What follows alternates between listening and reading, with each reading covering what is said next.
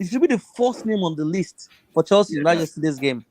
that's true. So guys, like the vid, guys, like the vid, like the vid, like the vid, subscribe. Guys, we're back. My people, we're back. Like that vid. Smash the like button, guys. Get the likes up, my people. Get that likes up, guys. Like that vid, guys. Welcome back, EPL. Welcome back, football. After the World Cup, we've potentially rest to relax our body, get set for the returning of the EPL matches and some depression FC. It is what it is. It's Chelsea. So we're gonna talk about Chelsea, Tottenham Hotspur, Arsenal, Liverpool, United, Manchester City, Newcastle, Juan Felix, Badiashile, and Enzo Fernandez. We're gonna do a lot of discussion about this. Make sure you like the video, subscribe, guys. Like that video, subscribe, get the like button, guys. Get the likes up, guys. Get the likes up. Get the likes up, guys. Like that video, subscribe, smash the like button, guys. Get the likes up. Let's go, my people. Let's go. Let's go.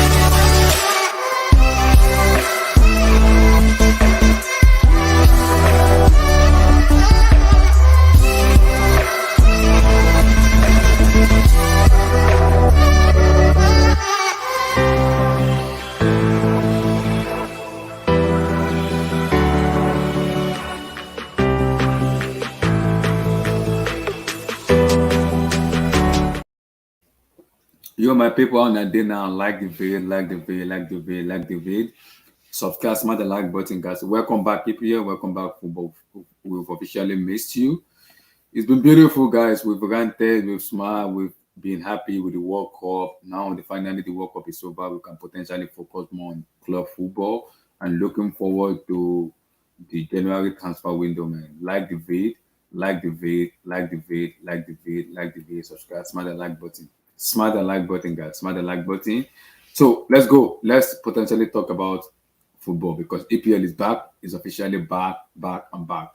So I want to cover Tottenham Hotspur because I watched their match after the World Cup. They came from 2-0 down to 2-2. So let me come to Oluwaseun. Oluwaseun, Tottenham Hotspur. They've always been doing this. They go first half 2-0 and they come back to win, either win 2-2 or draw 2-2. What is going on with Antonio Conte and Tottenham Hotspur? Yeah, I don't think everything is fine with the club, to be honest. You could see Harry Kane came to save them. Just go. They're not that team. If you remember beginning of the season, people were tipping them to be the champion of the season. No, I think they're falling off. They're falling off, and it's not like they have massive, injury crisis. No. I for me, I'm not gonna lie. I don't know if Spurs is gonna make the top four. The way they're playing like this. I've not really been impressed with them, even before the World Cup as well. But yeah, I don't think. But they keep doing this every matches. Yeah, they go down 2-0 3 and they come back in. Like, what's going on with this team? Yeah, I know. Like, it's not sustainable. You can't keep playing like this all the time. You can't keep playing like this all the time, conceding 2 goals and thinking you're gonna come back. It won't work all the time. Like, and it's gonna catch up with them. Very soon. So that's why I have issues with them. Like, they don't blow teams away. Right now you can see the difference between them and Arsenal. Arsenal blows teams away. They get the better of their opponents. They impose themselves. With Spurs, no, they're struggling. They struggle to get results. Conte, he's not having it the way he thought it was gonna be. It's very tough. If you look at the top 4 this season, it's tough, man. You have Liverpool. I'll leave the top 2 positions for Man United, for Man City and Arsenal. Then you have the remaining 2 positions. You have about 4 teams fighting for that 2 position: Newcastle, Chelsea, Arsenal, sorry, Chelsea, Man United, and Liverpool, and Mm-hmm. Spurs. So you Mm-hmm. see, that's a big, big problem there. Well, Mm-hmm. that's it for Spurs. I don't see Spurs making the top four, but we'll see. Mm-hmm. Because I look at them, I look at them, and I look at the table that if they keep doing this, they might potentially just miss out in terms of top five. Now, I I said this thing in the beginning of the season. RK, because if they get knocked out in the Champions League and they don't make top four, RK has a big decision to make because when the season finish, he only have just 1 year. Can you guys hear me? Yeah, absolutely. People say they can't hear me. What's going on? Can you guys hear me? People in the chat, can you guys hear me? I don't know why people are saying that. They can't hear me though. Oh, okay. Because the problem I said this in the beginning of the season. My issue with Kane is if they don't make top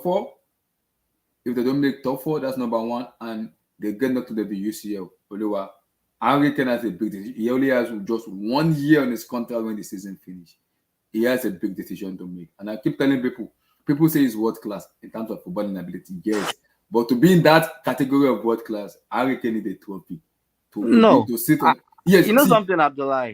He's Mm-hmm, world class, but for him to be in an elite mm-hmm. category, then he needs Category. maybe the trophy, but he's still world class Exactly. regardless of it. Yeah, Yeah. but that's what I'm saying. He has a Yeah. big decision to make because if he does, if Tottenham Hotspur get knocked out of the UCL and they don't make top four, now Harry Kane has a decision to make. Does he leave Spurs or does he renew his contract? But to be honest, like, Mm-hmm. he's 29. I don't Yeah. expect him to do anything in the Champions League, so that's one out of the way. So the problem now is the league. Um, I would even say, from an honest point of view, coming into this season, I don't think winning the trophy was like might be a priority for a big club. I know, but the Mm-hmm. chances with them was very slim. He knew he was going to make it. He knew he was going to make what's it called a decision at the end of the season as well. So Mm-hmm. it's crazy. I don't know where Mm-hmm. where Harry Kane will find himself at the end of the season. But let me ask you this question: Do Mm-hmm. you, if Daniel Levy, does allow this, do you have a problem in him coming to Chelsea? Nope. But I don't see Levy selling. And I Like also selling to have a Chelsea, right? yes, I also have a scenario where Harry Kane, because he has 1 year. When the season finishes, he has only 1 year. He can force the move himself. Because he has always said it. I want to break Alan Shara's record. He has been saying it publicly and privately. So he has a leeway because he has 1 year on his contract where he has that leeway to say, Tane Levy, F you, I want to go. Just F you. Because Levy doesn't have a chance because he has only 1 year. Levy can't say anything because he has only 1 year. So Harry Kane has a big decision to make. Does he stay or does he move? He has just So one the year. question is, what are the options he's got to, what Okay, clubs do you think? he has Bayern Munich and he has maybe United and Chelsea potentially looking for a striker. So he has offers in EPL and he also has Bayern who want to replace Robert Lewandowski with him. So does he move out of England and go to Bayern? Because we will win trophies in Bayern. That one is guaranteed. But does he stay in England to break Alan Shearer's record? That's a big decision Harry Kane needs to make. He has to make it. He has to. Like I keep telling Yeah, people, and he is world class, yes, but for me to be an elite, you have a trophy. You need a trophy. So I for me to I put, honestly mhm, think mhm, going to Man United might look very possible than mhm, Chelsea, to be honest, because then mhm. Man United needs to replace Ronaldo, right? Yeah, but I don't think that the level will sell to Chelsea. But Harry Kane has a big decision to make. He has to force the move himself. He has to. If it's ambition enough, force the move. People has been questioning his mentality. Do you have the mental attitude as a player to say, I want to play for a big club and I want to win trophies? And let's He be has to make real. it. Let's be Mhm, real. It's not like you can't. It's not like you can't play for a big club. It's just that look. People are just saying this thing from an outside perspective. mhm, If it's all about just playing for a big club and winning trophies, he will do what Jack Grealish did as well. Just go to Man mhm, City and. But I think it's more mhm, than just that. We mhm, don't know. We're talking from outside perspective. Like I said, it's easy mhm, for we fans to say, "Oh yes." If it's just about winning trophies, you'll go to Man City with ease. You'll go there, mhm, but he didn't do that, or rather, it wasn't that easy. And mhm, I think end of the season will really determine a lot about What Because when the happens? season finished, he only has 1 year. And Tottenham most fans have been saying Yeah. it. Harry Kane, Look, for, look, for the look, better look. of your career, just leave. You know, Tottenham don't have much to leverage on in terms of looking to tie him down because Mm-hmm. they've brought in different coaches, world class coaches like Mourinho, Mm-hmm. Conte now, but still things are not changing. Yeah. They're not winning. They're not being that competitive. The Yep. signing they're bringing in doesn't really. I don't think it does excite Harry Kane to believe they can win the trophy. Let's be real. You're Mm-hmm. bringing in the Basuma. Basuma is okay, but look, no. Look at what Man United did. Man United brought in a world class midfielder, arguably one of the best in the world in his Yeah. position. So that's Mm-hmm. different. So for me, like you said, Harry Kane has to make a decision, and I think Mm-hmm. he's gonna next season or probably he's gonna be. I think he's gonna be in a club where he can win trophies. I Yeah, want to that's what I'm believe so. saying. Because Oluwa, the decision is, does he leave England to go to Bayern? Because if you go to Bayern, it's automatically winning the Bundesliga. I That know. one is an assurance. We'll So, see. does he We'll see. leave to go to Bayern or does he stay to break Alan Shearer's record? He We'll has been see. saying it publicly. I want to break Shearer's record. I want to break his record. He's been saying it publicly and privately. He wants to break the record. So does he stay and go to United or go to Chelsea or does he go to Bayern? That's a big We'll decision see. because he We'll only see. has 1 year. So a club Yeah. could say, Harry Kane has 1 year, we can pay 60 million, we can pay 50. We Yeah, don't he's we can't pay 29. more. It's 29. So people can say, okay, we just want to pay 50 million or give us 60 million and give us Harry Kane. He's gonna be That's it. 30 next year. Exactly. So Um, that's a big decision he has to make. He yeah. has to. People keep saying that he's not gonna win trophies. He's gonna win trophy at the end of the season. Like, sorry, at the end of his career. That's not even a problem. The thing Mm-hmm. is, does he want to stay in England or he wants to go to Bayern Munich? Do Yeah, his thing? that's the big exactly. Yeah. That's a big question. Exactly. Yeah, like So let me come to certified. How you doing, brother? Yeah, bro. Can you man hear me? You can hear you up. You can.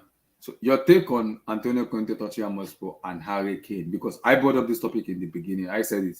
Harry Kane has a big decision to make when the season finishes. If Tottenham Hotspur get knocked out of the UCL and they don't make top four, big decision. He has 1 year left once the season finishes, and Daniel Levy cannot do anything to that. He can't leverage someone that has 1 year. He will tell you, "I want to leave. Either you sell me now, or it's not gonna go well in the dressing room." Now he has a big decision because Levy doesn't want to sell to Chelsea. It's like threatening Chelsea and telling them, "You get Harry Kane, you automatically win the Premier League." So you sell it, you can easily sell to United because they know that our rival, we can easily just go to with Chelsea is a London team. So do you want to sell to Chelsea and threatening them, or you want to sell to United or send Harry Kane out of England and go and play for Bayern? So it depends. Yeah. First of all, I will doubt Tottenham will sell to their rivals. Do you get what I'm saying? Mm-hmm. Just like any other team, Chelsea will not sell to their rivals, etc. Mm-hmm. About Tottenham and okay, let me start with Harry Kane. Harry Kane, for me, I've been listening to your argument, and Mm-hmm. he's a world-class striker, and I agree. And Mm-hmm. he cannot be elite without winning a trophy, in my opinion. But then, Yeah. at the end of the day, it's if he wants to leave. There's Bayern Munich, there's Man City, Man No, United. Man No, City Man doesn't City. even have, Man City Actually, no, doesn't Man need. City. You don't even need him. Man United, So Chelsea. United and Chelsea. Exactly. Yeah, but with Man United, you can't really be 100% sure he'll win a trophy there as well. Because if you look at his age, I do not really see. And Man United, it depends how long their trophy drought is going, because they're on a trophy Mm-hmm. drought as well. Do you know what I'm Yeah. saying? So I think the most ideal place is Bayern, but it comes to whether fact does he want to leave England or not? Because And many he's of been the saying English it, he players. wants to break Shearer's record. He has been making it publicly and Yep. privately. He's been saying it And then now. He there's that wants to as do well. exactly. So Then there's that as well. I think that's the only chance he has of being remembered as an elite striker in the Prem, mm-hmm. really. But if you look at it, if he really wants to go out of England, all we were shown, we were in this Twitter space and we kind of discussed. Not many English players like to travel abroad. Mm-hmm. Yeah. And that's where it gets confusing. For me, Spurs in general, I think all they have right now is the FA Cup, Champions League. We know they're not going to win that, but in the league as well, I feel like that game plan that they tried to implement is it's not that reliable, and I do think Tottenham need to start the game more. with possession. I mean, have a go. I mean, go at these teams because I don't think them giving the opponent the possession is working out for them as much. Yes, they're coming back, but in the way that they're behind is the way they should be starting the game, really. I don't know if that's how, I think that's how Conte sets up. I don't know if it's that, but I do think they need to improve in their game plan, really. Do you get what I'm saying? Because that football that they play is it's not, you know what I'm saying? It's not really, and I It's don't not think that can sustainable. get them top four. It's not going to get them a trophy either. Do you get what I'm saying? Like, if you look at it, I just don't see their football positive enough to even win a trophy. I do feel like they need to like be able to be more positive, be more brave going forward. Do you get what I'm saying? I think that's what they should be doing more often. Do you get what I'm saying? But Because that's what I'm yeah, saying. Harry Kane has a big decision to make in the summer because when the season finish, he has 1 year. When the yeah, he season finish, does. He really now does. does he? Because this, I'm gonna question his mentality as a player because I look at players' mentality that I want to go to a big club where, yes, I know I'm working about to be on the elite level. I want to win to because when I retire, I want to tell my children, my child, I want the UCL, I want the Premier League with this club and this club and this club, and I have a For bigger me, legacy in yeah, this. for So me, I'm saying I'm questioning his yeah, mentality in terms of where do you go? Does he yeah, go out of England to Bayern Munich? yeah. Who I can 100% guarantee the winning the Bundesliga? Does he stay in England to win? Now, we all say Chelsea United. Newcastle is another team where he could go there and win a trophy if they finish top four. Mm, That's another club where if Harry Kane say F it, I want to go to Newcastle, he can mm, automatically go there and make them a title contender. That's how good of yeah, a player he is. yeah. So he has a big decision to, and Anashara is a Newcastle legend. That's a big decision to make. So he has to make Big that decision. decision as quick as possible.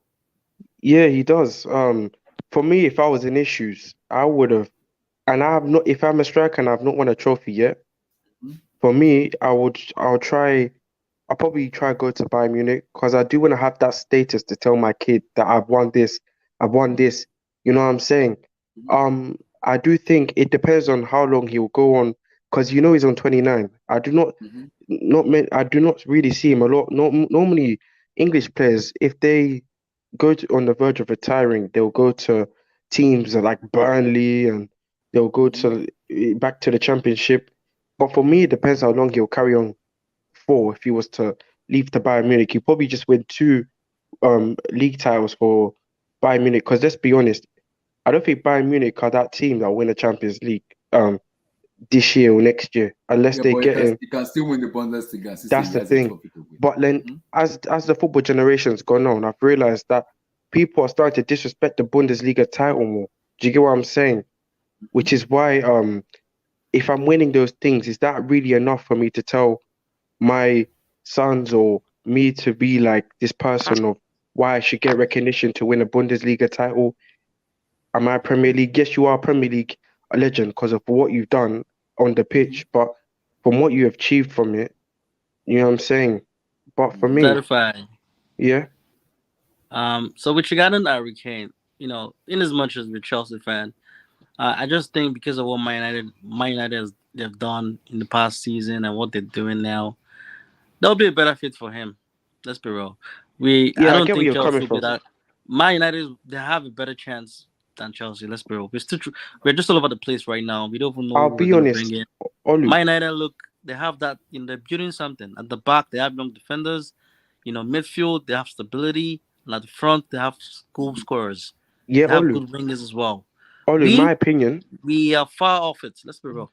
yeah, Olu, in my opinion, I don't want him to come to Chelsea. Do you get what I'm saying? I'm just saying, I'm just saying, like his options. Chelsea's the last thing I would want. Harry Kane, he wouldn't really suit us either. Do you get what I'm saying? For me, he would suit Man United more because they most of the time play on the counter attack, which suits his style of play. Do you get what I'm Yeah. saying? But the thing I question is Man United's wait for a trophy might be longer. Maybe for the time Harry Kane probably might have to retire. You know what I'm saying? But we know Man United are probably building a project. I think he will suit Man United more, but it depends on how long Man United will go without a trophy. because they're also in that trophy drought as well. We can't lie, Olu. Do you get what I'm saying? That's why I feel if he wants to get a trophy quicker, he should go to Bundesliga. But then there's this logic telling me that is the Bundesliga, would the Bundesliga title get that much recognition for him to show off and be proud of? On a logical point of view, that's just my thing on Because Harry Kane. I said it from day one. I will question his mentality when the season finish. Because if the objective is not being met in terms of the UC and the Premier League, now I'm saying to Harry Kane, force the move. You have just 1 year, just one. Force that freaking move and get the hell out of Tottenham Hotspur. You can't win anything in that club. So now you make a decision. Who are the opening club? Chelsea, United, Newcastle. Where do I go to that I can guarantee trophy? United, yes. Eric Ten Hag, yes. He is a manager who has won trophies with the player they have right now, yes. Newcastle, I think they need a world-class manager that can take them forward to make them a title contender and a challenger. Yeah, because they have a lot of money and they can compete. And if they finish in the UCL, that is a leeway where we can go. So, okay, let me go to Newcastle, where I am confident enough to say, going to this club, we can actually win something. Chelsea, I'm not sure. Chelsea is 80-20 for me. I'm not sure. Because Daniel Levy will not sell to Chelsea. He would never do it. Levy will not sell. Levy will rather tell you, I would rather die than to sell to Chelsea. He will tell you Abdullah. I do think Chelsea can win trophies, but Harry Kane can't really come here because of the profile. Do you know what I'm saying? For me, it's because of Daniel Levy, the president. He will not sell. And he will not sell exactly him as well. He never made a deal. See, the only thing that can happen is if Harry Kane himself forces the move. Where I say he has the leverage because he has 1 year, which make him has the power over Levy. He can just tell Levy, F you. I want to go. Yep. And there's That's that what as I was well. saying to you. Like, with Man United, they have a better chance. Like, Dimitar Berbatov went from Spurs to Man United. You know, he wasn't in the best, way he left the club, but he played for Man United. With Chelsea, it's a problem. I don't think they want to sell to Chelsea in any way. But let me interrupt you there. For me, Man United, it will suit him more. I agree with you. But if you're talking about winning a trophy, it's not that guaranteed. Because Man United's trophy that can go on for longer, they're still trying to build that process of being an elite team again. Do you get what I'm saying? I just remember Harry Kane is like, he's 29 years old. Yeah. There's no doubt. And I know myself, I live in London and I'm a British person. Most of the English players mostly would like to retire, especially the world-class ones like Kane.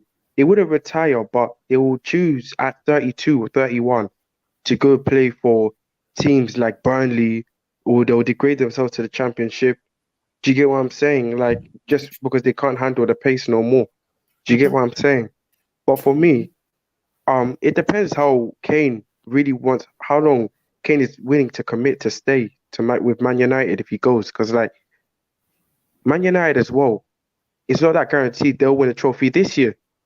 Do you get what I'm saying? They might have to go again. They'll probably get knocked out semi-finals. They might lose another final, Man United, if they get into one.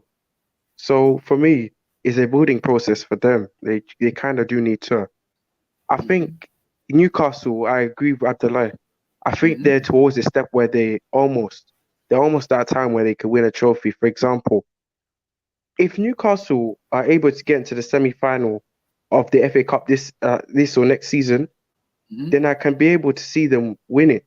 I think if they win the Carabao Cup, because they are already in the quarterfinal already. If they win the Carabao Cup, now that's a way forward. Now, see, I'll say it again. I know Abdul's going to talk because he have to talk about Newcastle. If Harry Kane goes to Newcastle, I can guarantee. I'm telling you right now, that is a potential title contender because Harry Kane is a world-class player. What you need in that Newcastle team is someone that can find the back of the net on a consistent level, and it's Harry Kane. You put him in that Newcastle team, for me, it is a scary moment for all. In world football, it is scary because of the amount of money Newcastle have. Yeah, I agree as well. And also the chances he's going to get fed to him. Exactly. Newcastle create chances. Look at Guimaraes' through balls. You give Harry Kane that chances, you are dead. That's what I'm saying. It's scary for the Premier League if Kane goes to Newcastle. Do you get what I'm saying? because they're Exactly. also producing the great players like Almiron. For me, I Mm-hmm. don't know what's gonna happen to Sam Maximan because he's not seeming not to get game time at Newcastle. But yeah, like I agree. But Spurs in general, and Conte is a Mm-hmm. good manager, but that's if you give him the players. You feel me? Yeah. Um, and I think as well that I do think that if Conte, I think is this of did he want to win a trophy this season with Spurs, or is he The willing to problem, stay with no, them next the, season?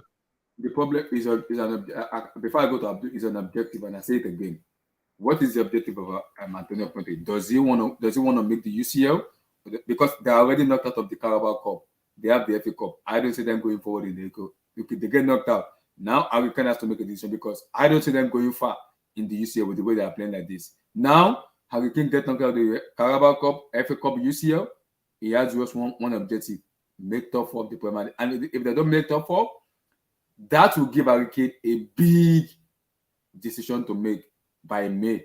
Because now you have to sit down with his agent, which is his brother, and Daniel Levy, which is the president. I'm like, okay, Daniel, it's time for me to move on. I want to go. I'm not winning trophies in this club.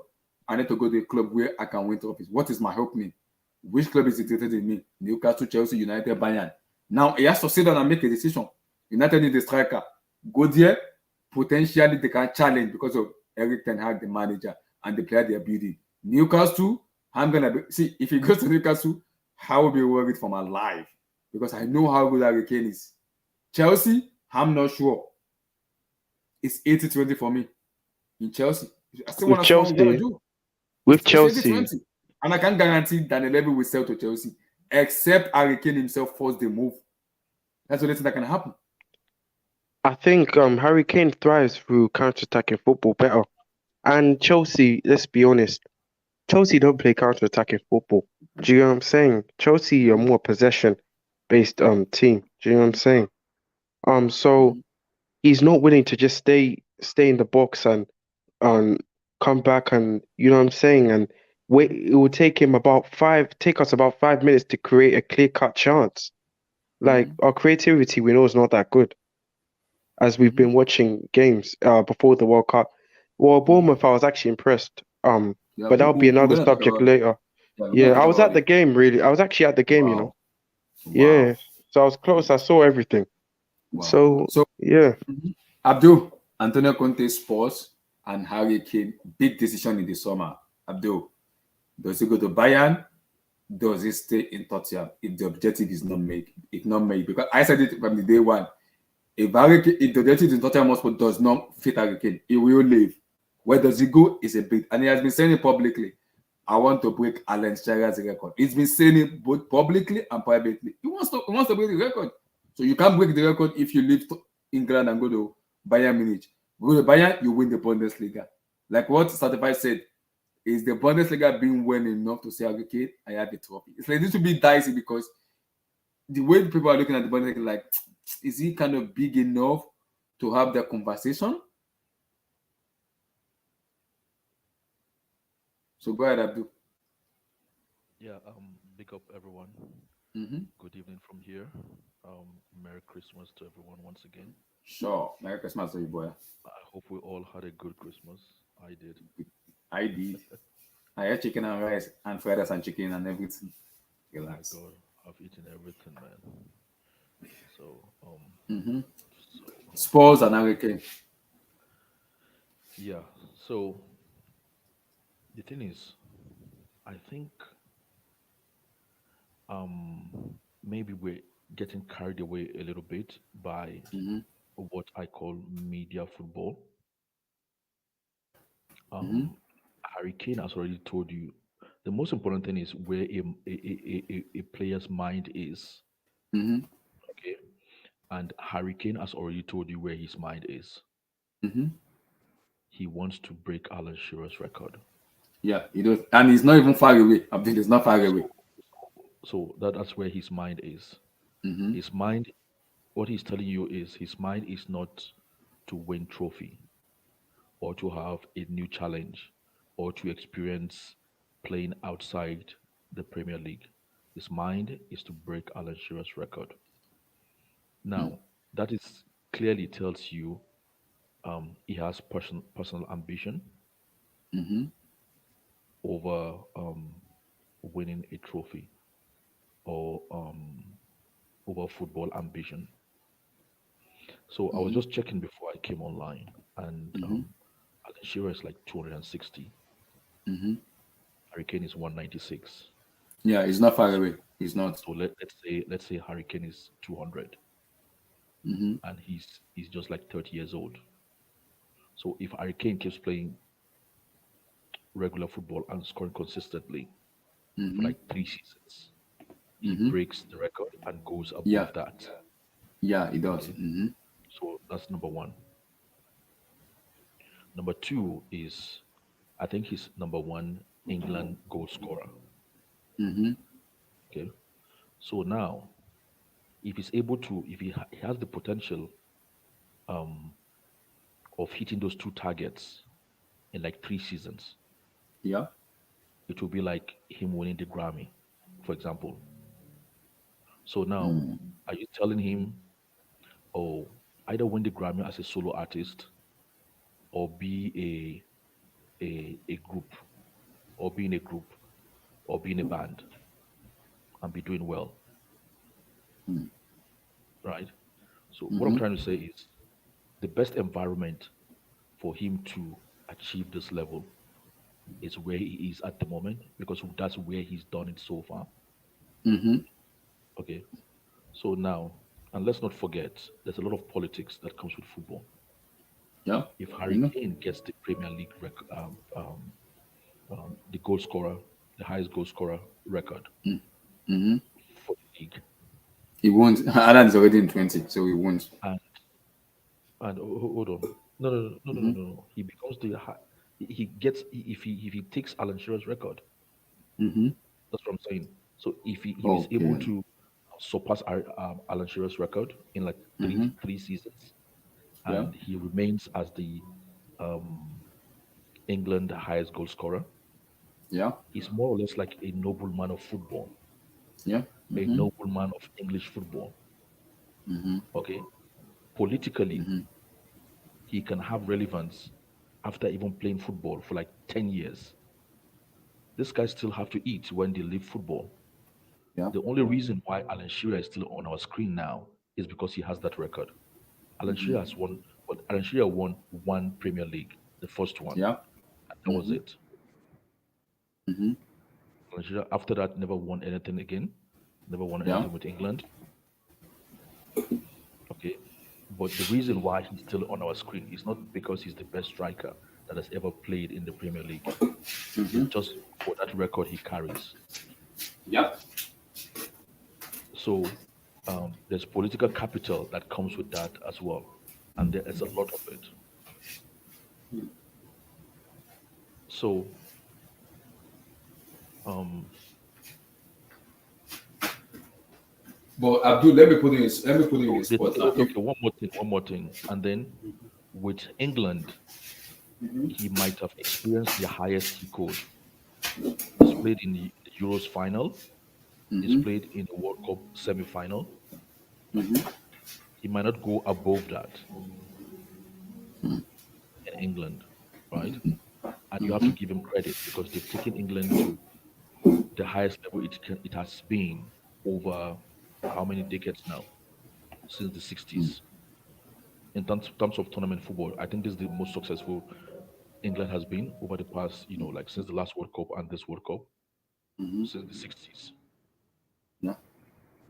So, what I would tell to him is stay put where you are because the thing is, if he changes his environment, what if he goes to the next environment and the manager doesn't really fancy him or start playing Okay. him where he doesn't like? No. Okay, Abdul. In that, I kind of disagree with that because if Tottenham doesn't make the UCL and if they get knocked out of the UCL and they out of the top four, that is a big decision for Harry Kane to make and see. I said it again. If Newcastle come out and say we are interested in No, Harry but Kane, we want I've Harry already Kane. told you, I've already said to you, I've already listed the items for you. Mm-hmm. What is the big decision again? If you want to break Alan Shearer's record Mm-hmm. and you have 60 goals to go, Yeah. Why are you taking the risk of leaving the present club? They're still going to be playing in the Premier League, even if they are not playing in Champions League. What Yeah. is the big decision?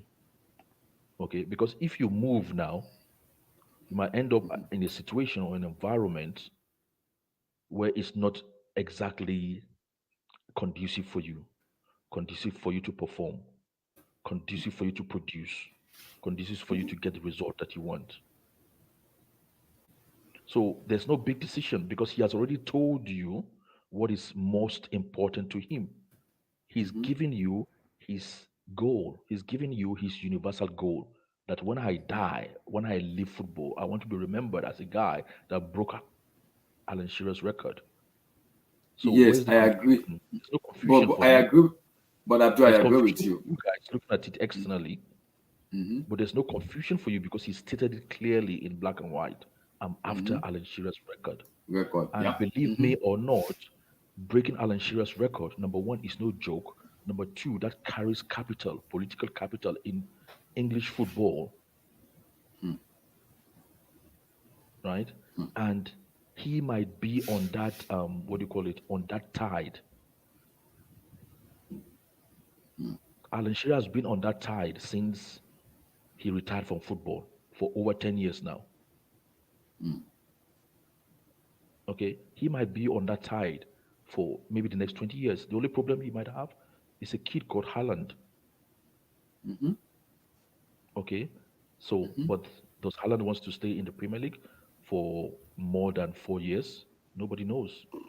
That's a big decision to see. I don't know. We don't know So yet. that's the only problem he might have. But Abdul, I get what you said. But this is I'm gonna look at it. I'm saying okay. I get what everything you said in terms of Harry Kane, but I also say it again.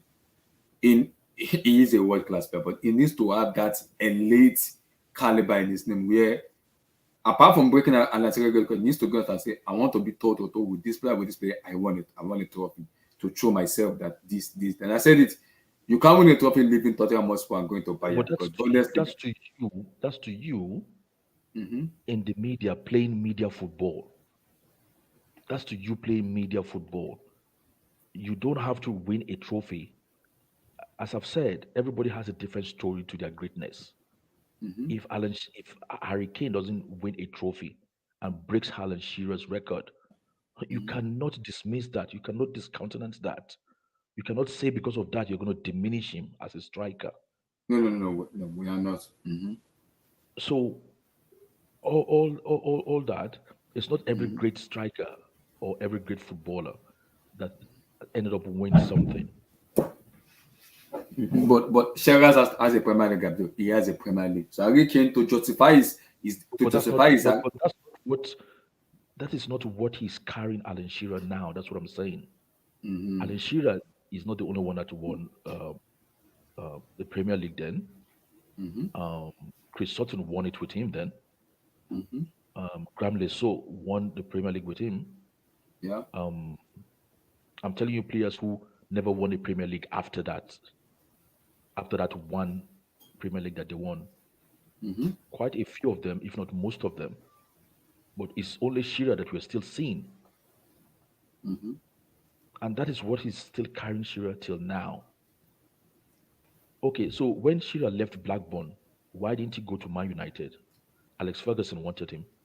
Why did he go to his hometown? Why did he not say, I want to win trophies? Let me go to Man United. Why did he go to Newcastle? Newcastle has not won anything. They still haven't won anything. So why did he pick other options, other alternative? He says he wants to go to his home club. He wants to go to his hometown club. So these players will have. What I'm trying to tell you is they have different ambition, Yeah. and is that ambition that overrides, irrespective of what media football is. I get what you say, but like I said, I know he's a world class player. Like I kept telling people, for me to put him in an elite level player in Harry Kane, I need a trophy, either the Premier League title, the FA Cup, or one of those trophies. Because we're gonna see you can break Shearer's record. Yes, we're gonna have that discussion where If we say what has he won? Am I gonna put him in this in that elite top level player? No. Yes, if we say Mhm. That's why I said we are playing media football. You wait until that time when he retires and he has that record. You will see how they will be hyping him. People will think he's won the World Cup 3 times. You personally might think I don't really rate this guy because he hasn't won anything, but you will see what the game and the media football what they will play with him then, and you will see how he will be carried if he ends up breaking that record. That record is not easy to break. He's been there. That record has been there for like how many seasons now? Yeah, I know. So to me, I mean, even now, I rate Harry Kane now. Either he leaves or he doesn't leave. Up till today, I mean, for now, up till now, I rate Harry Kane, and I think he's a top striker anywhere, anyhow. But if he wanted to leave, he should have left by now.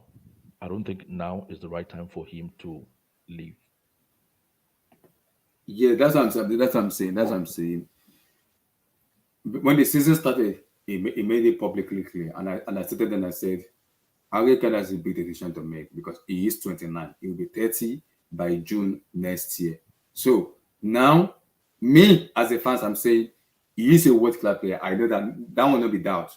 But for me to put him on the a little level, I said myself, Harry, you need to force the move out. Go to a club where you can win a trophy. Wait, Abdullah, can you hear me? Yeah, I can. All right, cool. So about the elite level conversation, I'll be honest. Alan Shearer is a world-class World Cup goal scorer, in my opinion. But for me, and he broke the Premier League record, so it makes him the best ever striker in the Prem. But is he ever talked about with John Cruyff, Bergkamp? Do you know what I'm saying? I'm talking players that have actually won something. Ronaldo, um,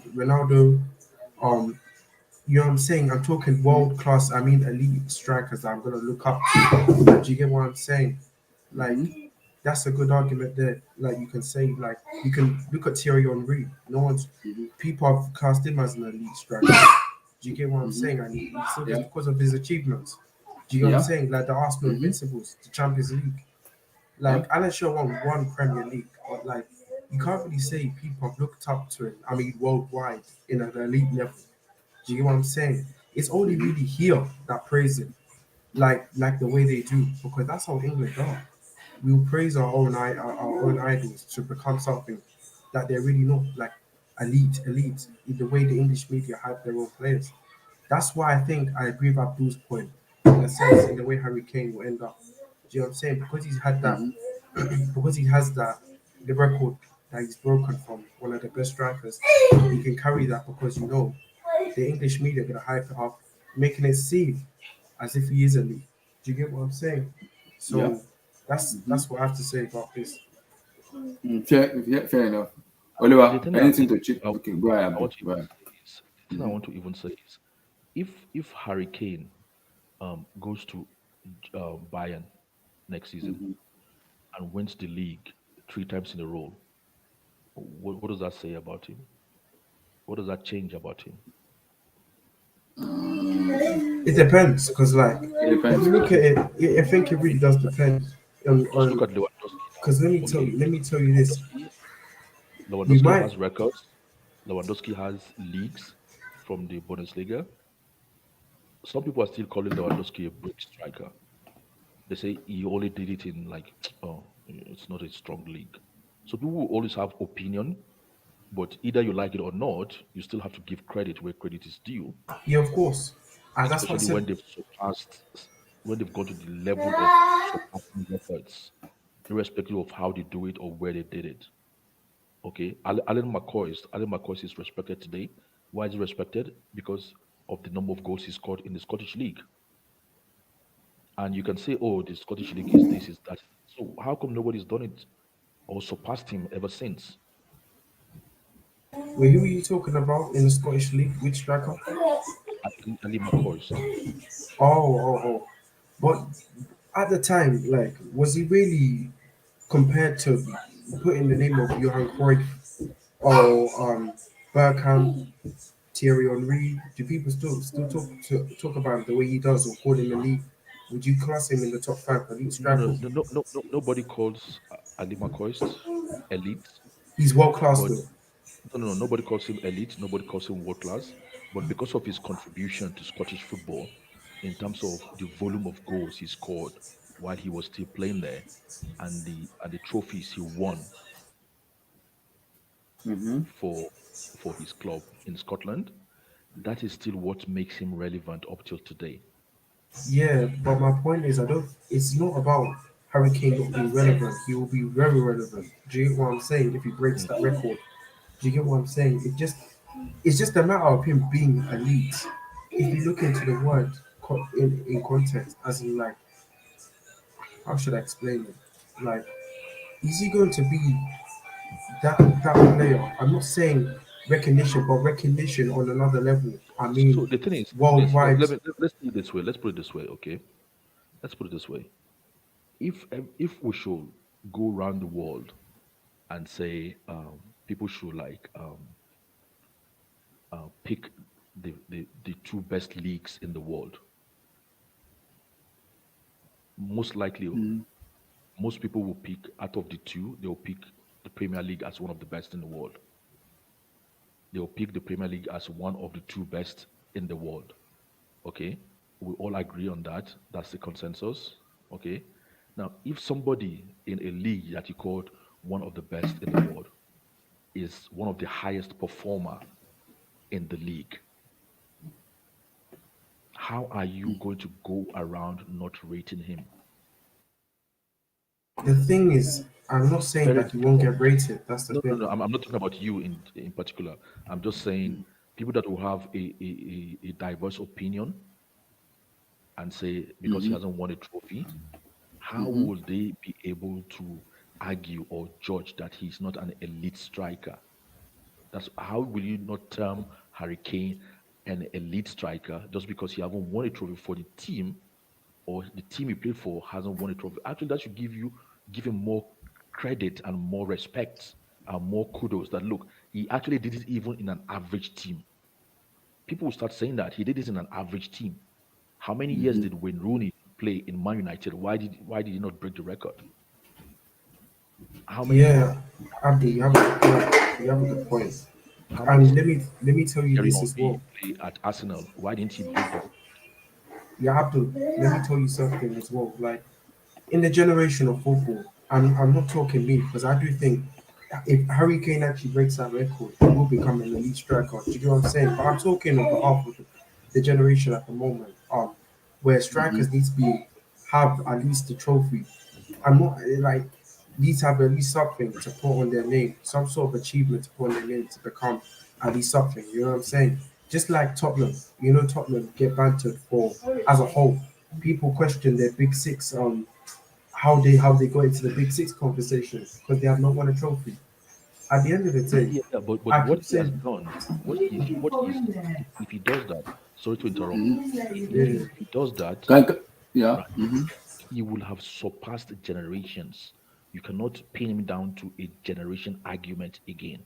It's like saying I'm the fastest man in the world and I broke the world record, okay, but I didn't win an Olympic gold medal. But I'm the fastest man in the world. I'm the fastest human being that has ever existed. Let's say Usain Bolt never won um, Olympics, but he has the world record for being the fastest man. Are you going to say he's not an elite? Are you going to say generational anything? He surpassed generation in his accolade, in his achievement. It's no more Mm-hmm. about generation anymore. Do you get what I'm saying? Like it yeah, will I be get what you're saying. difficult. It will be difficult to have an against argument. I'm not saying you in particular, but I'm saying when the time comes, the opinion that will be against him, it will be difficult for it to hold because what he has done is he has surpassed generation, and only God knows how many generation it will take to actually match or surpass that level of performance. So it will be Yeah, I difficult. like the argument. Because like if you look at it, you do make a good point. You get what I'm saying? Um, as a whole, I think if Harry Kane actually does break the record, but I want to ask you this question: what does that mean if Harry Kane doesn't break the record and goes elsewhere? And do you think he'll be remembered like an elite striker, as an elite striker, like the So way the what's the question? generation will? If he doesn't what?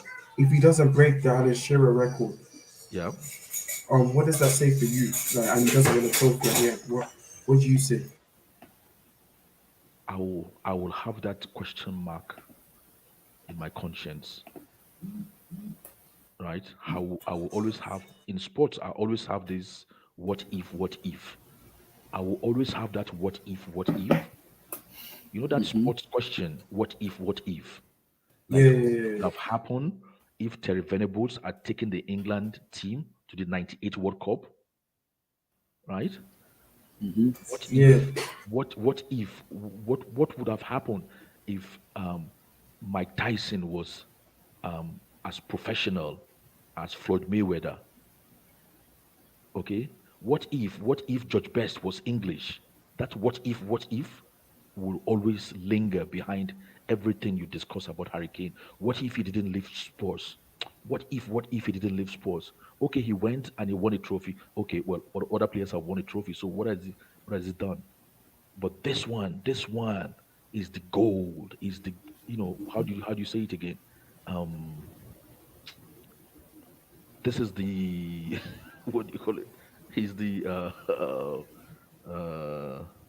how do you say it? There's a word to it, like, but this is the gold. This is the I don't know. It's like escaped What, my brain. like golden era? I don't know. What are you talking No, about? no, no, like this is the they have a word. This is the golden. I think they call it golden something. The golden generation. No, no, no, not golden generation. Like they call it something like when something is very precious and nobody gets hold of it, but you are able to get hold of it. Mm-hmm. You know, Mm-hmm. so that's what it is. There will always be. He will have a big question mark. You Even mean if a golden prospect? no, no, no, no, no, no. Like when things is very valuable, Mm-hmm. like you have like something like a master key that nobody has. I can't remember this phrase for it anyway in English generally. Mm-hmm. The question mark. Thank you as you asked that question, because the question mark will even be bigger than if he breaks the record and doesn't win a trophy.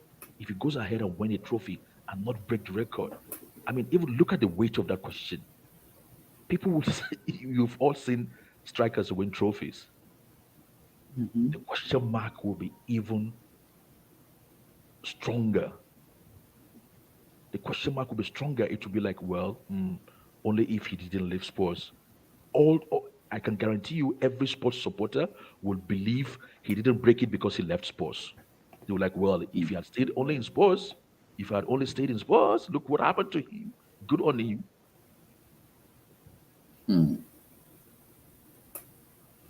That's a big question mark, though. So that's actually a very good point you just made.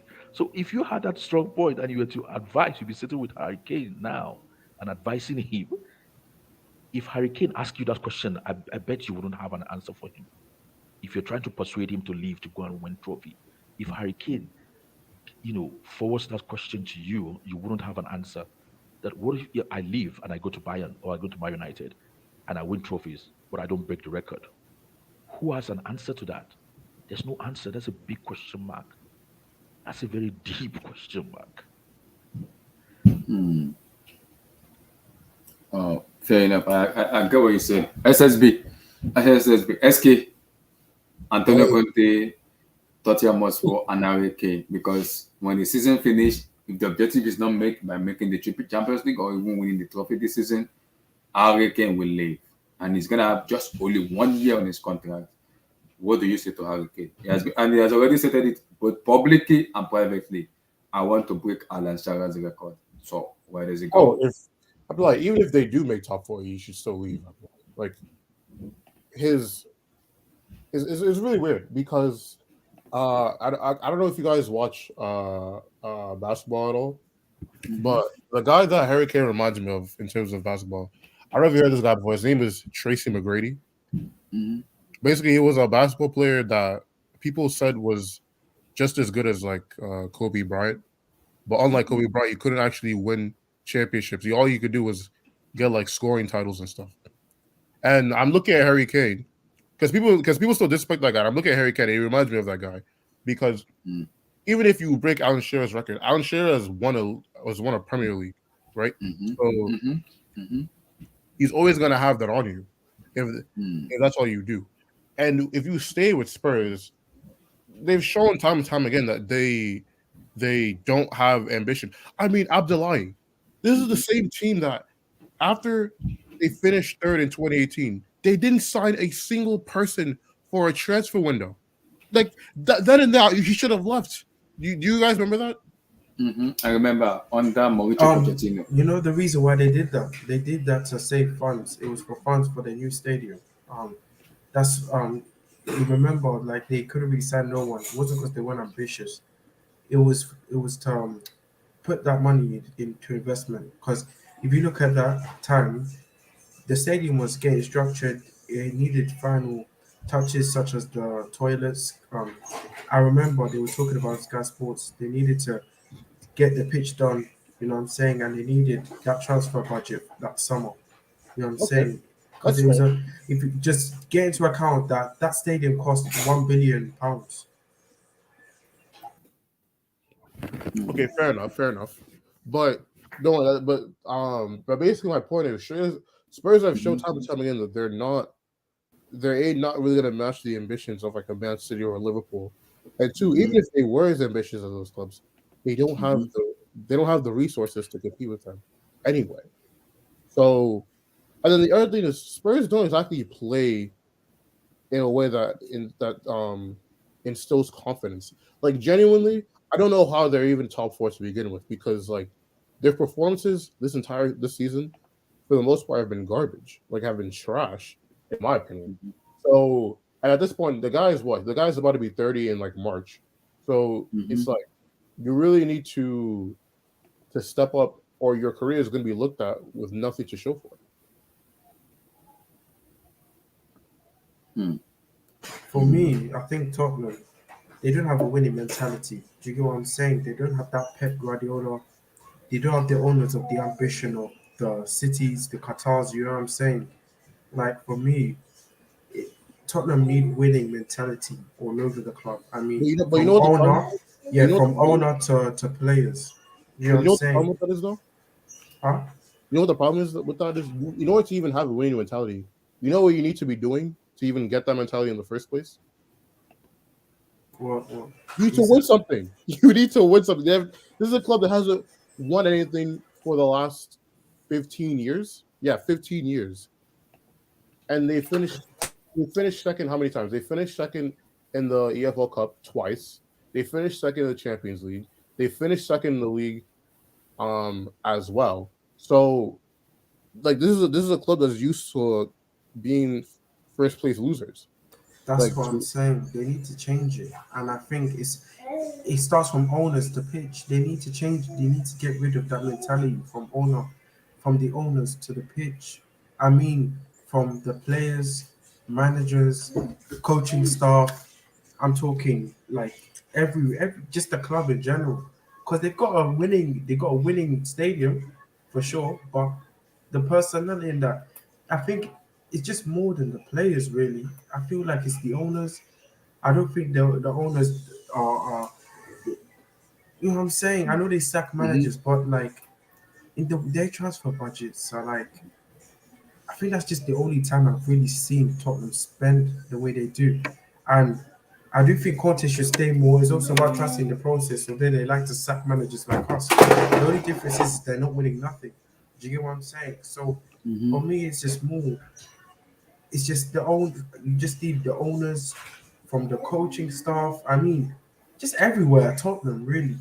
Someone like you need a manager of Pep, like Pep's mentality. You know what I'm saying? I mean, Mhm. everything about Tottenham just needs a rebuild, and people don't realize this, but the mentality is just not there at Tottenham to win a trophy. I think they just need. If you look at it, the way Newcastle have done it, they got in proper owners that know success.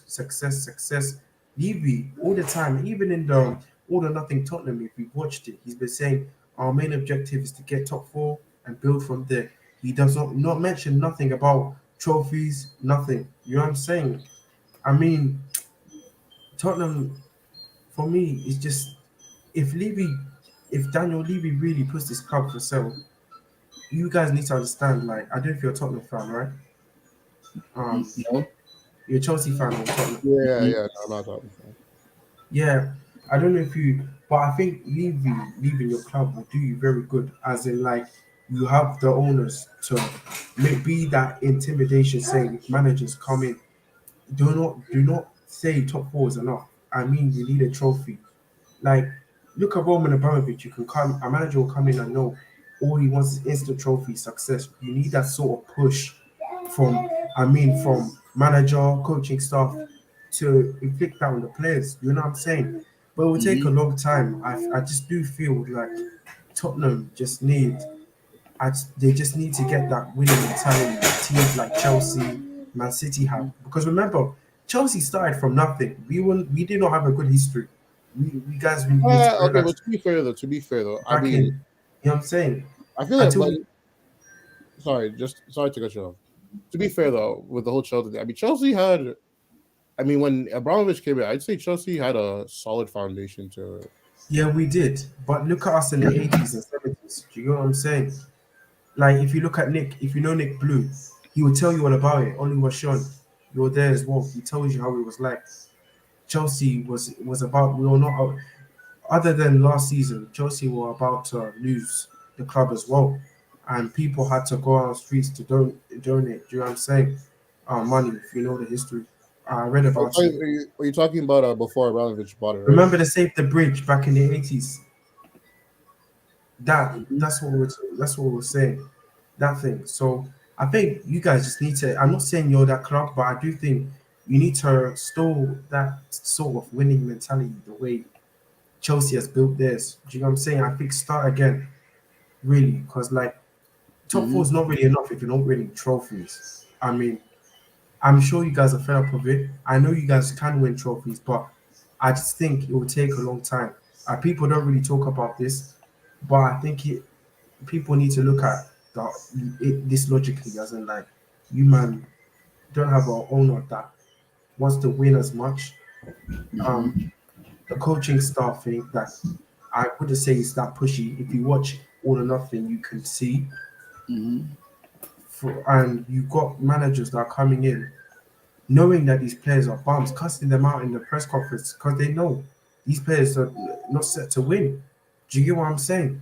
Mhm. But from that's just what I have to say about Tottenham. I just think you guys need to build that winning mentality, like So let everywhere. me come to SK. SK, let me Change come the to you. Okay, change the personnel. SK, let me come to you. CFC. If you're Harry Kane, what do you do? He has just 1 year on his contract. What decision do you make? Because I already told Abdul, I will question his mentality as a player when the season finish. If Tottenham Hotspur objective is not being made, what does he do? Does he stay with Tottenham Hotspur or does he move away? Does okay, let me just stay in England to go to a topic that can at least challenge for a Premier League title. If it is one for me, let me win a Premier League title. I know I can still score that goals, but what do you think he can do? If you're an Eric show, what do you advise him to do? Are you asking me, Abdullah? Yeah. Mm-hmm. Because I think the team that he was like linked with was like Bayern, right? I am, yeah. I mean, yeah, if he goes to Bayern, then like he'll like the trophies thing, you'll definitely get that solved within a year. So he Mm-hmm. will like have that off of his record. I mean, honestly, it's one of those things too where it's kind of like when you look at managers like Mourinho Mm-hmm. Mm-hmm. or like even like Pep to a certain extent too, like anytime you win a trophy, Mm-hmm. it does instill like a mentality within you to Mm-hmm. go out and get more. That's why like you remember like when Mourinho first won the against back in '05, he was Yeah. like this is like the first like step for us to like you know see what it's like to win a trophy and wants to get that hunger to want more, right? Mm-hmm. So like I feel like Harry Kane, if he can get that first trophy, yeah, maybe for him, it can have that like type of that type of Mhm. snowball effect where he goes out and wins more trophies. Because you never know. Maybe if he had those experiences under his belt, maybe he wouldn't have gotten nervous in that penalty and skied it. Is those simple like mental things that can really add up over a, a scheme of time. I mean, look at someone like Messi, for example, too. You look at the contrast between how he performed at this World Cup final compared to the last World Cup final. Yeah. And what was the biggest difference between this World Cup final in 2014? He had won a Copa America just the year before, so he had that experience of what it was like to win a trophy with Argentina. He knows that it's Yeah. possible to do it, and that's probably one of the biggest like things from like a mentality standpoint that allowed him to make the difference this time compared to 2014. So maybe like on a smaller scale, like at Ferry Kane, if he can go to a team that like could actually win trophies on a consistent basis. I agree because that's what I was telling them. I get what I'm saying in terms of Alan Shearer's device, but I'll say it again. He needs to also win a trophy because to cement that legacy of him in terms of being that elite and say, okay, finally I won a trophy for this club and this club, which makes it. And if it even if he wins that trophy in England, that will also because he's playing for Spurs, he's an England captain, that will elevate him more. I hope. I'm like, okay, because I know England they like to hype a lot, and they be like, Harry Kane is the darling of days. But you can do that because he has a trophy in his cabinet where he can show for. I know how good Harry Kane is. I know how exceptional a player he is. But there's still gonna be a question mark. Did they win a trophy? No. Abdullah, the phrase I was looking for then is Holy Grail. Only girl. Okay, Okay. that's the Holy Grail. So he needs not to be distracted at the moment. Because I love Abdul. That's I love what SK said. The mentality. Remember the World Cup where he missed the penalty against Igor. So Igor is the same captain with him. Same thing with Lionel Messi. He won the Copa America with Argentina. He has that feel of winning a trophy for his national team. Now he has a World Cup. No, now you understand the pressure. Now he's overcoming the pressure. The same thing with Harry Kane too. He needs to overcome that pressure too. yeah. So you see that's why I said with every sports person, there's always a what if. Okay, but what I'm saying is that what if he doesn't break that record, will be so strong, will be the strongest what if that Hurricane will have. Look, if Hurricane breaks the record now, people are going to start saying, he's more relaxed playing for England. You know what I mean? So people will always have that, bring all kinds of permutation. You know what I mean? People will always have, shifted views. But that's the good thing about sports. But your path to greatness cannot always be similar. And I was thinking, remember, I was thinking, one thing is in sports, what I've just discovered recently, what I've just learned recently is there's a lot of unknowns. But most of the time, we are only aware and we are only educated by what they push to us. I've started studying it and I've started seeing the best of, like I said the other time, the best of Maradona was actually before he came to Europe. But all that has been highlighted to us is when he came to Europe. You get my point? Yeah. Pele, people are now started thinking like, Pele was like taken as a national treasury or national treasure, and he was mandated by law not to play, outside Brazil. Yeah, I know So that's why they used to have those friendlies where they were tour because that was kind of the compromise. yeah, so his professional football was all in Brazil until he retired. Am I right, SK? Yeah, it was. Well, I Yeah, think he had exactly. like, a brief stint in America, but that was like when he was like already old. But they didn't keep Yeah, him. yeah. But what I'm saying is, would we have seen a different Pele if he had come to Europe at his prime to play for maybe Barcelona or Juve or whatever?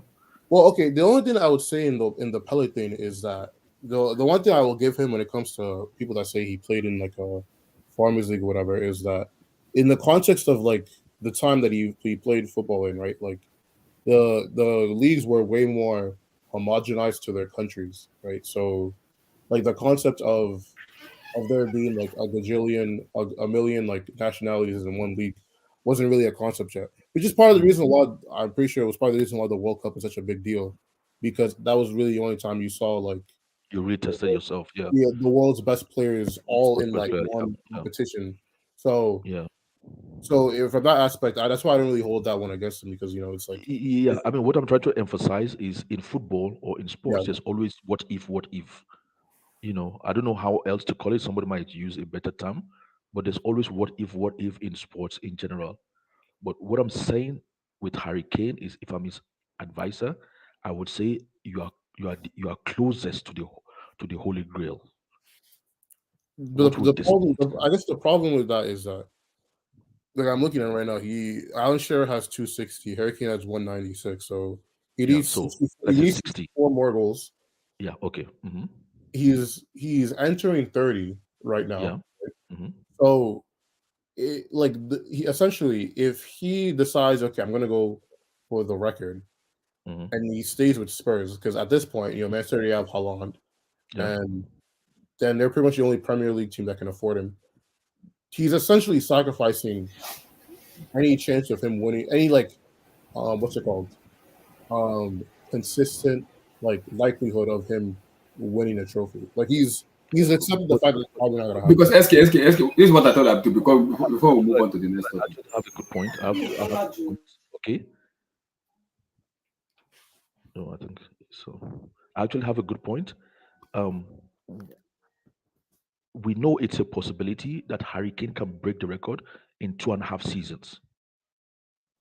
He is within his limit, his reach. He can break the record within the next 2.5 seasons. Okay, but by So that point he'd be like so 33. let's say he'll be 32, 33. Okay. So after then, let's say he goes to whatever a kind of farmers league to win a trophy. So he wins in both instances. I mean, Lewandowski is 34, and then he's now in Barcelona. Yeah, but the difference for that, I guess, for that would be that Lewandowski was already one of the best in the world at Bayern Munich, and Barcelona were just were just desperate enough to take him because they needed a number 9.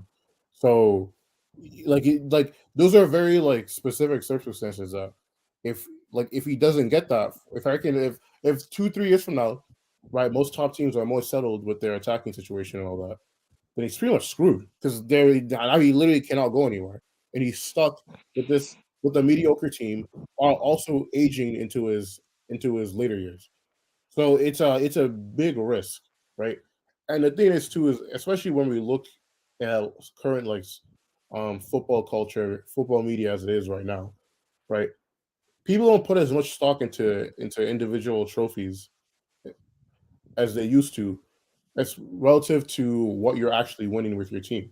So even if like, because I mean, look at someone like Ronaldo, right? When Ronaldo like became like the all-time international goal scorer, whatever, like yeah, some people were happy about that, but other people were just considering him a tapping merchant. Like, oh, like you just tapped in, and so who cares? So Mm, no, no. I think you're just trying to make a good point for those that have that view. Messi never won anything for his country until 2 years ago. So we wouldn't say Messi was not a great player. So I don't believe. I think I would no, no, not. no, I'm sure people wouldn't say that Hurricane's like not a great player. However, that asterisk is always going to be there, and it's something that's always going to. It's kind of okay. Let me put it this way: it's like if you have like a nice white shirt, right, and then your little cousin or your little sibling one day just accidentally spilt like juice on it, and no matter like, and there's just like stain that's like it's not big, but it's like front and center. And then no matter what type of detergent, no matter what type of laundry, whatever dry cleaner you go to, you cannot get rid of that stain, right?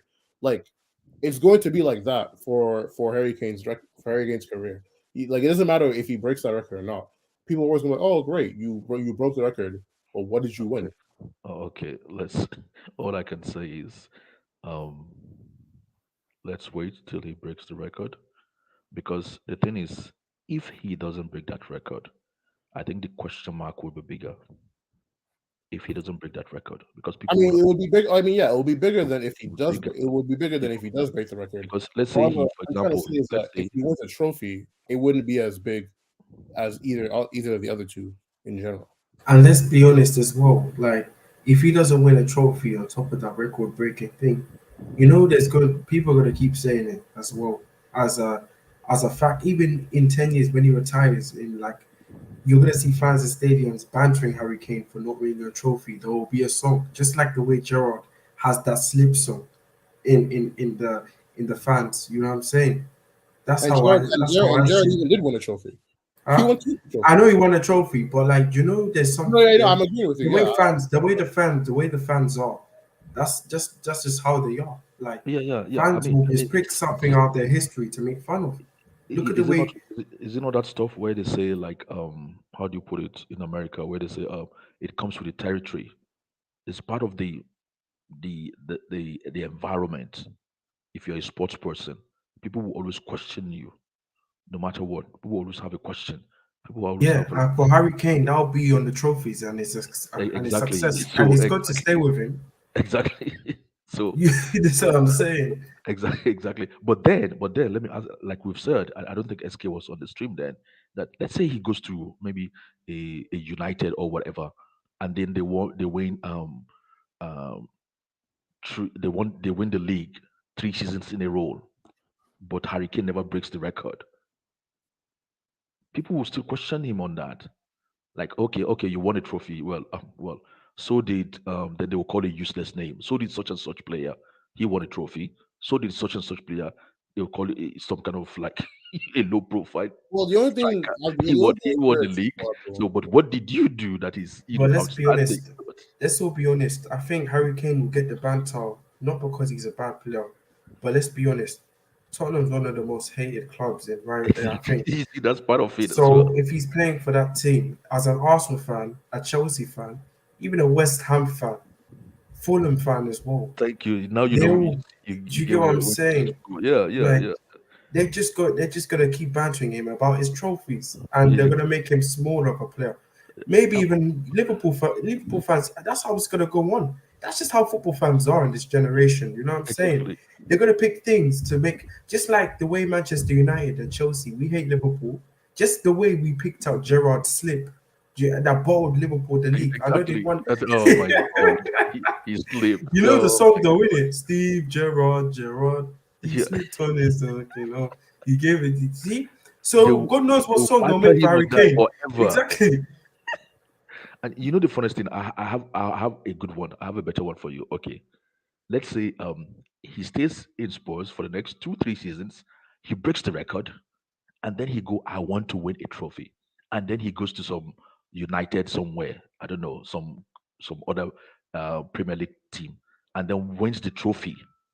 Luckily again for that team. You know what people will start saying? Yeah, but you never did it for Spurs. Yeah. But you had to leave Spurs. You didn't. But for So people, me, No, no, no. I think if he does, I know. I don't think people will hold leaving Spurs against him because Spurs are but genuinely like are cursed. I'm sure Tottenham should be able to win something before Harry Kane leaves. They should. Okay. Actually, wait, I let me ask you mean, guys a question. Let me ask you guys a question, and we can solve this problem right now. How do you guys look at Robin van Persie? Like whatever you tell me is going to answer this question for us. How do you guys rate Robin van Persie along Premier League strikers? he's a world okay, class. you mean what's my footballing view, or how do I rate him? Like, what do you think his legacy is in the Premier League? Let's put it that way. He Yes, won the well, league. He won the league for Man United. I Twice, know I believe.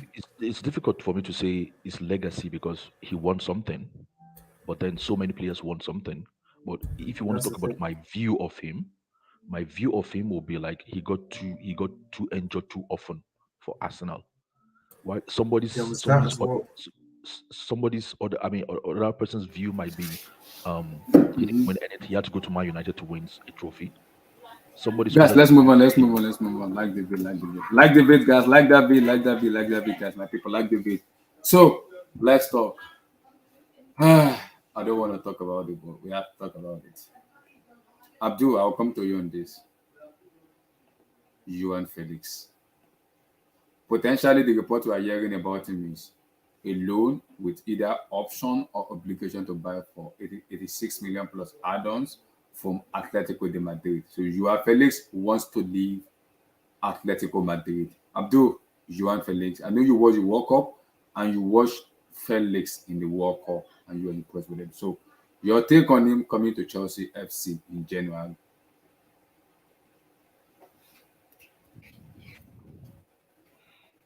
Look, um, Joao Felix. Mm-hmm.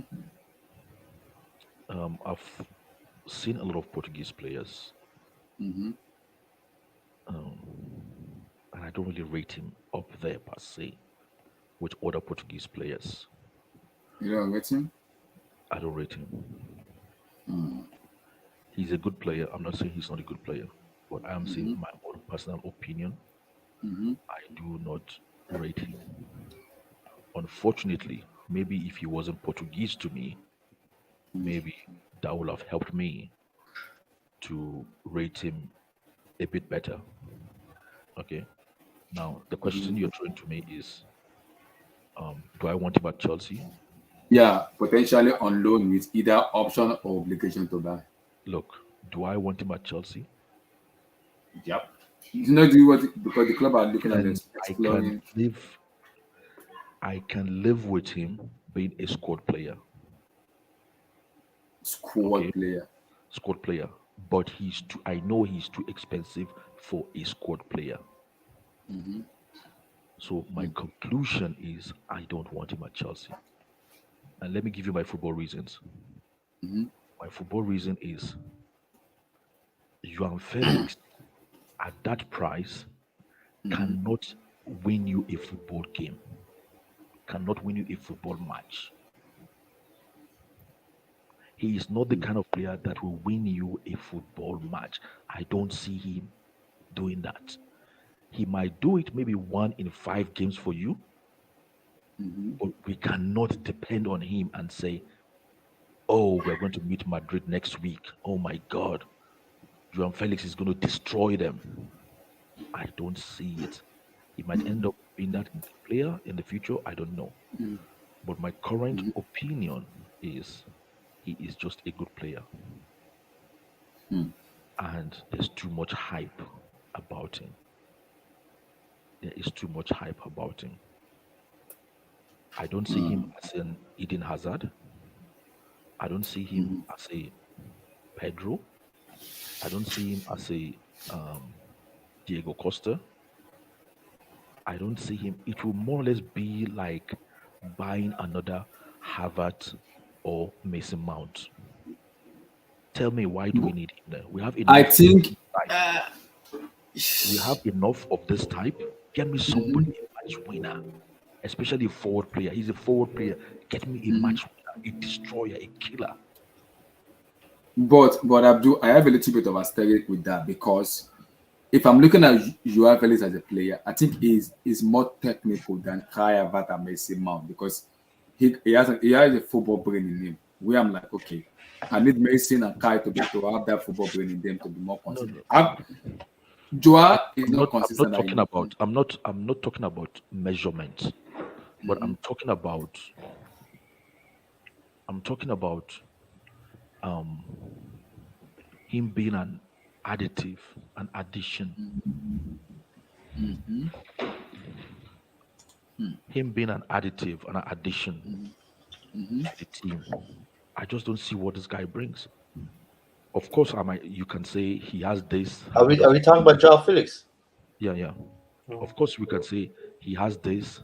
Miss Mount doesn't have this. Miss Mount has this. He doesn't have this. But I'm talking about the total output, what they can add to the team. It's not any level higher than what we already have. What is it that Joao Felix can do? In all honesty, let's put sentiment apart. What is it that Joao Felix can do that Pulisic cannot do? Pulisic get injured a lot. Felix is more Leave consistent in that, terms of leave his all that. ability. I say on the football pitch, pound for pound when they are both fit? What is I say bring. I Okay, didn't I say think condition. I didn't say condition. I said bring to a football game. What is it that he can do that Pulisic cannot do? I'm just making a okay. general statement. I I think think Felix. I I, think Felix creates better than Pulisic. Is it Abdul? Abdul makes a good point. I've said this before to you and a lot of Chelsea fans, to Abdullahi. Chelsea got to stop doing this. Stop buying players because of the hypes. I mean, shout out to Joao Felix. I like Joao Felix, but buy players that you need. You guys have no midfield. What the hell you doing buying, trying to get Joao Felix on loan, probably to buy for And money? that's my problem. That What is is my this? What's problem. this? Like, you don't It's have a striker. You bought. Who do you have as a striker? Your striker, the one guy in the academy is injured. Aubameyang is trash. but What do about the you have? striker. This let me tell you this about the striker problem. I think King Black said it here before, and I think the striker should be a last priority at the moment. I do think we need to sort the creativity first, because let's be honest, when the striker comes in, he gets no service because we cannot create. Let's be honest here. So, in my opinion, our priorities are midfield and a backup right back for Reece James because you can't. Exactly. Reece James Because got like injured. It that's probably what I'm saying. Reece James. You don't have a right back. You don't That's have a my right problem. back. We So don't. And let me tell you this: Aspilicueta is just not it.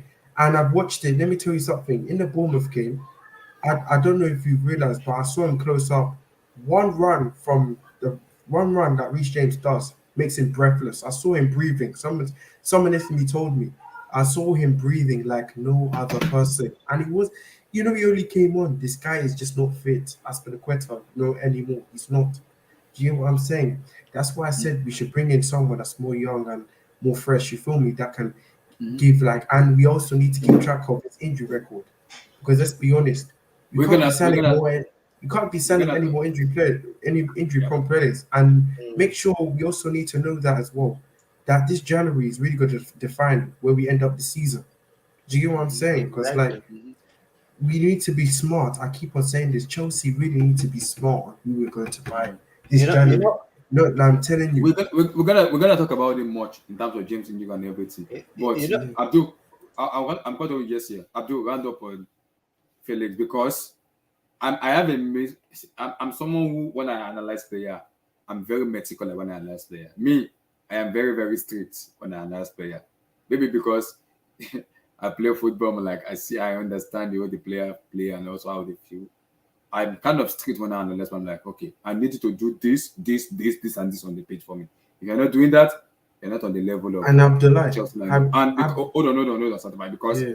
I watched Zola, I watched Frank Lebor, I watched Dennis White, I watched Drogba and Elka, those kind of player, Lampard and Co. I watched how they put their life, their heart, and everything on the pitch for the body and everything. If I'm seeing player not putting their heart on the pitch, they are playing as if all they want to do is just money, money, money, money.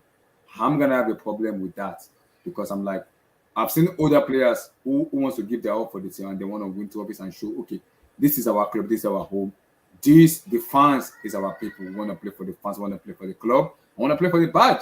We want to do everything we can do to make sure we win matches. If these players are not willing to do that, I'm gonna have a serious problem with that. And that is with the mentality of the team. That is why me, I'm straight when I analyze player. I'm like, okay, I know what I want from players. Are they giving me that? No. I need to see that on them more. Yeah, and Abdullah, in Mhm. Chelsea, I'm also concerned with the fitness of our players because, like, I'm in too. general, Mhm. because like Reece James, I understand he's injury prone, but it's the same for the rest. The rest of our players go down injured when they're not even touched. When you Mhm. stretch a leg, I mean, do they work on their legs well more in the gym? I'm just asking because like Okay, they need. in I defense of mean, things, Mhm. I think he gets injured a lot because of his role. You have to keep in mind, right? Reece James is a big guy, and it's you're not at only Reece James. I mean, as a team in general, it's not only Reece James. Players like Pulisic, players like you know what I'm saying, like the cover, like what do how do we get this much? Even the next game, I can't guarantee Chelsea will not go a player will not go a game without a player going down. I know, I can see it. Watch Nottingham Forest, I can. Don't be surprised if someone else goes down injured as well. I mean, it happens all the time. Do you get what I'm Yeah, saying? but certified that go back for me to the whole regime. And I said this in 2015. I said I'm looking at the whole regime where Jose Mourinho had a fight with Eva Camero because she's the sport analyst then where when the player gets injured, they'll be ready to play because they know. And the players always say it, we know when we get injured, we're gonna be ready to play because we have Eva. So Eva makes our job easier because she does everything to make us fit and get ready for the next match. And when Jose had that problem with Eva, that was when I'm like, it's peak for us because that cannot be that would be a difficult situation to clarify it. And that has been the problem since Abramovich era. Now the new era has come in. We need to find a new sportsmanship that can help the fitness players, the fitness of the players, and making them stay fit. If you cannot fit that, we're gonna have a serious problem with We that. need better physios as well. Do you get what I'm Yeah, saying? we do. Certified, Like, certified, and we don't certified, have many. That's the worrying thing. certified. I have the answer to your question, Mm-hmm. and but I'll answer the question with another answer. The thing is, with another question. Sorry. The thing is, how often is Ronaldo injured? How Not really. often? Not. How often is Aspilicueta injured? How often is Mohamed Salah injured? Not very often, because of what they call recovery. Mm-hmm. Most of these young players are not focused on recovery, and they don't take good advice on recovery. That's They, facts. there's That's too much facts. ignorance on that part. So That's you have exactly. to be you have to be obsessed with recovery. Even Raheem Sterling, when he was at Man City, how often was he injured or Not really. of It was injury? always fit though. He was always fit. It's called recovery. Most of these players are not. They don't pay as much attention, especially the young players. They don't pay as much attention to their recoveries. Can I tell you why? Abdul, that's why I said even as much as I want to blame Mason Abdul, I don't like to bring him up. He hardly gets injured. He hardly gets injured. And he has been below par, but he hardly gets injured. And he's been playing week in, week out, week in, week out. He hardly gets injured. So I'm Do you like, know? Yeah. is he James fitness or is it the physio? I'm looking at that because Reece James hasn't given me a full season to have that conversation. I want to have it, but he hasn't given me that full season because he gets injured a lot. He's an injury-prone player. In as much as I rate him highly, I have a problem with him, with the recovery stuff we talk Abdul, and Ab- also the physios in the club. Abdullah, do you know the amount of times Wigan also I've also um had to leave him out because of injury? If you Yes, I know. look at his injury record at Wigan Athletic, it's horrible there as well. I think Reece James in general is just an injury prone player. Do you get what I'm saying? So how the problem now is how do we keep him fit? So this will not work out because the problem is if we're not keeping fit, we have to look into our physios too.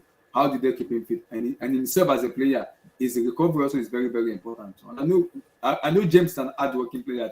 He wants to always make sure he's always working hard and also getting ready for the team. Also, I understand that. But also as a player too, you have to know your body. You have to treat the body very well. You have to know your body. My body, I know where my body is right to do this, and where my body is not right to do this. You have to No, understand that. I'm going to say something that might heartbreak a bit of Chelsea fans. Do you think it's the time Reece James can't be starting as often if we get in and we look for first team right back? Well, I also think Chelsea need to stop relying on him too much to create their That's offense. my problem. I think that's the best thing. We should train Chelsea without playing Reece James. Maybe even when he's fit, we should probably let him come on, maybe last 30 minutes or something. I think let's try and train Chelsea without Reece James. You know what I'm saying? Because But for the Chelsea problem is to be I relying on can't. Reece But James I can't is rely disgusting. on. I can't rely on Aspilicueta. I'm sorry. I cannot rely on Aspilicueta. That's Well, okay, why but we need to bring in okay, right but here's back. the That's other, why we here's need to the bring in a right back. This yeah, is why because we need to the bring in biggest a problem, honestly, is that because Yeah, guys, Chelsea's we're gonna talk attackers, about this. We're gonna talk about this. But let's quickly finish on Joan Felix. We'll talk about this. Okay, let me just complete my point. Sorry, guys. Is I know what is going most for Joao Felix is his likability. Like a lot of people like him as a person. Mhm. and then the hype around him as well. He's got like a positive hype around him. But Mhm. in terms of the football he brings and delivers, in my opinion, if I'm writing the check, I don't want him at Chelsea. Now, as of today, I don't want him at Chelsea because I don't see it. I don't see what this guy brings to the table at all. So that's my own opinion. But I know most people will not accept it because they like him and they like the hype around him. But Mhm. if you say to them, okay, what kind of football does it bring? There isn't much really for the amount, and then they're Mm. gonna tell us to pay like 80 million pounds for nah. It is 6 plus add-ons. Well, there you go. I think some agents are doing some brilliant work behind the So scenes. that's judgment this for you, judgment this for you. So, okay. Firstly, quick take on Harry Kane, Tottenham Hotspur, and Joan Felix, because what we discussed about Kane is, okay, he will have just 1 year when his contract's finished. Does he go? Does he stay? He wants to break Shearer's record. And what next for Tottenham? Because the way they play right now, I don't know what's going on with it. Before you talk about Felix. Okay, go ahead, brother. Who's turn Mr. K. speaking? K, are you there? I think he's muted. Abdullah, can I just speak? Because I'm gonna go soon. Okay. Yeah, Felix. so about Joe Felix. Abdullah, I respect your opinion, you feel me? Your thoughts. I understand why you say. But in my opinion, I've actually rated Joe Felix. Joe Felix is a good player, in my opinion. Like I wouldn't call him always this world class. But in my opinion, he will be good for a squad. He's more of a squad player, which I agree with Abdullah. You get what I'm saying? For Mm-hmm. Chelsea. I do think I do think he'll be good for us to create on the wing. You get what I'm saying? Because Mm-hmm. we do see he can take on players, and it's what we lack at Chelsea. Do you get what I'm saying? And create as well. And he's also a good shooter of the ball. You know what I'm saying? But I think people don't really rate him because of that license he hasn't been given to attack at Atletico Madrid. Well, he does, but like if you look at that system at Madrid, it's just so defensive. Like he Mm-hmm. doesn't really give that many players the license. They have good players, but I do think unless they sack Simeone and bring in a coach that Mm-hmm. that will at least give these players some freedom, I think we're going to see the light of these players properly, or even especially Joe Felix. But him at Chelsea, I think it could work out. Especially it can work out, but it can't be just him alone because he's not going to be that person that people just say, "Oh, you can come, you can just transform Chelsea attack." No, we need more. You know what I'm saying? I think he's he better plays when there's a team, plays as a team. As Abdullah says, if we're gonna get João Felix alone, then there's no point of getting him in this January. You know what I'm saying? But if it's on loan, then it makes us comfortable knowing that we're not going to be paying for him yet. But it's just the fee 80 million. I really hope it's a joke because in this current day era, you can't be paying that much for João Felix. Do you get what I'm saying? Mm-hmm. So that's all I have to say for now. Fair enough. Yes, yeah. Quick take Right. on Harry Kane, Tottenham Hotspur before you talk about Felix, because before you can be talking about Harry Kane decision in terms of when the season finished, that he might have to make a big decision. Maybe he hasn't made in his entire career. And Spurs, if they don't make top four, what next for Conte? What next for Daniel Levy? And what next for Harry Kane? Before you talk about Felix, quick. Well. That's a difficult one to dissect. Would Tottenham finish top four? I don't believe so. I do not believe they will. For me, there's just so much competition for that top four that Mm-hmm. some big teams are gonna miss out. Chelsea. Um, but speaking of Tottenham, I don't. The whole thing with Harry Kane is becoming tiresome. Is Mm-hmm. becoming not a big talking point because it's that at the end of the day, it's down to a man. You have your own choice. Mm-hmm. Like that's the issue I have with Harry Kane. He's too much. How do I say? He's too worried about his image. He's too worried about Mr. England, Mr. Tottenham Hotspur, Mr. English best ever striker. Like he's all worried too much about his image instead of his career. That's been his biggest issue for his rep for a long time. This guy, there's no question he is a fantastic striker. But the issue is like him and Tottenham somehow, some way, they just merge into the same entity. Like you can't have Tottenham Hotspur without Kane, and Kane cannot leave Tottenham Hotspur. It's weird. So Mm-hmm. I don't really care if he leaves or not. To be honest, I don't think he'll ever leave. I think he is just that type of guy that sometimes some people when they just get so comfortable in a club, so comfortable in the situation, they never leave. So I think that's gonna be Harry Kane. I don't think he'll ever leave Tottenham. Mm-hmm. Because he had chances to leave. That's just Yeah. he had chances to leave, But and but yes, yeah. Like I said to people in the stream, Harry Kane needs to make a decision when the season finish. He's been clamoring. He wants to break Champions record. I understand that, but you cannot be a world class player. Yes, yeah, without the trophy. That will be a question mark on his resume when he's retired from football. We have to have a serious conversation about if he doesn't win a trophy. Now I'm saying, how will question his mentality when the season finish? You have to give me a trophy. Yes, you score goals, but go to a club where you can challenge, at least put a fight.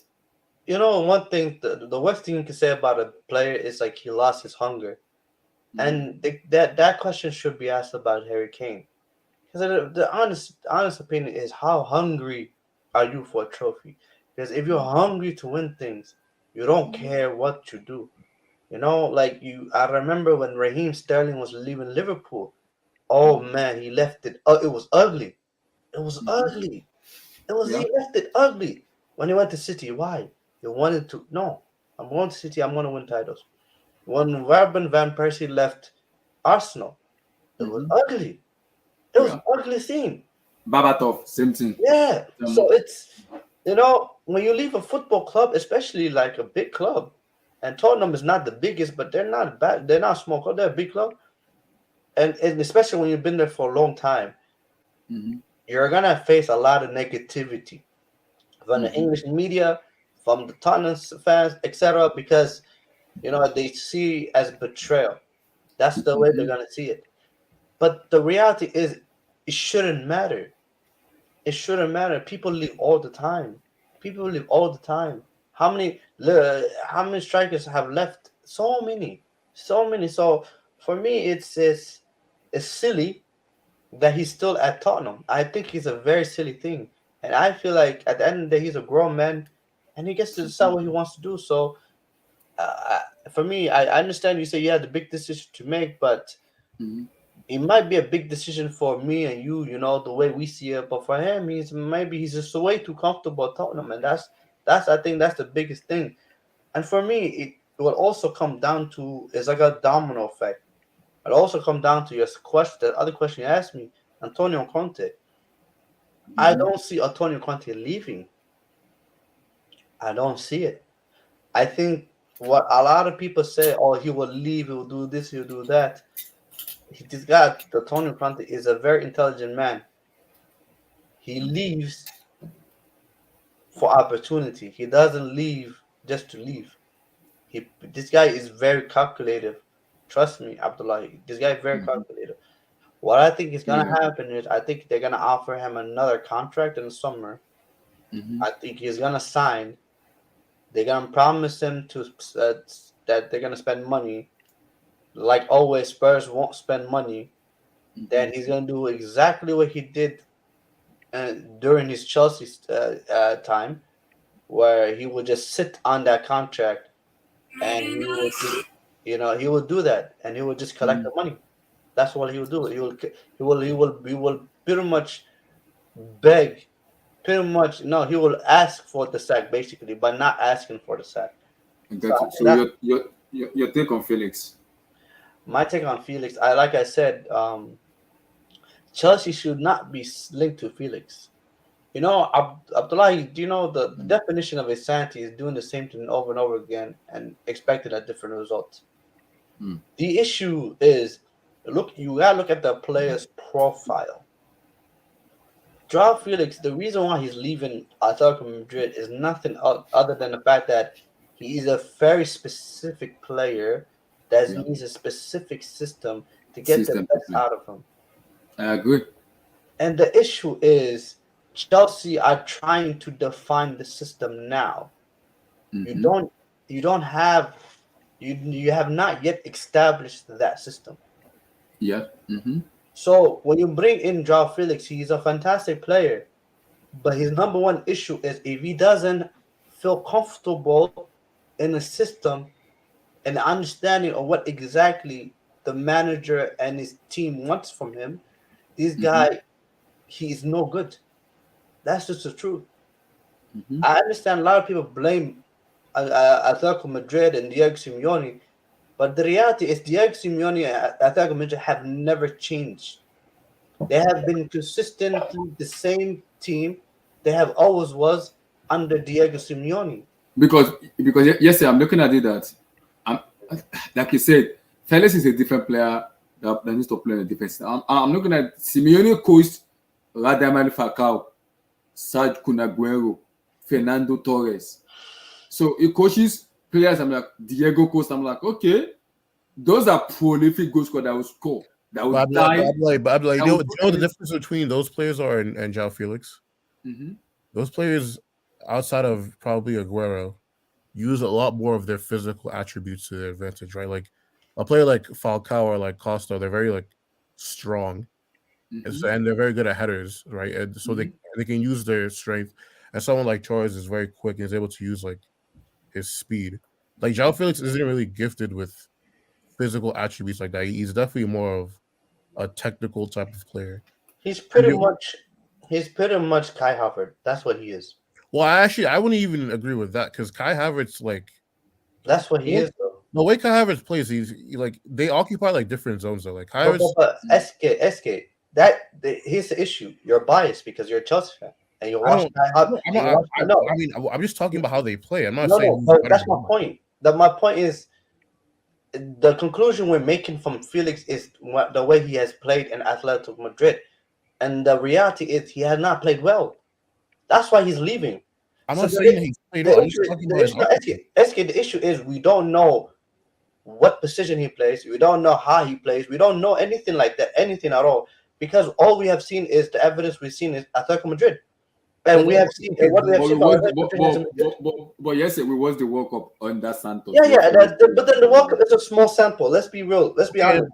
The okay, World okay. Cup is What a small about okay? sample. The thing too is right is if when it comes to those type of players, usually the thing that I look at is okay, why did that club sign him in the first place? If they signed him for how he played with Benfica, how did he play in Benfica, and why and how are you going to replicate that? No, but SK, it was obvious that they looked at this guy as a Griezmann replacement. They thought he was going to be the next Antoine Griezmann. That's legit why they bought him. But he And, and never I'm not did. gonna lie to you, the idea is not a flawed one. No, but If you but look at here's the the, thing though. But here's the thing though. It is because he and Griezmann didn't even play like in the first place. say that again one more time. So he and Griezmann don't play alike in the first place. Like I mean, because here's the thing with Griezmann. Griezmann is two things. One, he's a two striker merchant. He like his bread and butter is literally playing with a second striker, right? Or Griezmann is the type of person that has way more work rate than João Felix to the point where he will track back and actually help defend. Those are two significant portions of Griezmann's game that João Felix literally doesn't do. but then that's the SK. What you're saying is development. That's what you're talking about. Initially the idea was when you buy Joao Felix from Benfica, that you develop it into Antoine Griezmann. And the issue is that development didn't happen. There was a disconnect from him, the manager, his philosophy, and Joao Felix as a profile. I'm not gonna lie to you. Everything you said about Antoine Griezmann is what I think Joao Felix is. Joao Felix needs a second striker. Joao Felix I can see as playing as a false nine. I can see him and maybe like a hybrid between like a 10 or a false nine. That's what I see him. Like that's legit what he is. And that's the issue. The issue, I'm not gonna lie to you, I like Joao Felix, but Joao Felix is a problem for any team if they sign him, because the thing with the biggest issue Joao Felix has, he doesn't have a defined role. He doesn't. I'm not gonna lie to you. You talk to everybody, and not everyone can agree on what his actual best position is. No one can. No one can tell me, and that's the biggest issue of João Felix. And it might be because he has been playing with Atletico Madrid and he has been misused or whatever. But let's be honest, guys. Like the honest truth is, João Felix and Kai Havertz are the same profile of players, and Antoine Griezmann. They're like secondary strikers slash tens. That's what they are. And is those players are. It's very hard to fit those players in any system, to be honest.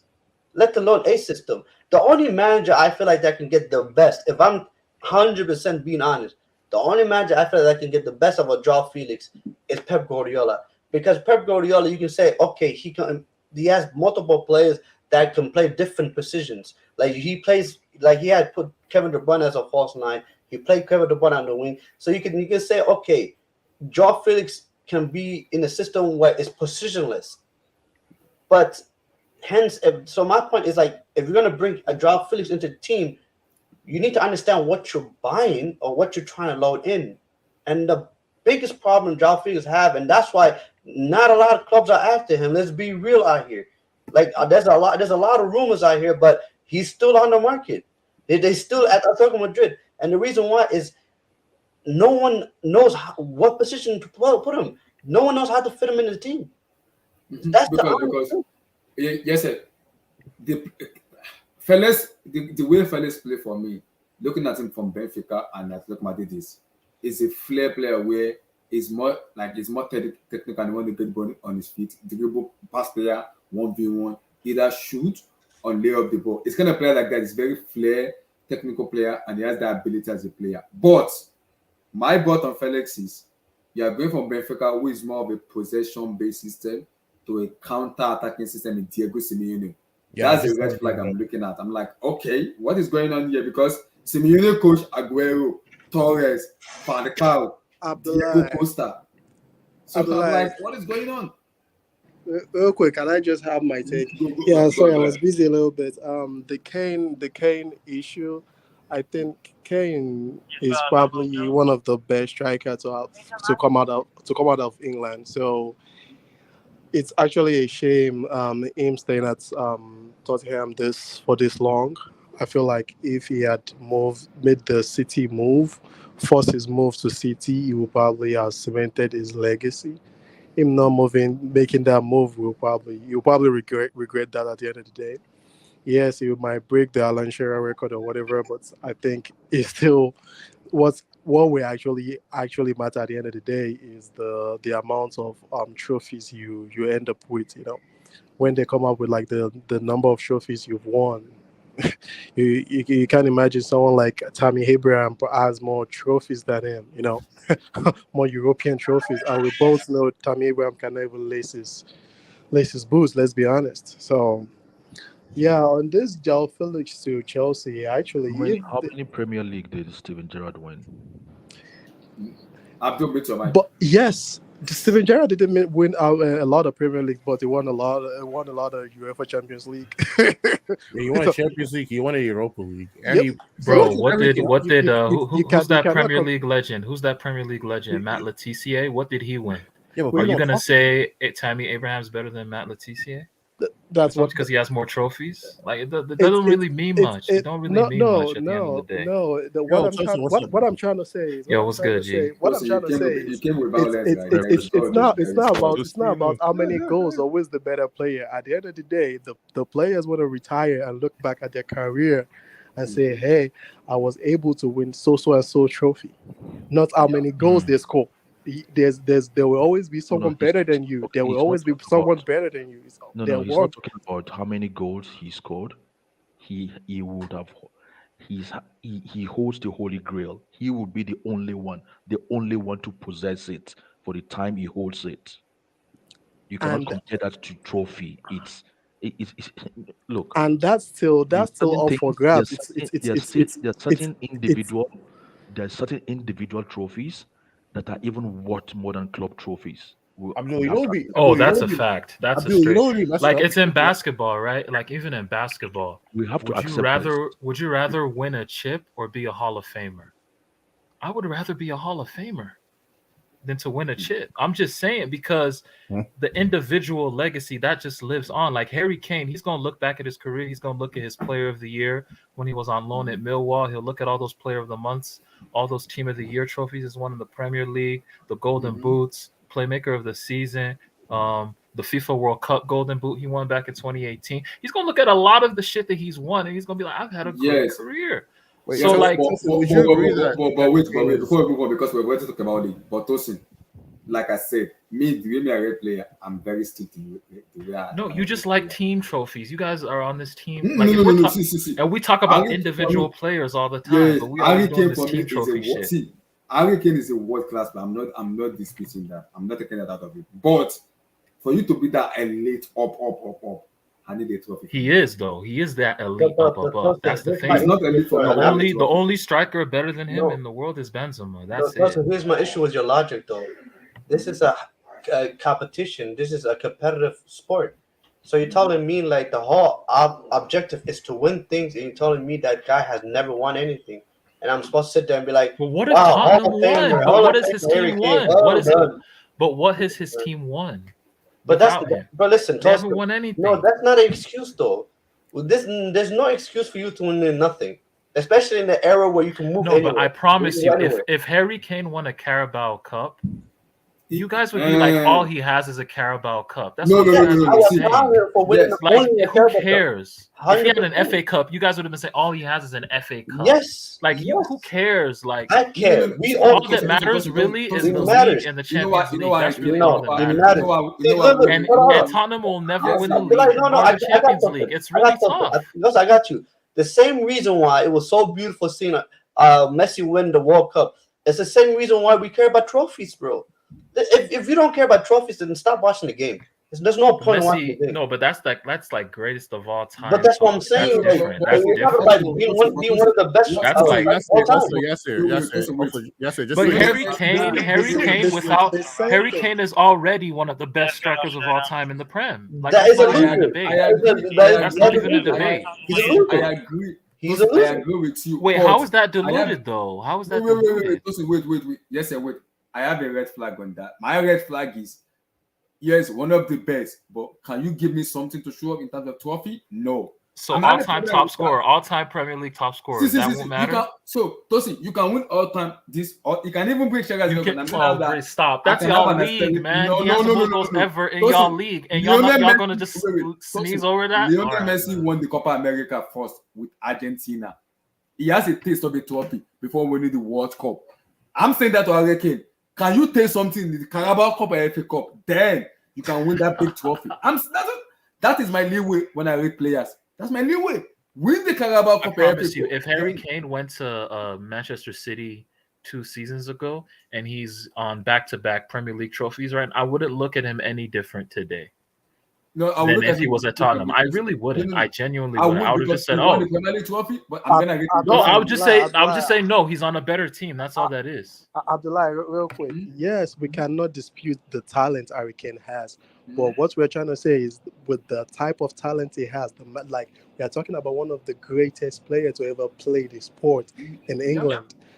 Not to have anything to show for it is a disgrace, even to him. I'm telling you, he's going to look back at his career. He's not going to look back at his career and say, "Oh, I won Player of the Month. I won Millwall Player of the Season." That is not what he's going to be looking at. The players want to look back and see the picture of them lifting Champions League. Because at the end of the day, final, they're not trying to look at I won the goal of the month. Exactly. That's just one thing. That's the point of a career. That's the point of a career. When you look back, when you retire, you're not going to look at your employees of the month, all just shit like that, just different things you had. Like, you're not going to look back at your career. That's all it is. That's just all that is. Jamie Vardy has a better career than he does. Simple. No, he doesn't. Really. Yes, he does. If you gave me Jamie Vardy, wait. If you gave me Jamie Vardy's career and Harry Kane's career, I'll take Jamie Vardy. I'm taking Harry Kane's career all day. I'm getting notoriety all around the world. I'm the best goal scorer in the best league, in the quote unquote best league in the world. I would take I'm Jamie the fucking man. every Sorry, day, every day, Jerry Rice. real quick, Winning real that quick. The truth of the Premier League, matter is, we cannot dispute the talents Harry Kane has, but the fact is, he needs to win a trophy.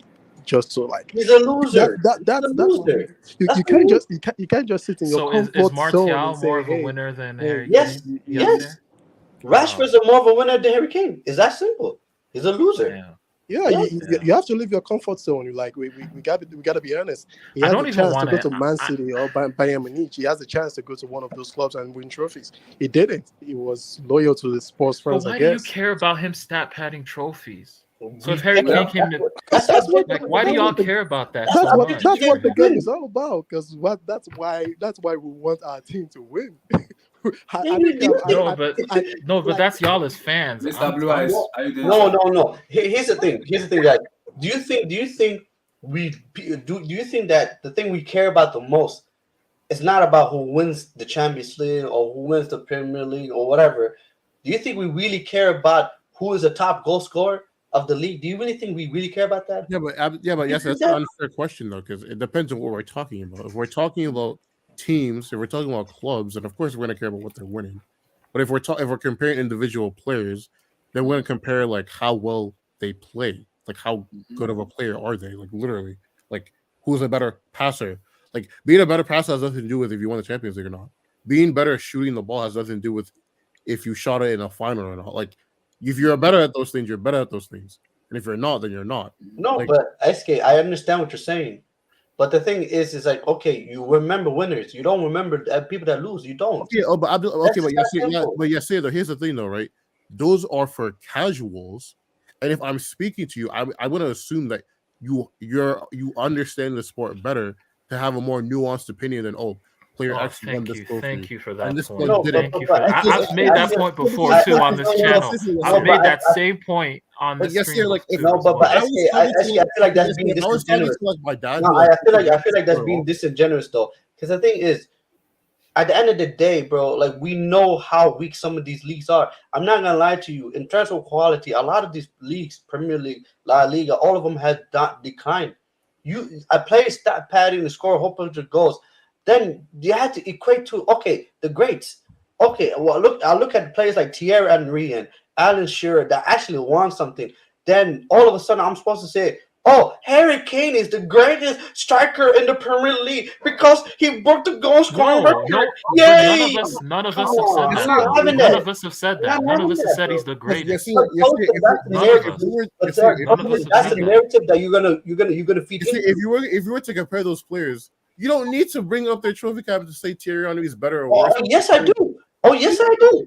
Oh, yes, I do. That he won the triple. He won the invincible. Once the invincible season, all the players that had been invincibles, they had been invincible.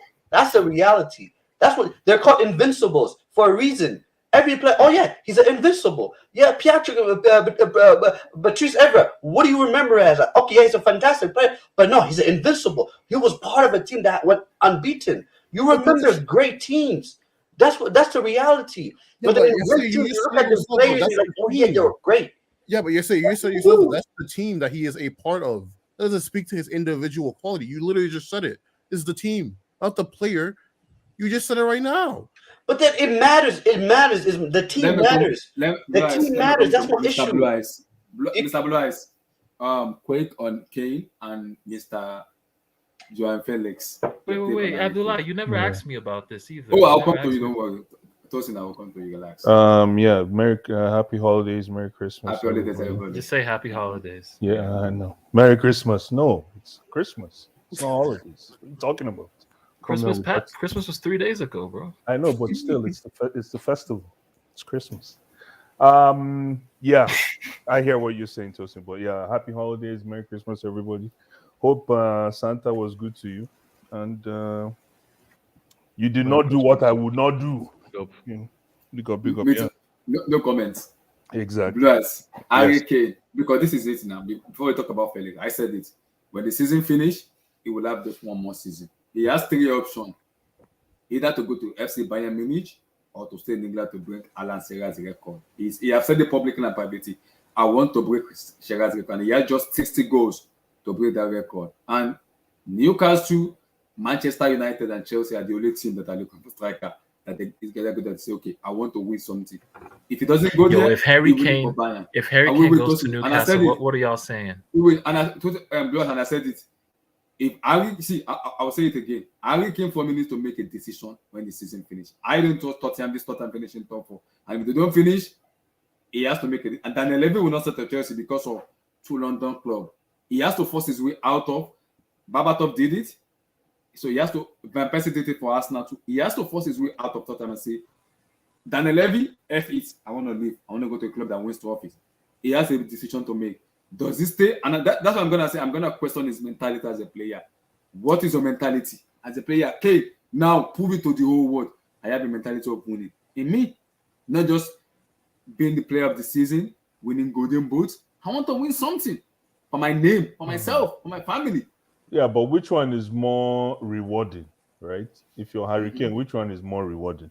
Stay at Tottenham and you stand the potential of what is. Are they in top 4 right now? They're in top 4, yeah. They are. And how many points are they behind Arsenal? 1. They're like top 8, 4. I think. 8. Okay. And they're still in 1 Champions. And they're still in Yeah. Champions League. Yeah. No, So they're not guaranteed they're gonna win it though. Who is guaranteed that? Is Real Madrid guaranteed they're going to win the Champions League? If there's one club that's guaranteed to win it, it's actually Yeah, but you know, again, you know. Yeah, but what I'm saying is, yeah, no team is guaranteed. Yeah, that's the point. No, not even that. Is that Harry Kane is in a situation where he's edging closer and closer and closer to actually potentially winning a chip. Does he stay at Tottenham and maybe get there? Because if you look at it, if he walks right now, like the Karl Malones of the NBA, when Karl Malone left Utah, Karl Malone, he was a part of the furniture with Utah and went to LA to go beg for a trophy. That's the kind of legacy that Karl Malone left. Imagine Karl Malone, a legend, a Utah legend. Anybody who knows basketball, Yeah. he went to LA to go beg for a trophy. Remember Gary Payton? Yeah, Gary Payton was a Seattle legend with Shawn Kemp, and he went to Miami to beg for trophies. We know who won the trophies at Miami. So again, if Harry Kane walks from White Hart Lane, and let's say he does end up, yeah, that's actually a good point. Like, does your perception of like Gary Payton winning a trophy change how you felt about him when he was? It does, of course, it does. Even he knows. Even the look on his face. Yes, even Tracy McGrady. Remember when Tracy McGrady went to the Spurs? They just needed that ring. But he wasn't on the roster, really. Yeah, he was.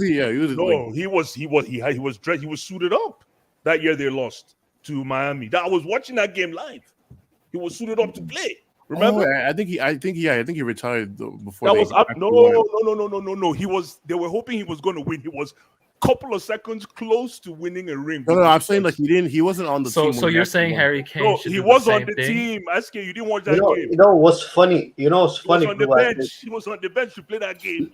Yeah, let me finish. Let me just finish really quick. So again, with Harry Kane, right? He can leave. He can walk to Real Madrid. He can walk to any other team and win. But is he going to win as a king or is he going to win as a villager? So this is exactly where, like Abdullahi was saying, he now has to prioritize his next moves because at Bayern he'd be a king. I don't know about that. Why because not?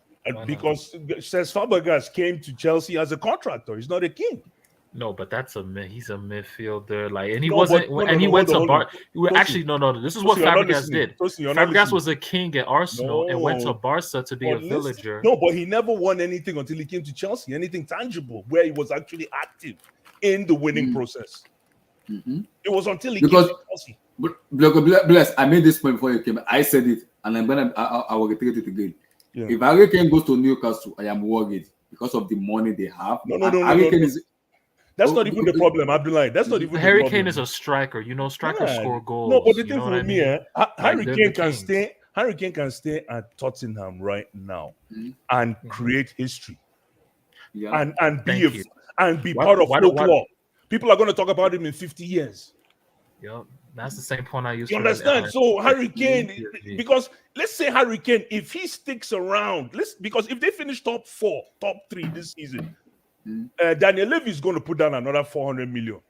Yes. No, honestly, I will respect the fuck out of Kane but if the he plays his problem whole is- career at Spurs and he wins a Listen, trophy with them. That's what I'm I would saying. respect the fuck out of him. That's bro. what I'm saying. So like again, that shit would mean way more than that's him what I'm going saying. to- So when Abdullah is saying that it has come to a point where Harry Kane really has to think about it hard, because you can go win a trophy. It's easy. You can go to City and sit on the bench and win a trophy.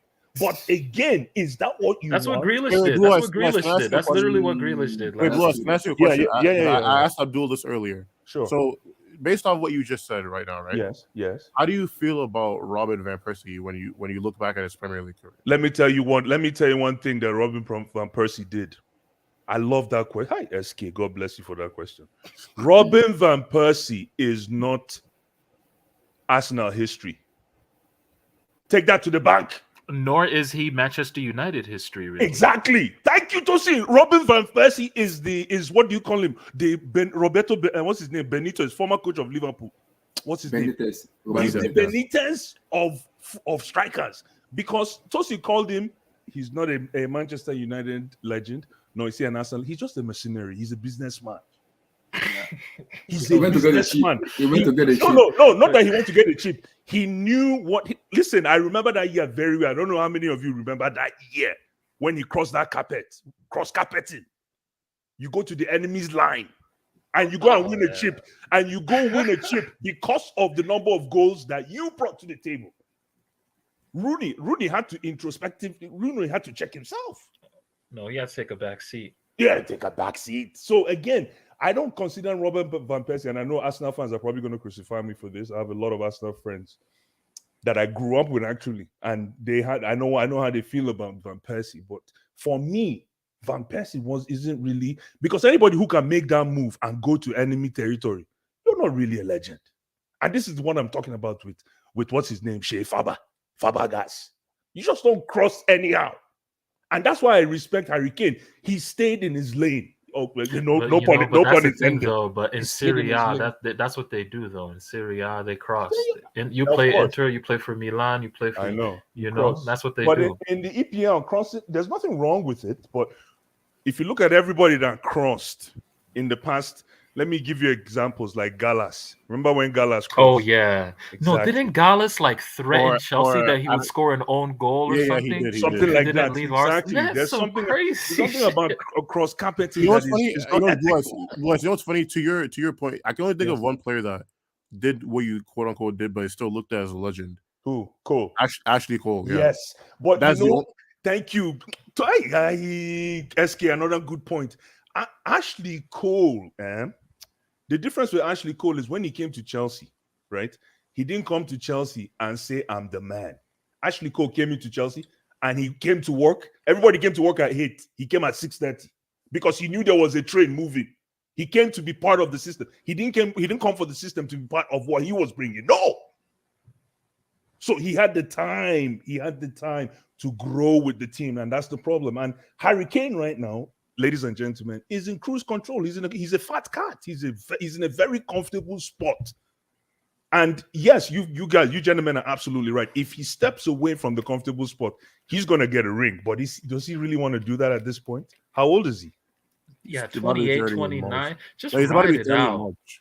Yeah, like 29. 29, and he's got a he must be chance 30, for kids to write his name in the white-haired lanes for the next 50 years, staring at him right now. Any move he makes, unfortunately, and I'm not English. The English guys, please jump in. Any move he makes right now is close to TikTok. It's close to TikTok. So listen, as a Chelsea fan, I want him. You guys know. If you ask me, I say let's go get him right away. But if you're any club in the Premier League, you want him. If you're any club in Europe, you want him. I'm not even going to think. I'd like, let's go get him. But I'd like ask me a question. If I'm Harry Kane, what do I do next? And this is it, man. If I'm him, I stay. Yeah, lock up top 4. I stay. I tell him do what. What we this building, is the reason. This is the reason why I respect Mbappe. Do what Mbappe has done, because the reason I say that is because Harry Kane now has that leveraging power that Mbappe has at Tottenham. Yeah. Get your agent to sit down with Daniel Levy. maybe it's too late now, but do something. Shake the tree, shake the mango tree so that the mango will fall. You don't have to always climb the tree to go get the mango. But Blaise, I'm gonna put it in spot now. Yes. If Tottenham Hotspur doesn't make top 4, they get knocked out of the UCL. That's a problem. Harry Kane, I said it. He has a big decision. That's a problem. No, but again, yeah, that's a tough decision. Because I'm saying it right now because I'm saying it. Yeah. The way Tottenham is playing, I don't see them finishing top 4, and I see them getting knocked out. Now he has a decision to make. Should I stay? Because he's been saying it clearly. He wants to break Shearer's record. He's been saying it publicly and privately. He wants to break the record. But see, I would actually respect. Like, imagine Newcastle make top 4. If Harry Kane goes to Newcastle to build something there, that would be interesting. That would be stupid if Harry Kane goes to Newcastle. It would be very stupid because you're now forcing what's his name? But they got money. No, it's not that. No, Tosin, it's not that. What's his name? What's the name of the Newcastle coach? Former Bournemouth guy. Oh, Eddie Howe or something? Eddie Howe. Eddie Howe. Yeah. You're now forcing Eddie Howe. What is Eddie Howe going to do with Isaac? Isak. Yo, you're right. What's he going to do with Isaac? Is he going to play, unless he's playing 4-4-2? And now this guy is coming back from the cold. My boy, the Haitian boy, what's his name? Saint-Maximin. Oh, yeah. So again, there's what do you mean, Tosin? What do you mean? If they make top 4, it's very likely Newcastle can win the league. Abdul, calm down. No, in the next couple of years, maybe. This season, how many times have you seen Newcastle this season? Calm down, Abdul. Hold on now, Blue Eyes. How many times have you seen Newcastle this season? Like once or twice. Okay. Scary. How many games have they lost this season? They're scary, guys. Like, you guys don't understand. Hold on. Yes, sir. I'm terrified. I'm shivering. How many shivering. games have they lost this season? You should be shivering for Leicester, brother. No, relax. Listen. Yeah, I'm saying they've only lost one league game this season. They've only lost one league game. Listen. Who has the best defensive record this season? It's Newcastle. Goals, assists. Yeah, they've only conceded 11 goals. And you said they can win the league? They're the most consistent, the most strongest, the most powerful team in the league at the moment. But Arsenal are also up there, though. Arsenal have conceded only 12 but goals. But also, you know what it is, though? Arsenal have conceded only 12 goals, too. So that's just only one. I'm going to say something, guys. I'm going to say something that could be very controversial. The EPL, I'm not going to lie to you, is turning into a farmers league. I don't know what has happened to the quality of these teams, but they are absolute shit. Bro, Chelsea have 19 goals and 17 goals conceded. Only 19 goals scored. Yeah, they had a 0 goal difference. They have 2. So damn, I mean, it's dry over there, bro. Relax. Yeah. Talk about boy on the screen here. Oh my goodness! If this is true. I don't want to believe it yet. On loan with option to buy obligation. That is why I know somebody. When I saw the on loan part, I asked Steven this morning. Steven said yes, there's a potential thing to happen. Yes. Listen, when I was hearing the rumors 2 days ago, it is true. It is very true. Do you know what I think? Felix, let me tell you something. Let me tell you what triggered this deal. I suspect this is me and my crazy head. It's because Declan Rice had a stinker against Arsenal. I'm telling you. I bet you they said, you know what? Let's see if I watched that game, by the way. He was chasing Odegaard's shadow. Oh my goodness. He was bad. He was terrible. He was terrible, man. And I bet you, if I'm hoping, because I heard we have data scientists now, and I love working with whatever. Like they have data scientists who look at these things. So if the data science, they probably looked at it and say, let's see if Declan Rice, coming off a wonderful performance in the World Cup, can actually lead this West Ham side across the line against Arsenal. Not only do you get the lead, I'm not putting everything on Declan, but we're talking about 100 million P's here, ladies and gentlemen. No, but 100 million P's. Blue Eyes is Joao Felix, not Fernandez, or what's his name? Who? It's Joao Felix. It's not the Benfica guy he's talking about. I know. So, I'm talking. Why you're relating it to Declan Rice? Yeah, I am. I am. Yeah, I am. I'm Pitch. talking about. I'm Pitch talking is about the. finished for I'm Ferguson. talking about the economies of scale. We're talking about 100. No, but Hold on. Blue Eyes, hold on, wait, time out. Yes. Don't run away, guys. Don't. I feel like the news we've been hearing, guys, is crazy. 120 million euros for Enzo Fernandez and the Hold on, let me just finish with We're Joao letting Felix. land crazy. Let me just finish with Joao Felix. Yeah. So with Joao Felix, first things first, right? It's a loan, and the reason why I said this guy's performance that day was an indictment on whether he's coming to Chelsea or not. Declan Rice, and I bet you we started pulling the triggers on every kind of profile of midfield as a result of that performance. And Joao Felix is one of them. We're going to talk about Enzo Fernandez later because I have my views on Enzo Fernandez. Yes, so we're gonna talk about my We're boy. talking about 110 million to know. 110 million pounds as a release clause. So we're going to talk about that. But again, I want Chelsea fans to stop talking as if it's money from their pockets. This is what pisses me off because listen, if you guys are talking money from pocket, why didn't we just go get Unai? Unai would have cost us maybe 15 million. Yeah. But listen, you're talking about Joao Felix, you're talking about Enzo Fernandez. These are people that the markets were suggesting during the World Cup.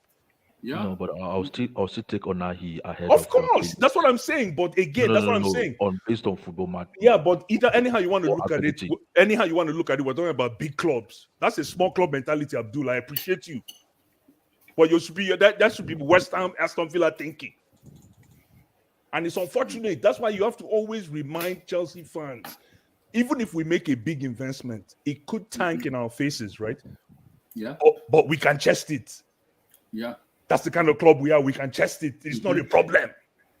Yeah. So Because but you guys no, because somebody says, I can't remember when I was logging in, somebody was saying something about insanity, doing the same thing over and over and over again. Trust me. Yeah. That's why some people throw shit on the wall and see if it sticks. Yeah. So I know it doesn't have to be cookie cutter. Some people think it has to be cookie cutter. No, we're talking about a billion pound establishment, ladies and gentlemen. You're bound, as a matter of fact, if you're not making mistakes, you're not moving forward.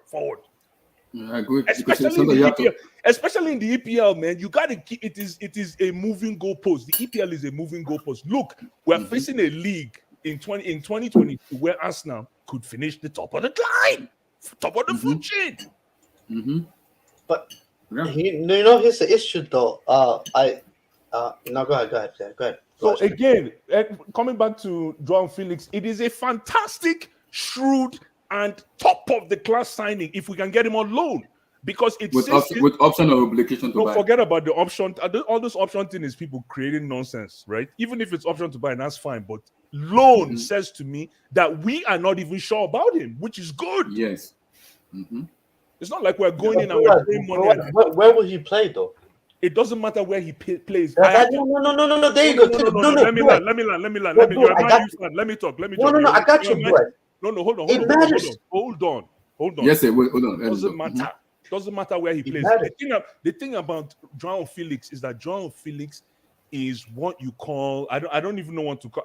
This is me creating it. He's a mobile midfielder. He can play in any position in the midfield. And on top of that, Simeone, which we talked about on Abdullahi's stream a couple of streams ago, Simeone has trained Joao Felix to be defensively sound as a midfielder. And we need that quality. No, but Blue Eyes, here's the mistake. There's no mistake. No, Blue Eyes, you're making this a mistake. Yeah, this is a mistake you're making, and a lot of you like the player. Yeah. You like the player. Everybody loves Joao Felix. I cannot tell you what is the mistake. Tell me what the mistake is so I can finish. No, Blue Eyes, hold on, wait. Let me land. Yeah. Let me land. Yeah. Everyone loves Joao Felix. Phenomenal player, fantastic player. Yes. But the question is, how would you use him? We do not listen at Chelsea. Let me tell you something at Chelsea. Nobody, let me land. At Chelsea, yes, sir. In case you didn't know, nobody has a position that belongs to him.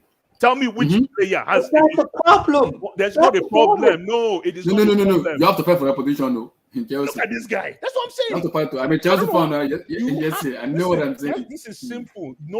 There's nobody that has a static position. So right now, guess what's happening? Joao Felix is coming to join. If he is coming, because until I see it cross the line, he's coming to join the rotation. And if he's able to score a shirt, he will get a shirt. You get a shot. Yeah. And I don't just police it. Another good thing about João Felix is he uplifts the competition in our attacking midfield options. Not only uplifts, he upgrades. So if Mason Mount gets a chance to play, he's not going to want to be subbed. He's going to have to play his heart out. Because he knows. Blue Eyes, let me ask you this question. Yes, talk to me. Let me ask you this question. Yeah. Forget about your allegiance to Chelsea. Put that to one side for now. Yeah. Just leave it there. You know, let it chill out. Let it just put it there. Okay. You are João Felix's agent. Yes. Pretend you were speaking to João Felix's agent. Yes.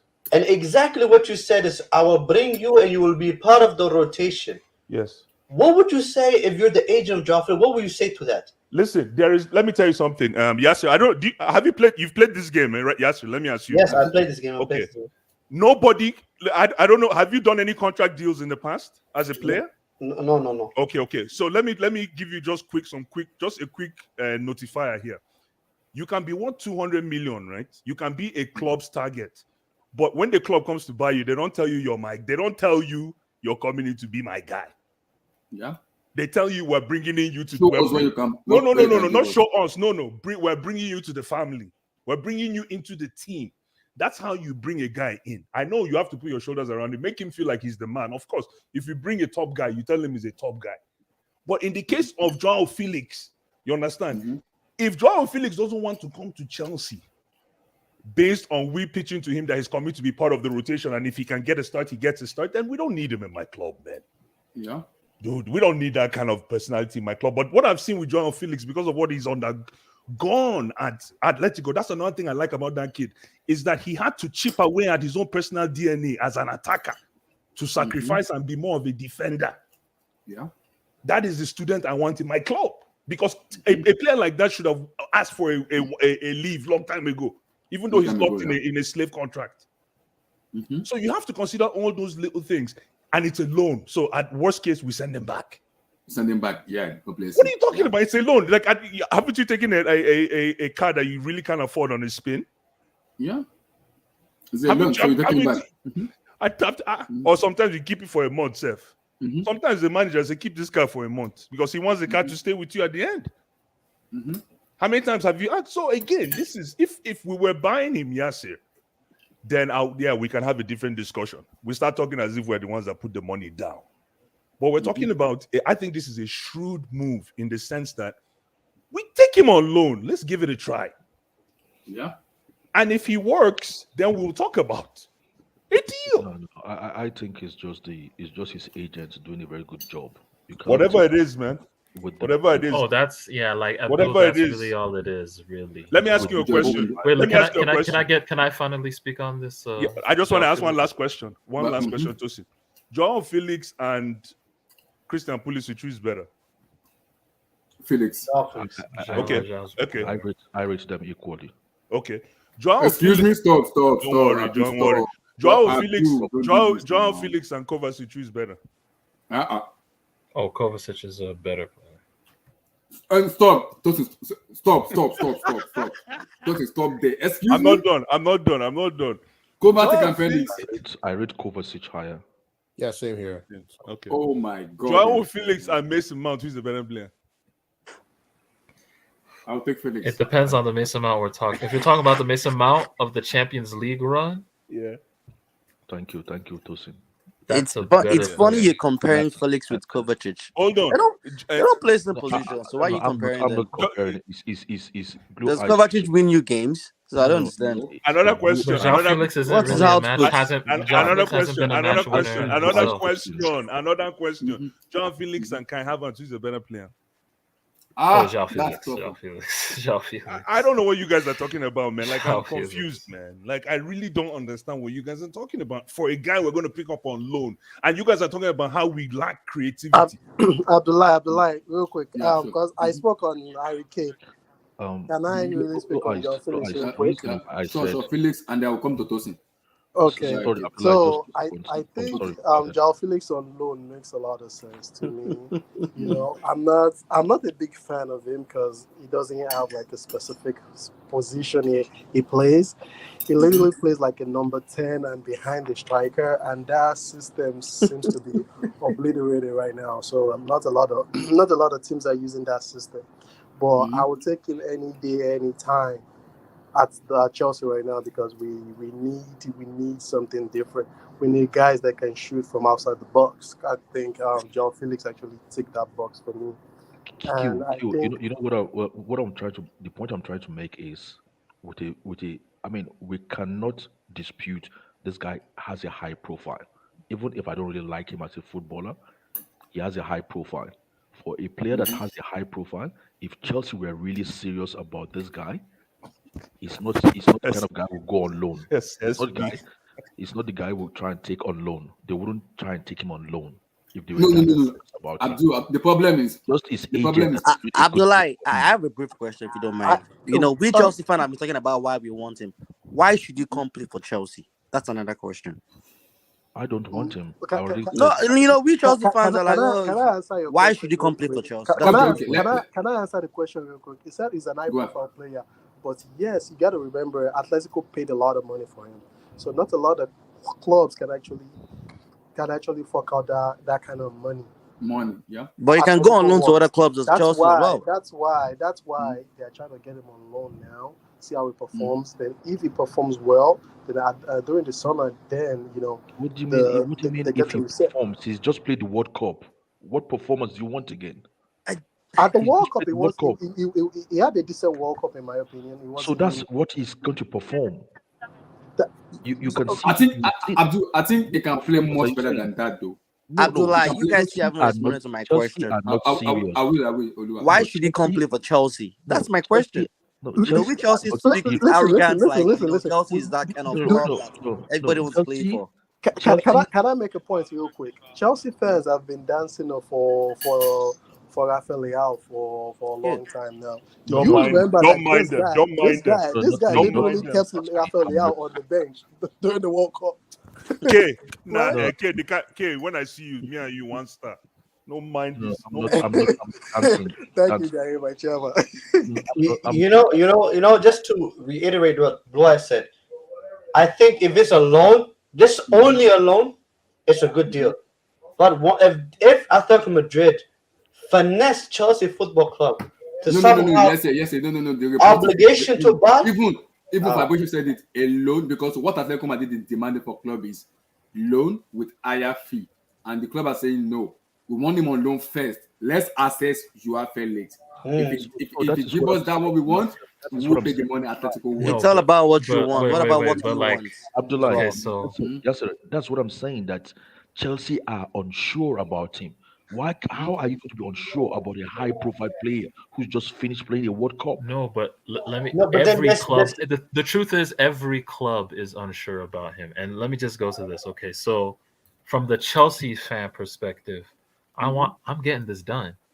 I look because Of your attack course, is just buddy. Of trash. course, Like man. I'm getting this done. I don't In a know heartbeat. how. I don't care how we do. Just get it done. Thank If you, I'm a bro. Chelsea Thank fan, you. just get it done.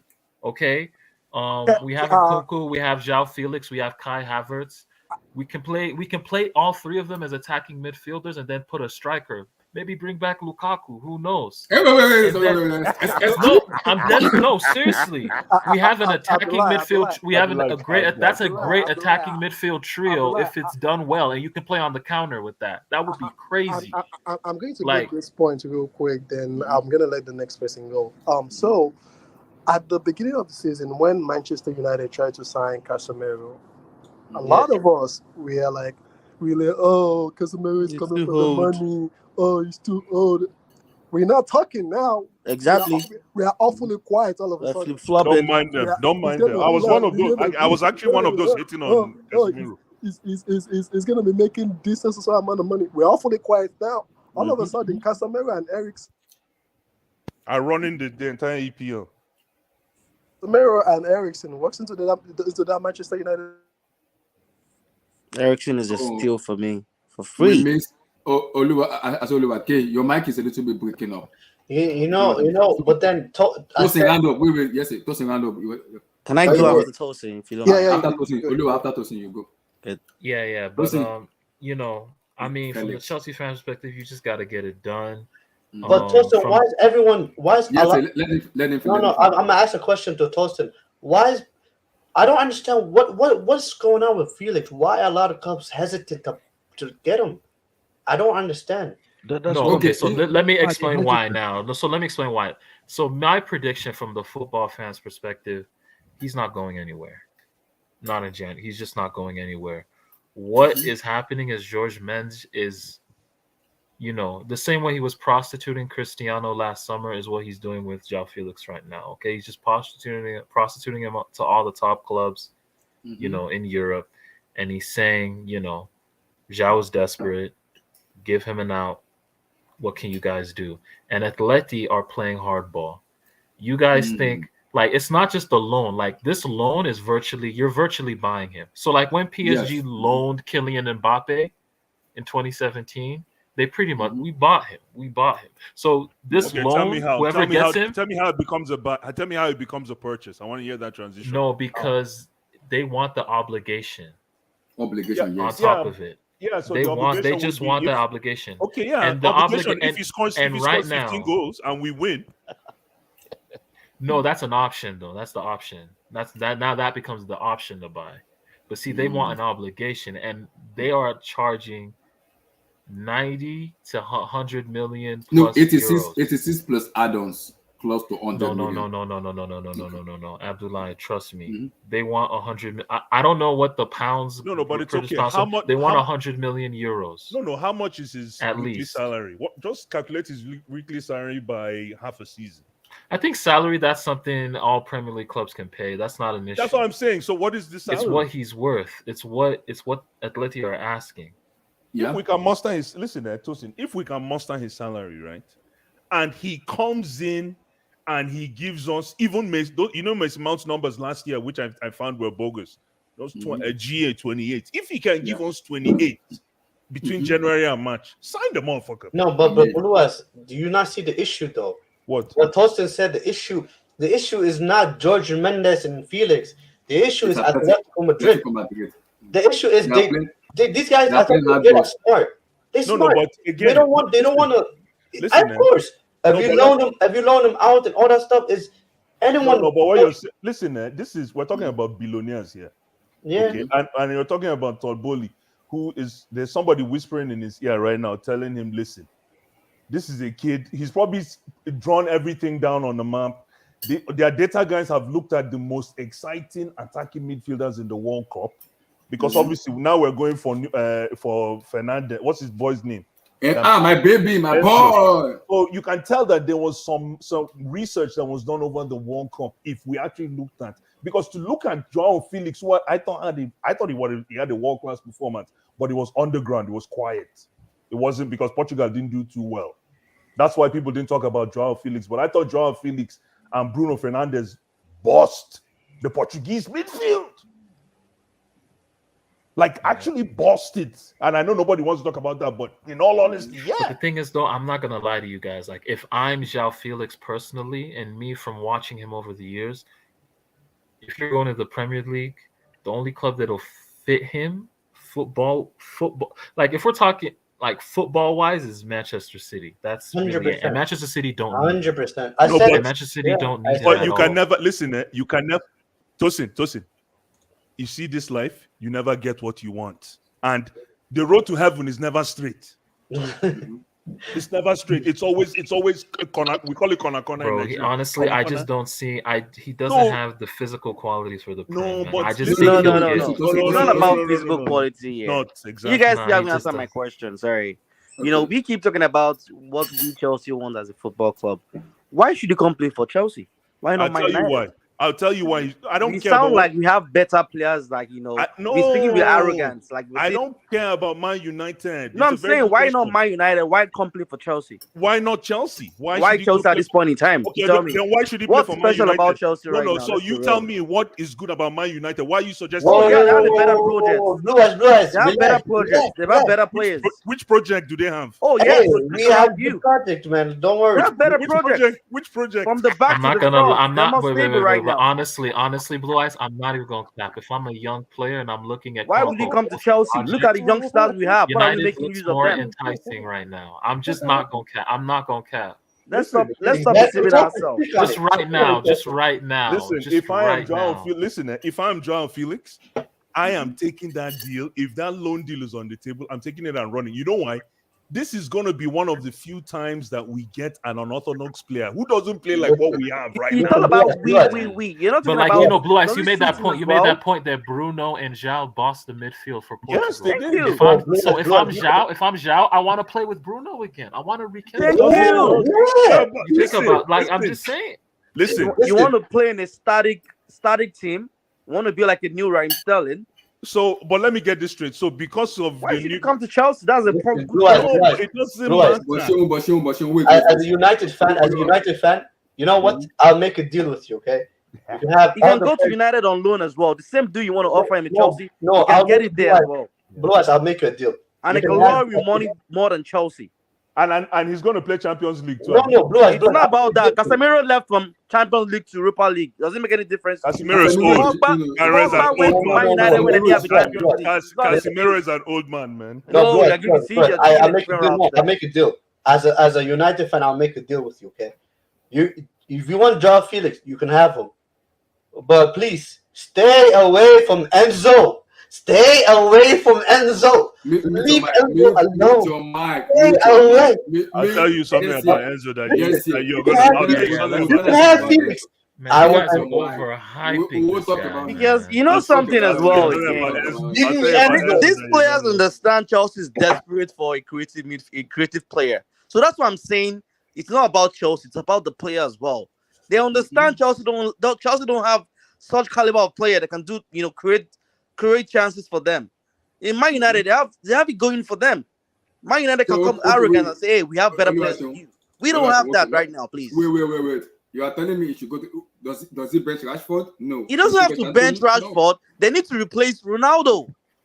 No, like if this was 2016, 2017, and you guys are saying Chelsea are trying to get Joao Felix, I mean, done deal. I would think, that's not happening. Now. That's a done deal. But right now, I just don't. Yeah, it's true. I don't see it. We're talking with arrogance like Chelsea is really up there. No, we're not there. We've declined. And I also get what Blair said. Oh my goodness! So hold on, Abdullah. Sorry. So because we're declining, we shouldn't buy any good players again. No, I'm not saying we shouldn't buy. No, look. I'm saying we need to buy. Yeah, but let's don't come with that arrogance of saying no. We need to be. If we're not arrogant, then we're not. No. You made a point. You made a point a while ago saying you don't tell the player how you want to use him. Yeah, just them to come and play for you. Exactly. If we're not arrogant, we're not going to buy anybody. No, there's a way. Look, if you want to sign players, you let it. I said this before in the previous channel. You need to sell your project to them. Hold on. What has Chelsea become these days that we shouldn't be arrogant? What a team like Allen has scored more than the whole team. You're telling me what Chelsea become. This is my problem. That why a team that hardly wins game and so you play boring football. Be arrogant. It doesn't. Why should I complain for you? The problem. I said it in last time again. We have suffered. But it's the reality. It's not about being suffering. It's the reality.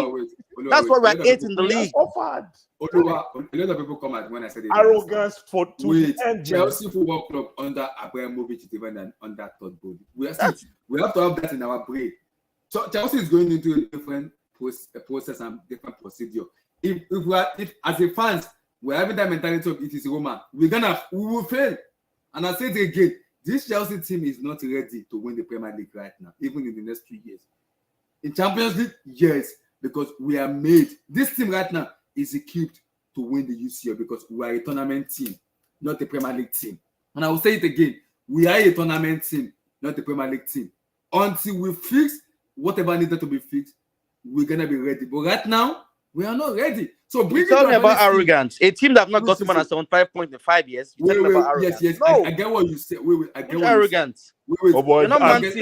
we are, You're not Man we're City. better than Not Man that- City. We're better than Man How? City. Man City has How? no Champions League. So it doesn't matter It whether you matters. It matters. you What are know talking everything's about? about What are you Champions League, talking brother. about? Listen, Pep. I think something Because you about have Pep. Champions League. So you're telling me now Yes, you have full power than PSG. Let me Because tell PSG doesn't have PSG doesn't have Champions League. Let's. I can scream. You have Champions League. Go sign Mbappe then. Let us scream this out. Let me scream this out with you. Pep Guardiola would trade one Champions League for 4 That's EPL not the right point. That why he has won it before. So why Yeah, would he but trade that? not in the EPL. He's still soft in the EPL. The same thing Chelsea would trade to win the time to win a league. We have not won it in 5 years. In the past 20 years. I'm talking about. Let's talk this out. We keep talking about Champions League. Liverpool won Champions League and the league of recent. In the past 20 years. You talk about 2 years In ago. the past like, 20 years, in the past 20 years, who's won the most trophies and the most successful trophies? You see what you're saying? You keep going back to the Roman era. Exactly. You keep going back to Roman. We're not the same club. That's what I'm trying to prove to you, brother. That's what I'm saying. We're not the same anymore. We are the same. All those success came from Roman's era towards the first spell. Let me ask you a Oluwa, question. that's what Why I'm are we saying. judging Todd Bowley's era when he hasn't even I'm started? not judging Todd Exactly. Bowley. I never called Todd. I never called Todd Bowley yet. Then why shouldn't we pick up Joao Felix? Why? I'm not saying we shouldn't buy Joao Felix. I want him. But what I'm saying is not come with arrogance and say Chelsea is not that same club anymore. That's what I'm trying to prove to It you. doesn't matter. Listen, If Chelsea, Real Madrid, PSG is bidding for a player, and that's why we couldn't sign too many. Yeah, listen, if we don't go with that arrogance to sign, Which arrogance, please? the arrogance of a big We're club. not in that a position, big please. Let's be real. club. We are a big club. It doesn't matter With what you our think. small stadium, which big It club, doesn't please. matter. Wait, now stadium big club. No be It stadium big club matters. now. No be Players stadium big dream of club. they have dreams of playing in big I clubs, knew it. big I knew stadiums. this guy was an With Arsenal quality fan in players. disguise. I know this guy was an Arsenal fan in disguise. Me, You. God forbid. I've been supporting Chelsea for decades. What? That's an insult, brother. No. This guy's an Arsenal fan. I'm just very passionate about the situation right now. That's why I'm speaking like this. I get you, Oluwa. I get you, Oluwa. Me, Arsenal fan, God forbid. I've been watching Arsenal since then Beckham, Overmars, and never. I'm a Chelsea fan, bro. No. We need to look at your. It's just what I'm trying to understand, bro. We're all arguing. I understand, we're passionate. Exactly. But my point here is, look, Yeah. Chelsea is no more the same club. Let's stop being that. Let's stop having that It arrogance. doesn't in our listen, way. Olua, whether Chelsea is the same club or not. Like, for example, you watch NBA. I think I've talked NBA with you. LA Lakers is not the same team anymore. Boston Celtics not the same team anymore. But have you spoken to Boston fans? Have you spoken to LA fans? These guys believe that there are two clubs in the world, LA and the rest. And that is the reason why you still have people lining up like LeBron. But it's not the James. same with Chelsea. That's what I'm trying to It say is the to same. you. It is the same, man. When Chelsea was it at is the the same, pinnacle, man. we were not even the best club in the It world. doesn't matter, but there's That's what I'm trying to prove to you. We were among the best, but we're not the very best. Albert, I told you, wait, even in the wait. comment, they know this Oluwa, guy's wait. an Arsenal fan. He's Oluwa, gonna That's be- their problem. I don't care. Albert, thank you very much. You're right. Oluwa, wait. Oluwa, the problem is, I get what you said. Todd Bowley is just Oluwa is thinking an about this. Arsenal You Look, the cannot question judge him is, right now. does Joao Felix want to play for Chelsea as well? That's where I'm coming from. We don't know yet until we have to wait and see. I know, I'm just asking you, if you have multiple options of saying I'll go to PSG, I go to like maybe in Madrid, why would Chelsea be the top of his calendar? That's my top of his I chart. don't know why you're being Pessimistic, right? No, not pessimistic. You're being overly investigative about this deal. This is one of the first deals where I'm hearing. I'm people happy say- for the deal. I want it to happen. Let me just say something. But it's just because of the approach This is you one of choose the by first- saying we all. No, it's not about it's a two-way thing. Okay, can I finish, please? I beg you now. I beg. Finish. Let me just say so. Can I say one sentence? I beg. Go on. So that we can have a discussion. It's not about screaming. Mhm. Why are we over investigating a deal? Do we know if Joao Felix wants to come to Chelsea? How many times? Is it because a player comes and says, I've been dreaming of Chelsea since I was a kid, that we know he wanted to play with us? When we know that statements like that is just a reflection of what they saw on the paycheck. Mhm. For the ones that we know that really wanted to come play with us. So again, you can never measure whether a player wants to come and play for us or not. If the deal is right and the player is cognizant of where he's at the moment, And Joao Felix right now is at the crossroads. He had a good World Cup. He's going back to La Liga, where he's going to be a construction worker, which I bet you he does. He enjoys doing the job, but I bet you he's had enough. Yeah. But what's the difference between Chelsea and the construction worker you're talking about? You sound like you play better football, Chelsea. Yes, you know why? And that's what I'm saying to you. Let me answer the question. But now, man, you know you hear yourself sometimes. If you ask question, you allow person answer now. Go ahead. Or don't answer the question again, or answer it for me. I'll beg. Answer now. No, go ahead. No. So can I jump in real quick? Yes. Let's finish up the now. I just wanted to say with this guy's thing. What were we talking about again with Joao Felix? Joao Felix. Exactly, with Joao Felix. Listen, there's something about new territory, new grounds that gives you new inspiration. That's just common sense. You go into a new. This guy has been at. How long has he been at Atletico right now? 2 seasons, 2 or 3 now, maybe 2. Almost going on 3. He's been at a lull. And he's won the La Liga already. So why not challenge yourself? Come into the EPL. And as a matter of fact, Chelsea is almost a replica. I'm not saying we play like Atletico, but we have the same DNA of defense first. So it's almost going to be a more comfortable transition for him. If you actually want to be technical about football, if you want to talk football, let's talk football now. Because that platform that Atletico put together in Spain, Tosin, correct me if I'm wrong, is heavily defensive. True or false? Let me ask you this question, if you permit me. Sure, please. You talked about similarities with the way we defend, but what if this player don't want to play in such system or such team? But that's not my problem. Listen, if we're able to, that's what I'm saying. Like, but listen, if he doesn't want to play, if he doesn't want to play, then if we don't do the deal, then that's fine. But if we do the deal and he still doesn't want to play, it's egg on his face. Yeah. So it's not about whether he'll be an idiot. You'll be an idiot. Thank you. You'll be an idiot. That's what I'm saying. Like, we don't listen. These are $1 million. I'm not a millionaire. I am in Jesus' name. But do you think it's only Chelsea that is after him in EPL? That's where I'm coming from. No. I hope more people are after him. United and Arsenal, they don't want to pay the fee. It's only Chelsea that wants to pay the fee. I hope more people. Just Chelsea wants to pay the fee, right? Yeah, they want. Yeah, it's only Chelsea that want to. Listen, I hope. Listen, Olua, just to even answer that your question, I hope there's more people after him. Okay. So United, what if other clubs like Man United can pay the same fee? United are pull out. United pull out because they don't want to pay the fee. I get your point. Like, we're just speculating because we don't know in details, and all this. Yeah, but my question here is, look, I'll get to where I was going to with my initial statement. If Man United bring the same deal as Chelsea right now and Arsenal, you tell me why you should come play for Chelsea. That's what I'm asking. Yeah, but if that's the case, right? Okay. And he walks and he goes to Man U, then it's a deal that wasn't supposed to be for us. No, yes, okay. That's after. I'm talking about right now. You tell me why should I don't need to sell to Joao Felix to come to us over Man U. If I go to Joao Felix, I'm going to Joao Felix because I am Chelsea. Do you want us or not? If you don't want, go to Man U. You don't belong here. I get it, but and that's why I don't need to sell anything to anybody. We don't have the same pull power we used to have. Okay, now remains to be seen. Is that a fact or not? It's not a fact. It's not a fact. It's not a fact. Can I jump in real quick? Please. I want the player. Don't get me wrong.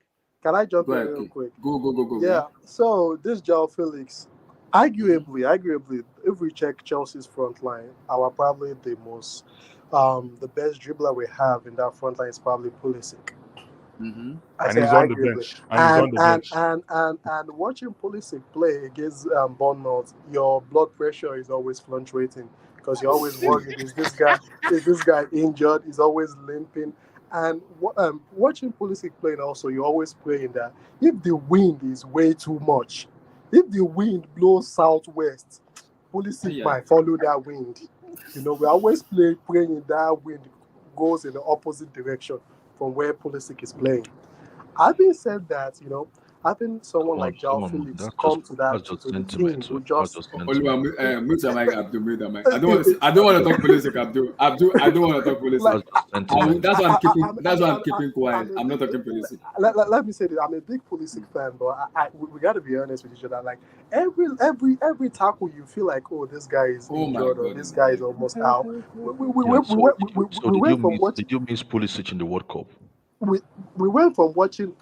Did you not see Pulisic in the World Cup? World Cup is different from the Premier League right now, my boss. What World Cup is football did they different from play the there? Premier League. What football did Watching they play Pulisic there? play in No, that that's just against an Bournemouth, how international. many times do you think Pulisic was limping or holding his Oh leg? my How days many in times do hell. you think Pulisic was limping? We went from watching Hazard week in, week out, getting Did kicked, Reece James not go out? Did Reece James not go out of getting the rough game? handled. I'm Did sorry, Reece we James can't go on not like go that. out of the game? Abdullah, the same thing I was talking about is what happened to Rafinha and Kunde. But you guys don't want to accept what I just said there. But It's the same thing. We put the money on the table, but they didn't want to come to play for Chelsea. No. You have to go back and run. Sorry. I'm interested in asking Blue Eyes. I'm interested in asking Blue Eyes one question. Okay, who will you compare Joao Felix to in the Madrid game? Because it seems to me like people are talking about a different Joao Felix that I normally see in the Madrid team, first 11. Who will you compare Joao Felix to? That's a very good question. In Real Madrid setup. Yeah, that's a very good question. The problem with comparing him to a player in Real Madrid, I'll answer your question, Abdul, but I want to start this way. Comparing him to a player in most players in Real Madrid have already specialized in their, not specialized, but are already, what do you call it? Regular position holders, if you understand what I mean. Nobody plays Modric's position. Nobody plays the German. What's his name? The blonde German. The one that Mikel took to school in 2012. What's his name? Who is that? Cruz. Thank you, my brother Cruz.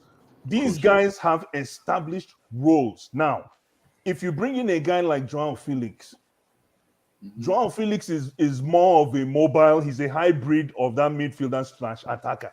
So you're basically saying, can I say Joao Felix is equivalent? He wouldn't start. He wouldn't start. Joao Felix is equivalent to Grealish. No. Different. They're If that's the case, let's stop. I hope we're not. No, Grealish at his best. No, but Grealish is a. Abdul, hold on. Let me ask Abdul a question. You asked me something about Real Madrid. Grealish. I don't get that question. Okay, because you said there's nobody to compare to. No. Let's talk. No, I wanted to create the scenario for you because you're dealing with at Real Madrid. You're dealing with a situation where it's mostly people that own their offices. It's all CEOs of different offices. Joao Felix can comfortably play. He can play Modric's position. What? Play that deep? He can play Modric's position, but not as good as Modric. I think that's what he'll evolve to. Honestly. Yeah. He's not a guy that's gonna play. Like he depending on the game, he'll play close to goal. Depending on the game, he'll play deep. Where does Valverde play? Valverde doesn't start on the right wing. Too deep. I just feel it might be too deep for him. No. This is why. No, guys. One last thing about Abdul. Actually, this question you asked me is actually a take home because that's a very good question. Where would he fit? And Oluwa, yeah, people are underestimating what Diego Simeone has turned Joao Felix into. People are sleeping on that potential. That's why I think Joao Felix is a gem that needs to be unearthed, and I think Chelsea is the place. But that's the issue. When has Chelsea unearthed a gem? It doesn't matter. It doesn't matter. Question as well. Hazard. What about Hazard? We unearthed Hazard. That's just No.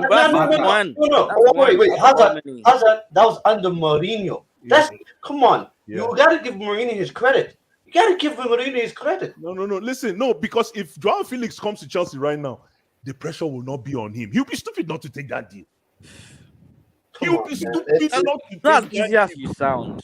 Especially if you have a lot of players that are living up to their. Honestly, man, I love Joao Felix. I don't think he has the mentality you guys think he has. I just guys, let's move on. I don't want this guy in my. Let's move on.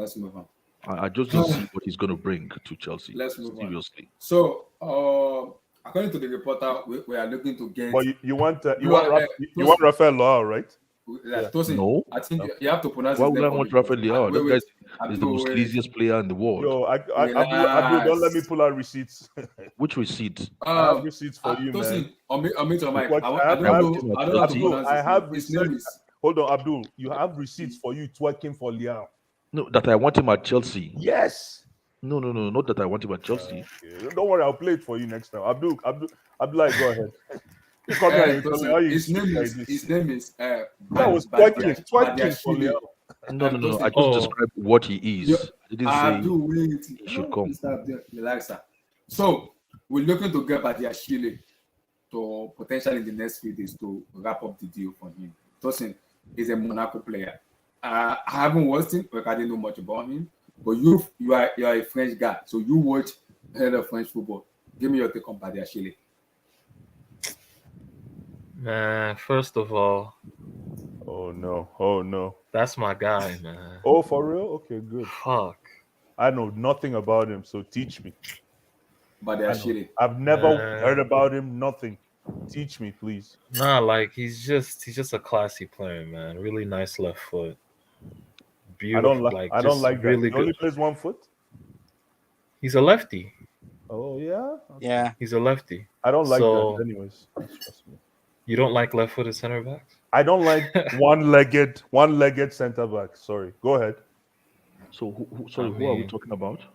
Badiashile. Badiashile. Oh, Badiashile. Yeah. No, Monaco like he's center just back. Can you put his picture or not? Yeah, don't- like that's him. How old is this player, if I may ask? 23 years of age. Okay, and do you think he's better than Konate? Here we go. Konate. Konate is No, classy, he's right? not. He's not better. He's not Olu better. is- Than How Konate. come he's a He's a classy different man? profile. He's a different. Olua is in the building. The Olua guy is in the from, building. the guy from Monaco. Yeah, Monaco. Yeah, Yeah, Badiashile. No, he's a midfielder. He's not. Why are you comparing? He's a defender. No, He's he's a a defender. defender. No. He's a He's a defender. defender, plays on the left side. Yeah, But I don't know he's a anything tall, about him. tall left. No, but foot. what will really strike out to you? He's a ball playing center back. Like that's Yeah, the I've seen- first yeah, thing I that know will it's really possible, strike you. Like he's just. So he's we are a looking to ball wrap playing up the center deal, 35 million in the next few days to complete the deal. So it's already Not bad, to be partner honest. terms has been agreed already. Just waiting Not for bad. the contract to be signed and everything to be ready. I don't think this guy's a 35. defender. I think it's a.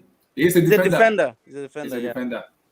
yeah. He's a defender. He's a tall defender. Yeah. Is it Bernard Badiashile, whatever his name is? And he's 35. You know the beauty about this deal?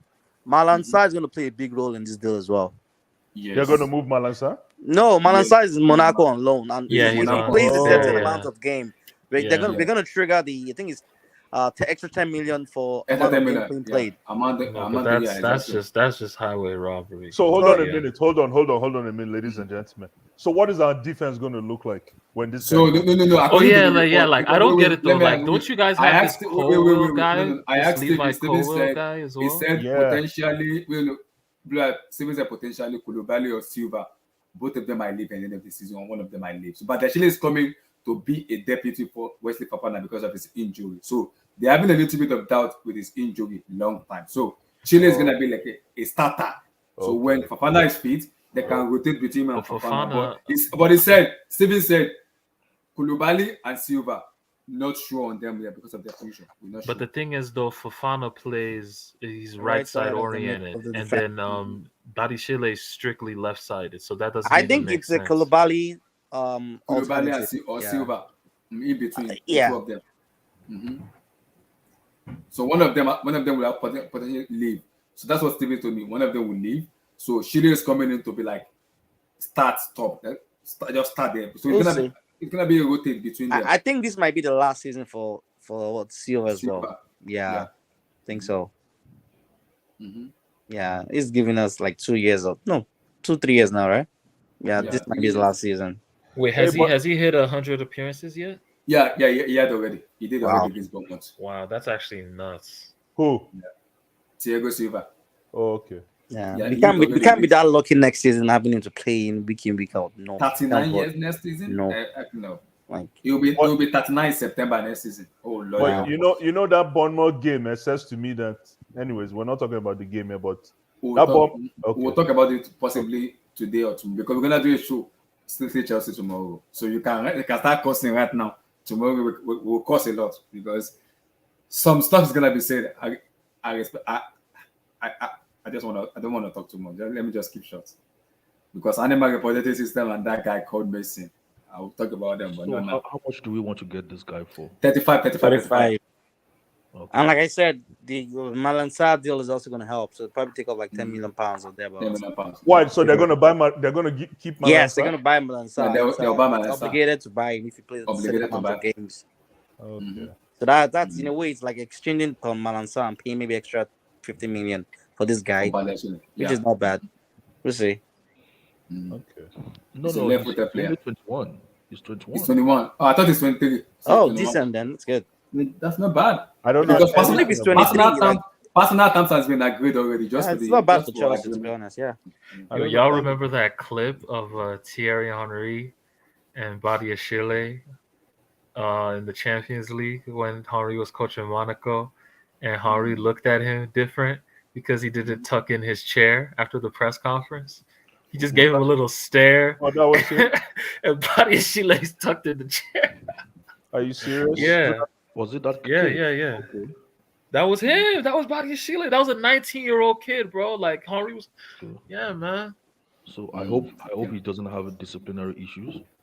No, I think it's fine. he's actually a nice guy, bro. He's a Listen. nice guy. Like, I know you guys say I shouldn't be arrogant, but this Chelsea loves undisciplined players.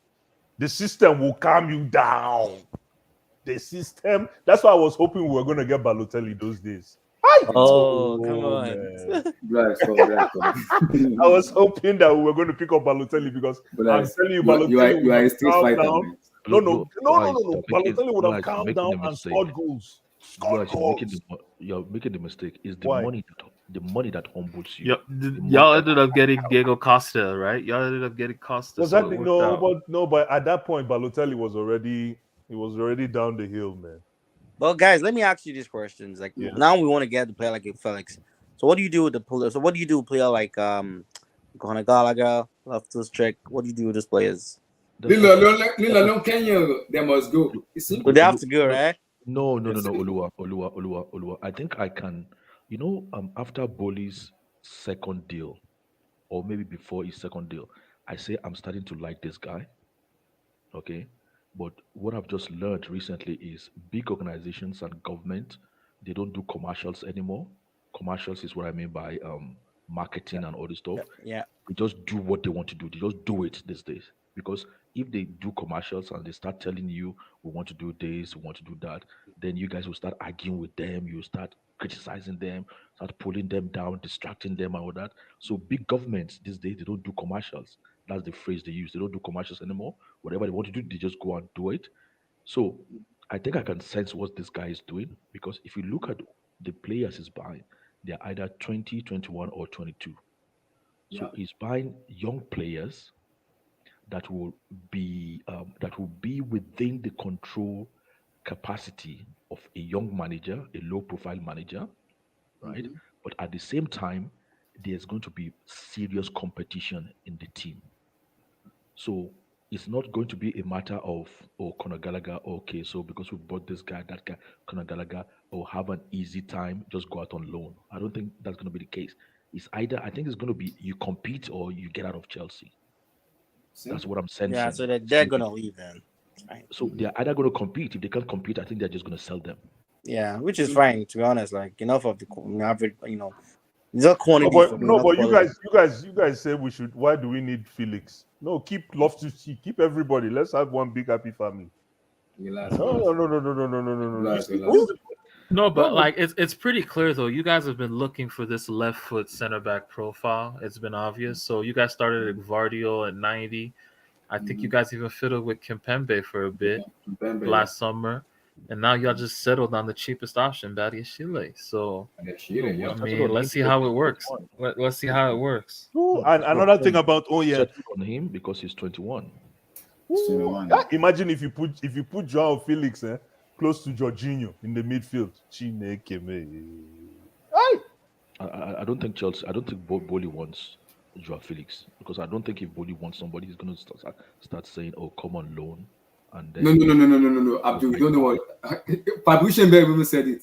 What Atletico Madrid is demanding. A lot of clubs are pulling out. United pull out. Arsenal pull out. Only Chelsea that is saying, "Okay, we'll go for him on loan," because Atletico is demanding. We don't want option. We want obligation. Why Chelsea say no? We want to assess Felix first, even if we don't get him on loan. let's assess him. If he gives us Exactly. what we What want, happened to the that's Remonta? what police is saying, and Christopher Vivell. Christopher Vivell is saying, let's assess Joao Felix first on Yeah, loan the last loan before from we can Atletico Madrid buy was not great for obligation. Chelsea. Exactly. So we can't just do the obligation, just splash that money. No, FFP is at the corner. We gotta be very careful. No, So when I let's heard assess loan, them. when I heard that it Loan. was a loan, I knew there was some reasoning behind His this. fee wouldn't business. allow them Yeah. to. Yeah, the fee was going to be Exactly. high. That's a It's problem. too much. So Boli is like, For let's general assess transfer, Felix yeah. first. Yeah, but, for general, but how does that benefit Atletico Madrid? Who it does cares? benefit because no. It does Who because cares? Atletico already had the replacement already for Felix. And what I don't know Atletico why you guys they want concerned about the obligation. other club, man. Why No, you because want realize you gotta look at because you It have to takes look two at it sides to do a deal. as the though. deal in totality. Because there has to be a benefit. For example, a deal is already done. Cody Gakpo. What's the benefit for PSV?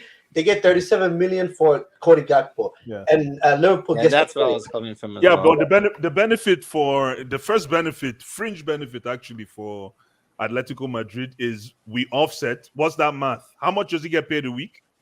I think is it 250 or 300? Almost 250. Multiply that by how many weeks? You offset it. That's an offset from their pay books to start. But the thing is, if Joao Felix was a great player, how come we're sort of like trying to arrange a loan first before him, and we are Because ready to it is because of hold the on, way. hold on, Yeah, and yeah. we are ready to pay 120 for Enzo. Abdullah's boy, Enzo. I tell you why. It is because Relax. let me tell you why. If let's say a couple, you see when a couple then Go ahead. Let's go ahead. divorced couples, okay. Mhm. Let's say there's two divorced couples. One divorced couple has, let's say what's the best way to put it? The woman comes out of a relationship where she has been practically not treated well all through the relationship. When she gets out of that relationship, what is left of her? That is the case with Joao Felix. He's been in a long-term relationship with Atletico. He has been used, abused, and almost thrown to the side. So now he's coming out of this I'm not saying that it was that, but he's coming out of a situation where we're going to give him a shower, clean him up, bring him to a better situation, and we'll take it one game at a time. One game. I'm telling you. But here's my question. Can Back to I what I go said. real as quick? well. Can I go real Yes, quick? yes. I have a Go couple of Yeah, go questions for it. the Go for guys. it. Yes. I have a couple of questions for you guys. So, if you guys don't want Joao Felix, who do you guys want? That's my first question. And real quick on the Badiashile, I'll just call him Badiashile for easy comprehension. I'll just call him Badiashile. I don't know much about the guy. And that's why I brought Tosin. Tosin is a I French guy. I don't know anything about him. I don't know anything You know- about you him. know- I you haven't know. seen him play.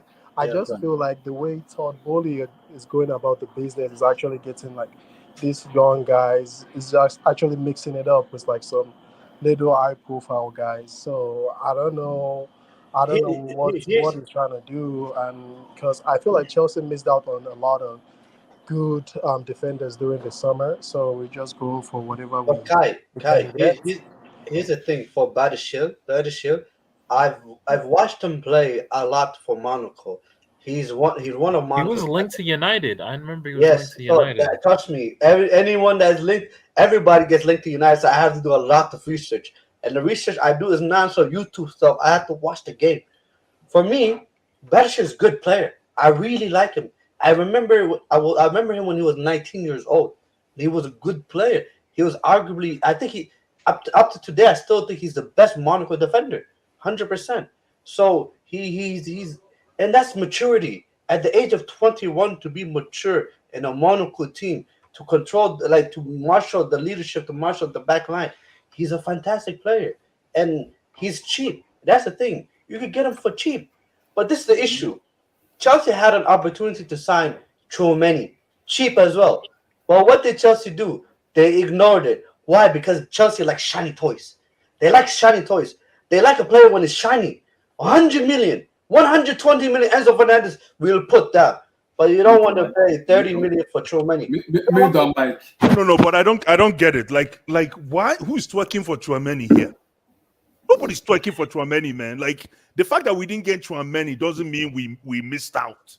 Yeah, but that's I don't get it. a lot of Chelsea fans wanted this guy. Let's not say. I'm not twerking for Tchouaméni, man. Like I don't know why You we're might not twerking like for him, but a lot of Chelsea fans do like him. Let's talk now, guys. Let's talk now. Let's talk now. Soft player, man. That's what you call Let's it. talk now.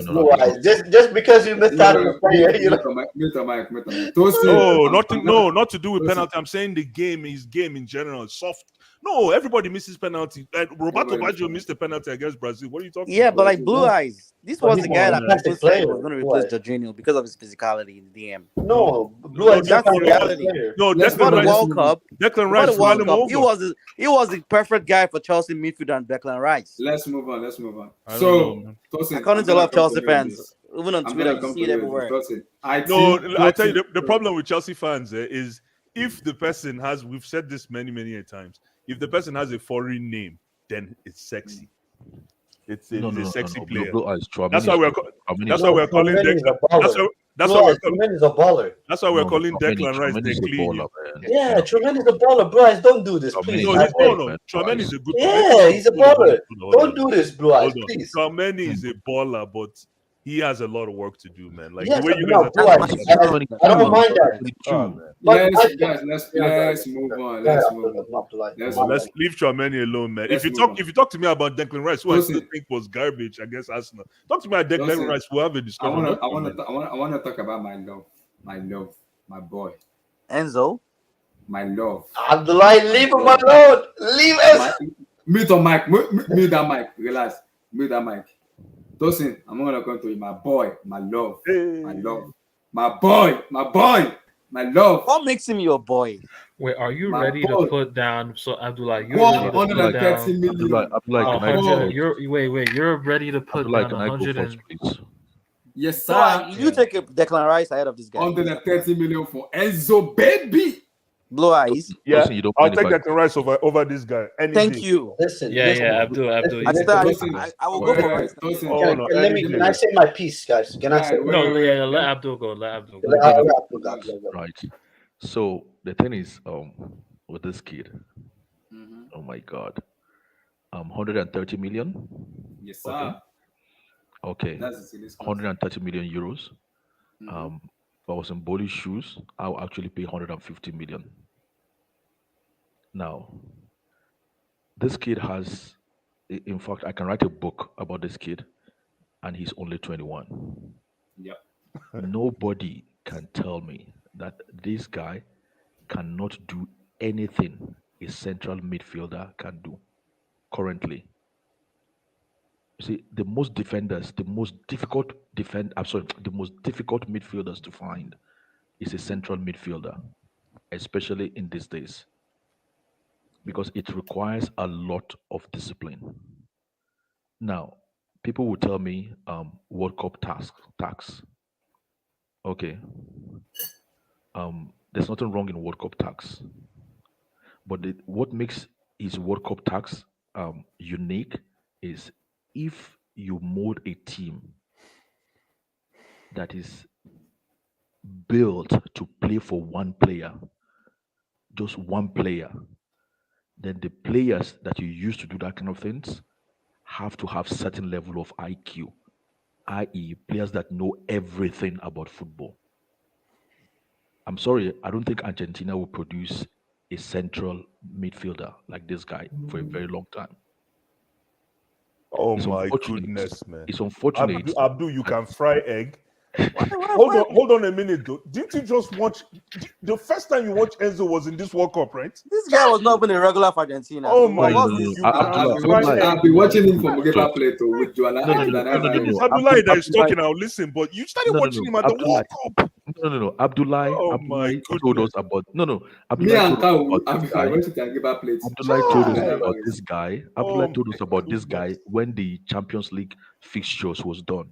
Or maybe before, I think when Benfica played Liverpool. Is it the best player? This guy before then, because even if he told you about it 2 seasons ago, it's still not enough for you to have all. Is it the best player in Benfica? I'd love to know. He is the best. He's the best player. I think the young lad he has quality, but better than my goodness. that's a big risk. too much risk. I'm sorry. Yo, can I See, can this I It's extra. going to be I can tempting fight. I with can doing fight over a and lot. over See, again. Let me I round fight up. a lot Let of. me round up. Oluwa, Okay, I let me fight a lot. conclude. Let me conclude. Abdul Let me round up. conclude quickly. Abdul Let me continue. conclude Abdul quickly. can Sorry, guys. fry Sorry, guys. egg. I know everybody's salivating because, as Blue Eyes will say, it's like having. How do you say? Having wine before the Yeah, wine, or yeah, yeah. Don't what? rush the juice. Wine is coming. Yes, Oh, yes, yes, okay, yes. exactly. So this is like having juice, wine, everything on the same table at the same time. Everybody will be salivating, right? Now I will tell you why I'm in love with this guy. Okay, so to be Abdul. honest now, remove all the juice. This is the wine. We've been crying that we've not had a player like Mikel since Mikel left Chelsea. This is the perfect fit. That's why I want him. That's why I'll pay the extra. Okay. And you know what? Argentine players, I like them because they don't have the Brazilian flair. This guy, if he finds the right environment, he can. We are looking at another Mikel, another player that can be at Chelsea for like 10 years. But you're not considering the adaptability as well for Southern American players, especially the Argentine in England. I'm not what? Considering the adaptability, you are sounding like players from the Southern That American is, you see, continents there's, always come and there, deliver in England. No, there, so there's a there's how do I put it? There are certain players that their rate of adaptability is so high compared to other players. fair The enough. rate at which Argentine players adapt to a different environment is higher than the way Brazilian players adapt. Okay, these guys have no problem adapting. You can tell Well, like I From Martinez at Man United, who's now their best defender, McAllister, who is his colleague at Brighton, he has no problem. These guys are like, they're warriors, they're road warriors. I think Forget you about just called just two, and those are the ones that are doing pretty good. If you look back in history, like let me Oh, see Oluwa, Marcus Rojo. You see the were you goalkeeper. not? Like See, Argentine Were you players are not not? usually used to coming Blue to eyes, play let me well say in England. something. Blue eyes, this is Blue it. eyes, And let me the say guy is something. a good player, but the problem is the fee. We questioned It is the Declan Rice coming to market, Chelsea with Oluwa. the It fee, is the but now you don't want to market. question this guy now. What are we It is doing? the market, Why yo. didn't you say The the same thing market. against Declan Rice a year ago? Okay, That it was the okay. This market. is it. This is it. This is it. Did you hear I'm what I not. just? Did you have my presentation? I said this is the replacement for Mikel. You think you get players like that for cheap? You don't. And this guy can sit at Chelsea for 10 years. So what's 100 and something million now? He's only Okay. 21. So what? Okay. In as much as I know you've done a lot of fantastic masterpiece presentation, but the stat doesn't really back it up. This guy doesn't have enough game to quantify or to say, oh, this guy is going to be the next Mikel. No, he has the potential. We all agree he's a good player, but I think that risk Mikel is was just played. high. We picked up Mikel from Norway. I know, but like This guy we are with the picking up from situation we are Portugal. right now, we No, recently this guy, spent this guy, hold almost on, this guy, on a no, no, million on this guy, Lukaku. no, This we're season, picking up, next season, we're gonna do the same mistake again.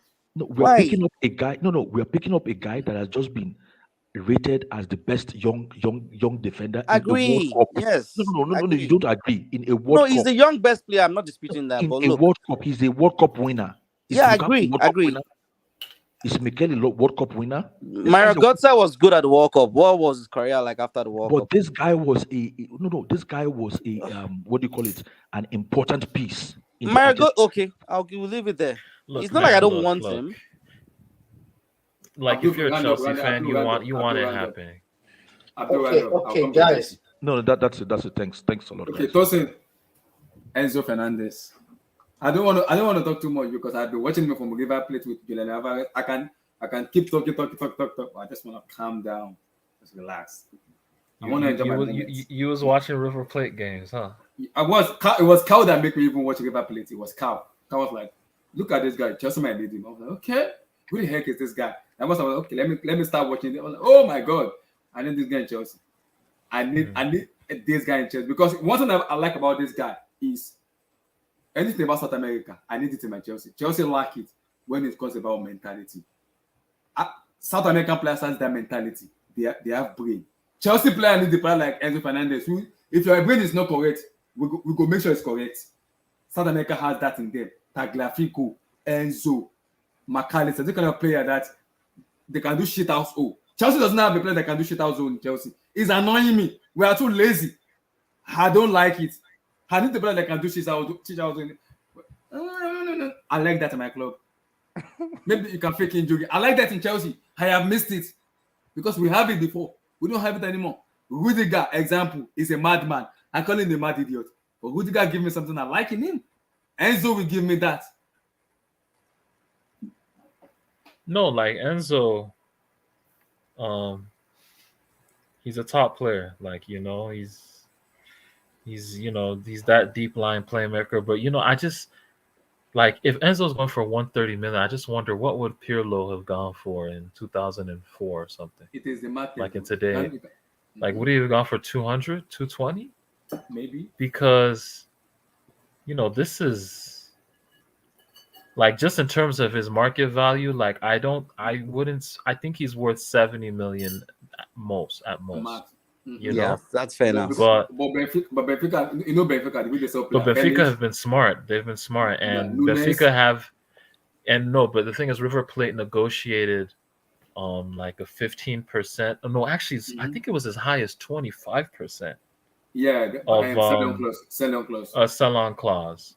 Yeah, which is super high. So, I mean, Benfica, they've been smart to slap on this release clause. So, I mean, this is what he's probably going to go for, and I think a Premier League club will pay it.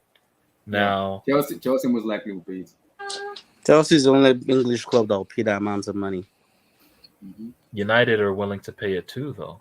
No, United won't pay that when they have a Casemiro, Eriksen, and Fernandez. It makes no sense. No, they will bin Eriksen. They will bin Eriksen in the heart. They'll bin Eriksen when they got for free. Yes. And job. What? Yes. Why would they bin Eriksen? Eriksen is 30, 31, bro. You put that man on the bench. He's doing good there. Bro, he you have came on another the free. You get it. Why would you bench Eriksen for It White? doesn't matter. And because you get an upgrade, you get an instant upgrade. Upgrade in what way? Wait, sorry. Upgrade in what way? So you Enzo now is an upgrade to Eriksen? You think Eriksen is a better deep line playmaker than Enzo at 21? Okay, I'm not gonna. I'll just be quiet. Don't worry. Eriksen now is being degraded because this guy is flourishing. Bro, Eriksen is not. This isn't 2017 Eriksen, bro. Like we're talking about Eriksen right now. Can I go real quick? Can I go? He came on the free. So why would you want to go spend 130 million? I will come to K. Then No, but the point is like Chelsea and United, I think, are the clubs. Man United don't need him. Man United pull out. They don't need him. It makes no sense. But United, trust me, this is for the summer. This is not happening in January. You guys know this is going to be a summer move. Right? They don't need a midfielder. They already got a midfielder in Casemiro. Chelsea aren't getting him in January. You can talk about Chelsea. Be realistic, Abdullahi. Be realistic. I relax. I don't want to talk too much. No, be realistic, Abdullahi. I am realistic. The man's playing in Champions League right now. Like, you think he's going to leave that to go to Chelsea? Why not? Why not? In Chelsea January, is a bigger club than Benfica, so relax. So I agree on that, but that's not the point. Like, what's the point? He's focused right now on his team, bro. Like he's bro. He's not leaving in January. Bro. I'm sorry. This is a summer move. You said Enzo is an upgrade to Eriksen. What? Yes. In what way? Yes, I would love to know. In the way he utilizes the ball? No, it's not. Yes. That's a disrespect on Eriksen. I'm sorry. Guys, hold up. Why are we arguing this? This is something we shouldn't be arguing. Enzo is 10 times the player Eriksen is now. Like, this is not even a discussion. What are you guys talking about? Like, this is are you guys watching? Come on, guys. Stop, guys. Please. I want Enzo, but Enzo is not better than Eriksen now. Yeah, he is. This is a Manchester United fan speaking. This is a Manchester United fan. I love Eriksen. Shout out to Eriksen. Shout out to him, bro. I love him. The story is beautiful and everything. But let's come on, guys. No. Let's not be sentimental. Yes, sir. Hold on. Abdullah, hold on. Please, Abdullah, please forgive me. Go. Yes, sir. We're not. Listen, it's not about the sentiment of Eriksen. We're talking about football. I just want that to clear from that because you made a comment now. Okay, that's fine. I mean, hold on. You made a comment. We're not here to talk about sentiment. We're talking about his ability on the field. On the what? Christian Eriksen. Okay. Head and shoulders. better Oh, than No, Newcastle. I'm not sure I about that disagree. I either. disagree with that. I'm But not even sure about Ericsson, that let either. me say this. Let me say this about Enzo, guys. Ericsson has limits too on a Of technical level. Like course. Ericsson Oh, can't carry the ball over long distances. guys, He guys, can't carry let me over say this medium What? and long about distances. let me say this He about can't. Enzo. Guys, You let can me say do this what? about Enzo. Everything He Okay. can't carry the ball medium to long. Like he can't. He can't. That's No, not his no. game. He's Look, not a dribbler. I Tosin, tell you what. Like I tell you. Enzo I can Is tell you Enzo what. a dribbler? Does he Well, need to dribble? guys, I'll get to you guys. I'll get to you guys. So Tosin round up, then I'll come to you, King, and I'll come to you. No, but I'm just saying. Mhm. Regarding the Enzo Ericsson thing, like right now, like yeah, like Enzo is just that. There's a reason why all the big clubs want him right now. So All the big Liverpool, clubs. yeah, that no, yeah, but Real Madrid Liverpool, wants Let us yeah, round up, guys. Real Madrid were choosing between him and Bellingham, and then ended up, saying we want Bellingham instead. Barcelona wants him. Barcelona are broke. Don't So, broadcast this. so PSG wants him. When you say all the big clubs, it's natural because he's the young best player in the tournament. So obviously the No, media are but going to he's push been their having a agenda. good season too with Benfica. Don't forget they Is I topped the ask you a Champions League question: is he the group. best player in Benfica? He is the best player. No. Probably, Is he the best probably. player in Benfica? he's I he's mean, the best Zhao I think Mario's I been think really the good guy, for them the too. young lad is good. He's got he's the potential. best talent. I think you're overhyping him here. No, That's but what yeah, I he's say. their best talent. He's Oluwa, their biggest Oluwa, con- You're the reason overhyping why this player. That's the problem. there's a reason why he has this release I clause. watched him in man. River Plate with Julian. What? I Anyone can can say have a massive release clause. no. Oluwa. No, I but he's watched the highest. Enzo In terms of market Fernandez. value, he's I watched number Enzo one on the Fernandez team. in River Plate. No one is saying Enzo is not a good player. He's young. He's very fantastic for his age, but you're overreaching it when you say he's distant and better than Ericsson. That's not true.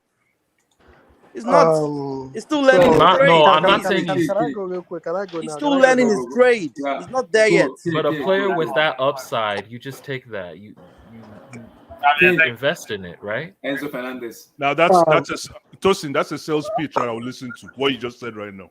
Real quick, guys. Real quick, That's the only guys. sales pitch I'll And listen to. But based on the problem with Enzo Fernandez is the amount of money they're trying to pay for it. It is the market. The only way Benfica are gonna sell Enzo is if Chelsea pays the release clause. Which we're gonna pay. That Enzo Fernandez right now is not worth that money. The only way they are, because what's it called? Benfica actually bought Enzo, I think this season or last season. I think they bought him for like 22 million. Yeah. And the only way they will be selling him is if we pay the release clause. If you don't pay the release clause, they are not going to sell Enzo Fernandez. So that doesn't mean that's what is worth on the market. On the market right now is probably what, like 70, 80 mil max. Mm-hmm. But right now, the only way they will sell to any club is if you pay that release clause. If you don't pay that release clause, they will not sell the guy to you. Enzo. Yeah. It's very simple. So it's just the release clause. You have to trigger the release clause before Enzo can be sold. It's not that. It's not even the market or anything like that. He just Benfica just signed him last season or whatever, and they put him on 20 for 22 mil. And So he if signed you're a not new contract. if you're not paying the release clause, it's not going anywhere. It's going nowhere. So The being said, if Chelsea don't get him now, we might not get him. yeah, that's the other problem. We need to look at what are the other options Chelsea has on the market to sign. Declan Rice. Yeah, but before Enzo came into the scene, are you telling me Chelsea didn't have an option before? No, I don't see too many 21-year-old World Cup winners available for Chelsea to buy. No, I'm just asking. Before the World Cup, are you saying Chelsea didn't have alternatives? Okay, yes. That's why I'm about to talk about the alternative they have right now. Declan Rice. They are probably looking at Declan Rice too. So the problem they saw with Declan Rice is he's playing in a West Ham team that most of the time West Ham are always defending. West Ham do not dominate the ball. They don't play with 70-80% of the ball. So Declan Rice has to do a lot of defending. Once he moves to a club like Chelsea or Manchester United, where he will have the ball 70-80% of the time, then there's going to be a problem. You need to watch the guy. There's no day I watch him play against Arsenal or against Chelsea and be like, oh, this guy has to be in my team. I've never seen Declan Rice play against a big team and be like, oh, this guy has to play in my team. So you're saying Declan Rice doesn't have the quality? I'm not saying he doesn't have the quality. There's a difference. Okay, I'm gonna use this strategy. No. This That's analogy. virtually what you're saying, though. No. I'm gonna use this analogy for you real quick. For example, when I play, for instance, when I play with like 50-year-old guys, 60-year-old guys, 55, 45-year-old, I'd be scoring 25, 30 goals in one game. When I go play with my, with my colleagues, it's very hard to score. It's very hard to score 2, 3, 5, 4, 5 goals in a game. There's a difference. And there's a difference between playing in, let's say, Conference League and playing Europa League and playing with the big boys in the Champions League. When you play with Conference League, you balling out, you're doing all this stuff. If you watch Declan Rice very well in the big games that really matters against Arsenal, against Chelsea, against like the big games that really matter, this guy doesn't ball out. So when it comes to playing the Champions League, this guy is not gonna ball out. No, I wouldn't say Why? that's a very harsh thing to say about Declan Rice. It's When you very say he harsh, doesn't but ball out, it does. when he plays, Tell you see me, his quality. Can you tell me one game you've seen him play against the big That's boys? when I'll rate him, That's- Blue Eyes. When he plays in the Champions League. Yeah, we That's gotta when play I the big will boys. actually No, rate see, Declan the Rice. problem. Oh It's not his my fault. goodness. His club is not in the Champions League. Doesn't Don't mind It's it. not. Yeah, that's why I'm saying he needs to make that. Once he makes that So move, you're Yeah. telling me he'll now step every up, player but that let's see how plays he in the does. Champions League have the Listen, if that's the quality. case, then don't. I hope you're not rating Harry Kane. Thank you. No, I Exactly. rate Harry Kane. Though. So why are you I rate changing the Harry narrative Kane. now with Yeah. That's a different Rice? player. That's a different. How is player. it different? Oh, now it's different. Don't It's say way that. different. That's a No, striker. you just bro. said because he's not playing in the Champions League, which is the highest standard. But And Harry the Kane For that plays. reason, But it's not Harry good Kane enough. has been playing. Harry Kane has played in the Champions League. No, He's that's had, But now he he's hasn't had won good anything. campaigns. He hasn't won anything. He's had Harry good Kane hasn't won Champions League anything. campaigns. Harry had Kane hasn't good won individual anything. campaigns. Doesn't matter, but he's playing in the Champions League. Listen, man, We've seen him at the highest level. It is not about. He It is not about. translates to the highest level. That's the point. Yeah, You don't know if Felix, Declan Rice translates to the highest level sorry, yet. guys, And real quick. hold on, I let's did get- let's just get- mention the Champions We League. actually Declan Rice was know playing that. on World I Cup. So what's your also said point? the big games. The The World Cup is a against bigger Arsenal, level, so he's playing at the World Cup as against well. Chelsea, No. against The Man City, he's Champions not League is balling the out. highest level. The World He's Cup has not the most. balling Well, that's for the you. most eyes, but the No, Champions League that's is the for highest. you. No, It's for you, not for me. Don't say it's the World biggest Cup. level. That's for you. No, the World Cup is the highest level in terms of In terms of entertainment, quality or what? everything. No, but in terms of quality, that's the Please, word. the World Cup is the Quality. highest. Is the pinnacle. Don't tell me it's No. Champions In League, terms of please. quality, No, the World Cup. Champions League is the highest. No, In terms of That's for quality. you. Like I said, that's for you. No, it's different. World It's Cup different. currency. Listen, it's just like No, the World Cup is bigger than the Champions League. That's a fact. I agree. So, and what but in makes it terms bigger? of No, hold on. quality, But in terms what of makes it bigger? What makes it bigger is Prestige. That it it's is the prestige. Yeah, like No, yeah. No, like in terms of quality, though, I agree with Chelsea. You can't compare the intensity in the World Cup and Champions League. What? No, the Champions intensity League, is you way get to higher play in the two home and away. intensity. It's more No, but the intense in World intensity Cup, is man. higher in the Champions League, though. The stakes is more in the World Listen, Cup. You You don't play one like we knockout just game and watched that's in this it. World Cup. Teams were not pressing the ball in this Let me World just Cup. tell you something. It's Let me different. It's let me a tell whole you different something, yeah. vibe. I don't Champions know, League is man. higher level. Hold on, guys. Let me just say something really quick. You see that debate that I was having 2 months ago about Ronaldo and Messi? It's over now. Because Messi has a World Cup chip. Yeah. Okay. And that World Cup chip is not because the World Cup is a more glorified. It's because Messi played out of his skin. He played World Cup football, world class football for every single game to win that chip, Tosin. Yeah. So again, I understand what you're talking about the Champions League, but if you don't talking about the shrine of the highest quality of football, that's why it runs every 4 years, bro. He's the World Cup. The intensity is even more. Like in terms of it's a one match, it's a one game knockout, not home and away. And I know Tosin's probably saying we're trying to say this to buttress Declan Rice. Declan Rice got kicked out in the quarterfinals of the World Cup. It's not like he went far, but no, in the it's not even games, that. Like, Tosin, but in the games, Declan played in the World Cup. I had a post-game discussion with you about Declan Rice. He was head and shoulders better than all he had the a good World Cup. Yes, he had a good World Cup. Yes. Just because we're talking about Enzo Fernandez now, Declan Rice doesn't look good. You see what I'm telling you? In the Euros as well. Yeah, he was good in the Euros for England as well. This is the problem that I'm telling you, that English players, and I'm not an English players, will always get to the back of the bus when it comes to football. They always sit at the back of the bus. Is it really Because I like would. that though, or It the is dude like is that. just really It- not, or he's just Yeah, really no, not no, that no, no. good? Yeah, you see. No, He's just really not wait, that wait, good. wait, wait, wait. Blue eyes, that's not true though. That's not English true. English No, players no, always that's get. not No, true. that's kind of true. Outside of It's England, true, English man. players are not really that hard. What about Jude Bellingham? What about What? Bukayo Saka? Oh Yes, sir. my Yes, sir. God. Hold on. Yes, sir. Hold on. Yes, sir. Hold on. You see, Jude Bellingham. God forbid.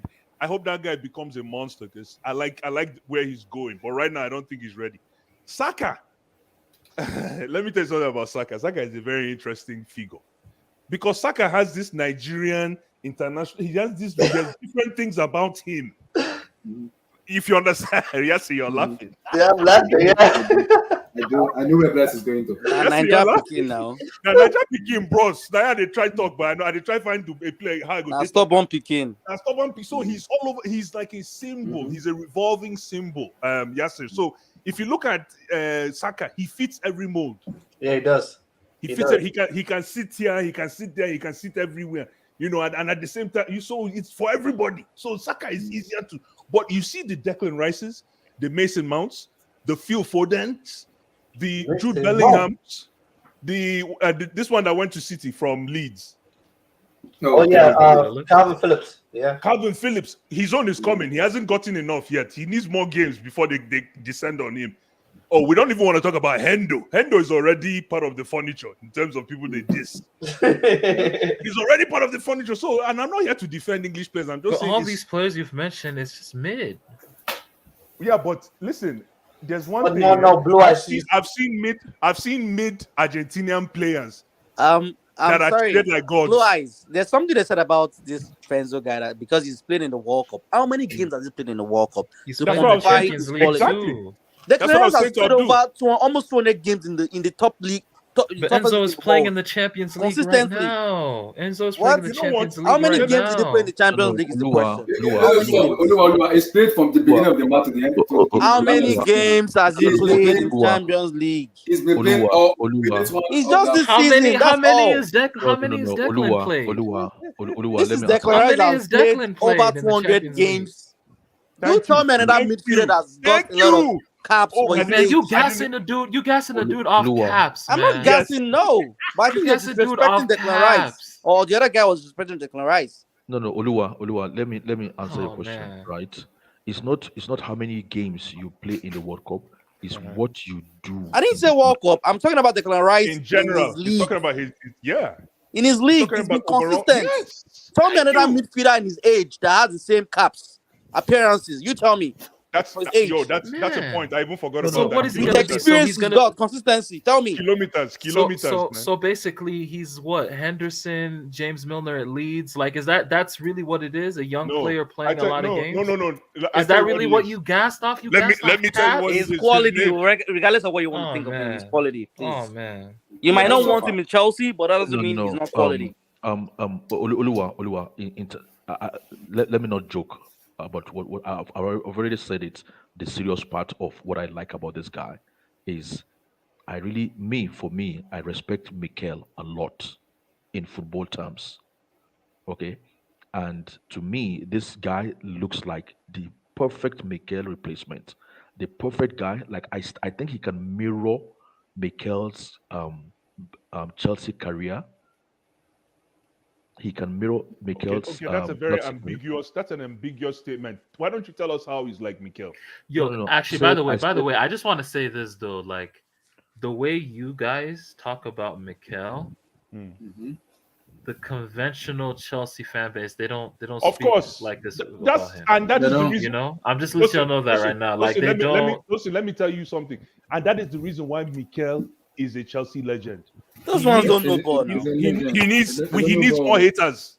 That's why It's I'm not about 8. They don't know ball. That's why. They don't know ball. They need more haters. That's why I'm saying You he's tell me getting another that midfielder other than the Modric that can do that has Mikel's ability. Of course, He's comfortable with the ball. He can spray long passes. He's got vision. Go for You're it. struggling to have a midfielder that's complete as that now. So you're preaching to the choir. You're preaching to the choir now. Chelsea fan. Chelsea. You're telling me Chelsea, those ones are blind Chelsea fans. I'm sorry. All I can say to Abdullah, 2 seconds. All I can say to Tosin is go and listen to what Jose Mourinho says about Mikel. Go and listen to what Very reliable player. says about Mikel. Go and listen to what No, I remember even Ancelotti loved Mikel. Like Gus Hiddink. they all love. I No, want to go say and something. listen to what Gus Hiddink said about Mikel. Let me Then say, you let me would tell know. you Why would I something. listen to somebody else on the street? Listen, and even though Mourinho is a legend, but I will never listen to what anything Mourinho has to say about Mikel. He can go and talk in the streets. I don't want to listen. Mourinho is the reason Mikel didn't get enough love. Even if you talk to me about Ancelotti, it's sort of like he destroyed him. If you talk about Ancelotti, if you talk about Gus Hiddink, if you talk about Look, for all the Mikel haters, they need to go and watch the Champions League final and see that man's quality. But Olua, don't do him injustice. You're absolutely spot on. But if you say it that way, it looks like he doesn't have a story. They should go and watch 2009, 2010. 9-10. Yeah. No, Ancelotti really opened up his game, bro. Oh man, like that was also the best football in that position. John People, you see, 2012, Mikel was getting old at 2012. No. He was getting into his prime. No. Mikel was 2012. already.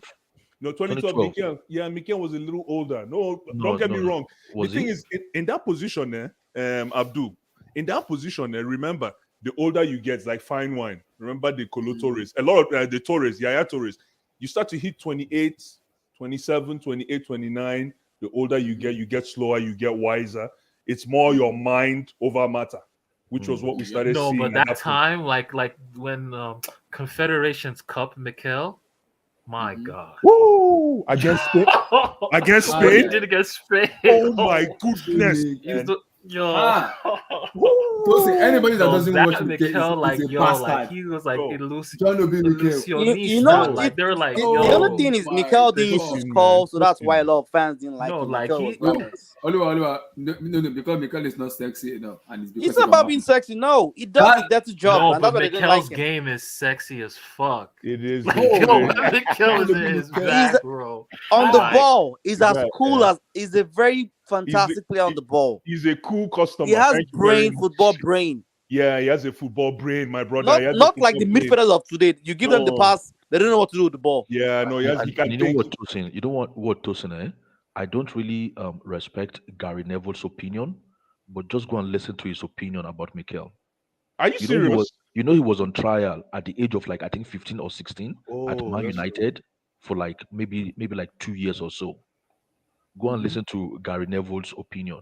Gary Neville said if it wasn't age and the size of his body, football-wise, he was actually he had the potential to start. He would have been a starter for Man United, even at the age of 15. It's crazy. He did sign for United as well. He should have gone to because United would have been like a number 8 type. But Toss, you know what he did? You know what happened?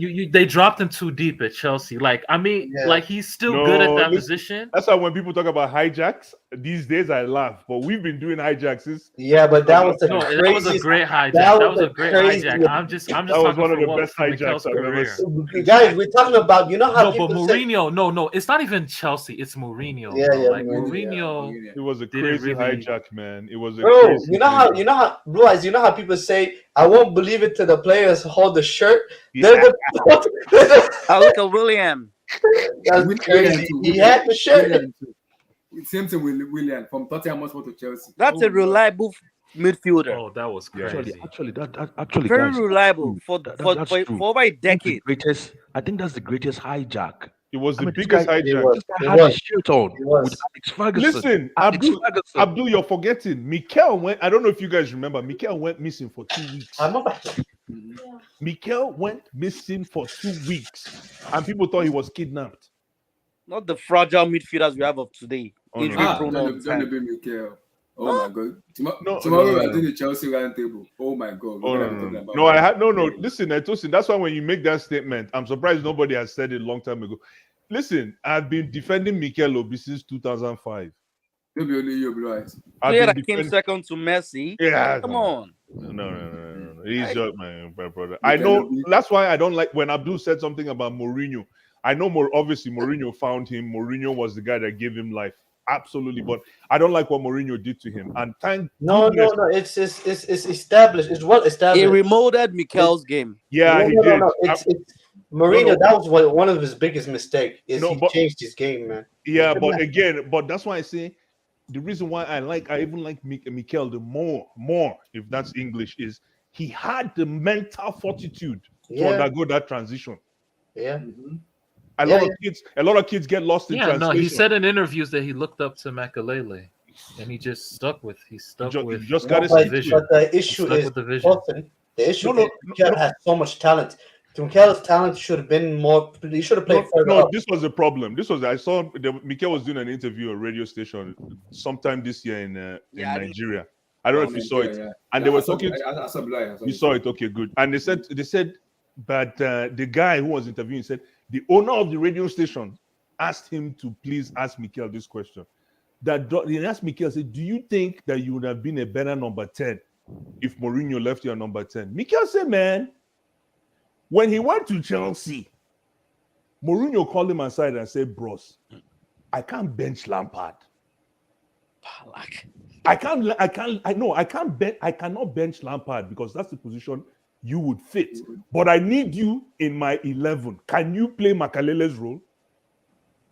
Mikel said, "Coach, throw me anywhere. Throw me anywhere." And that is the reason you saw Mikel play number 6 up until he retired. Yeah. And he plays 10 for Nigeria, in and out. Exactly. And then for Nigeria, he played his 10. He was able to play 10 for Nigeria. But for Chelsea, who are you going? Are you going to bench Lampard? And there's Balak there as well. And Balak. Balak. And Deco. Even Deco was coming off. Joe Colton was playing in and out. The wing this one was there. So where does Mikel play? Where does he play? Stuff. And he also had Essien. Essien was, you know what, guys? In all honesty, Essien, Chelsea big name. But I think Mikel's not because Niger Ghana. I think Mikel pushes. Oh yeah, there's always with that discussion. Mikel versus Essien. Yeah, I've been in that discussion. Nigerians always have that discussion. I swear. But let's be fair. Mikel head and shoulders, man. Come on. He had longevity as well to his game. Exactly. Essien was a bison, but was injury prone as well. Exactly. When you talk about Mikel, it's like he had that. After 2010, Essien was finished. No. See, John Obi Mikel is a love to Chelsea football. And I love Essien. Essien is very versatile as well. He can play any position. Oh, big time. Essien is a top class. We give him his props as well. That ACL but he was always injury prone, muscle injury all the time. Obi Mikel was consistent. When you talk about consistent, it was reliable. That's the word. It was reliable. Very he was always reliable. there when you need him. Always there. Absolutely. You don't hear of Olua, how come nobody? Isn't this the same problem that Jorginho is going through now? See, we know those that know ball will tell you. No ball. People just want. It's not about Jorginho. Just because he lacks that physical attributes, a lot of players don't like. A lot of fans don't like him. Mm-hmm. When he eventually leaves Chelsea, then we will see that midfield we've been screaming about, saying, "Oh, Jorginho is not good enough." This guy will excel in another team that has, or he can excel in a team that has a player that that's compatible with him physically. That's when you see the best of Jorginho. He's like a Fabregas. Fabregas too wasn't physical, but you had some other person like Matic or Kante beside him. His issue with Jorginho, though, I agree with everything you say, but the issue is because of the modern day football, you have to play both sides of the ball, especially the position that Jorginho is playing. The issue that I have with Jorginho is when Chelsea. But don't forget there was a Busquets as well for Barcelona. But he wasn't physical as well. But you're right, exactly. But the problem is Jorginho will be an unbelievable player in a Sarri system. That's something that people don't understand. Sarri's system was highly possession based. That's something. But look, what the way Tuchel was playing, it was not possession based. It wasn't. So, but again, the thing is, like I think from what Oluwan was saying, a prophet is never appreciated in his own town. Mm-hmm. That's the problem. It's only when the prophet is gone that we start talking. Like even Mikel, I think Mikel got more love after he left. After he retired, yes. Exactly. I was shocked. I'm like, I go on all. I see all. I'm like, people are actually. Are you serious? When Mikel was playing, I was on the defense for this guy. Yeah. But now I see the whole world. I see everybody saying, "Man, Jorginho is not. I wish we can get Mikel." J5 is one of the few midfielders that likes to call for the ball. And do you know what it means for you to call for the ball? He's reception. comfortable with the ball. Thank you. Mm-hmm. He's very comfortable with the ball. We saw it in the Yeah. World Cup this year. He's a special player. I feel like he's Receptions. Don't mind Abdullah. You see Abdullah now is talking good about No, see, Blind. Everybody goes now. No. Abdullah, You know my take on Jorginho. I said it. He has his limitation, but he is a special player. Abdullah, I'm coming for I'm a Jorginho fanboy, so we. I know. Yeah, I don't hate on Jorginho. You know I don't hate on Jorginho. But you're not a fanboy. I'm not a fan, but I said it. Jorginho has a limitation, but he is a special. He's a specialist in the way he plays football. He's a specialist. I'm not taking it away from him. He's a specialist, but he has his limitation.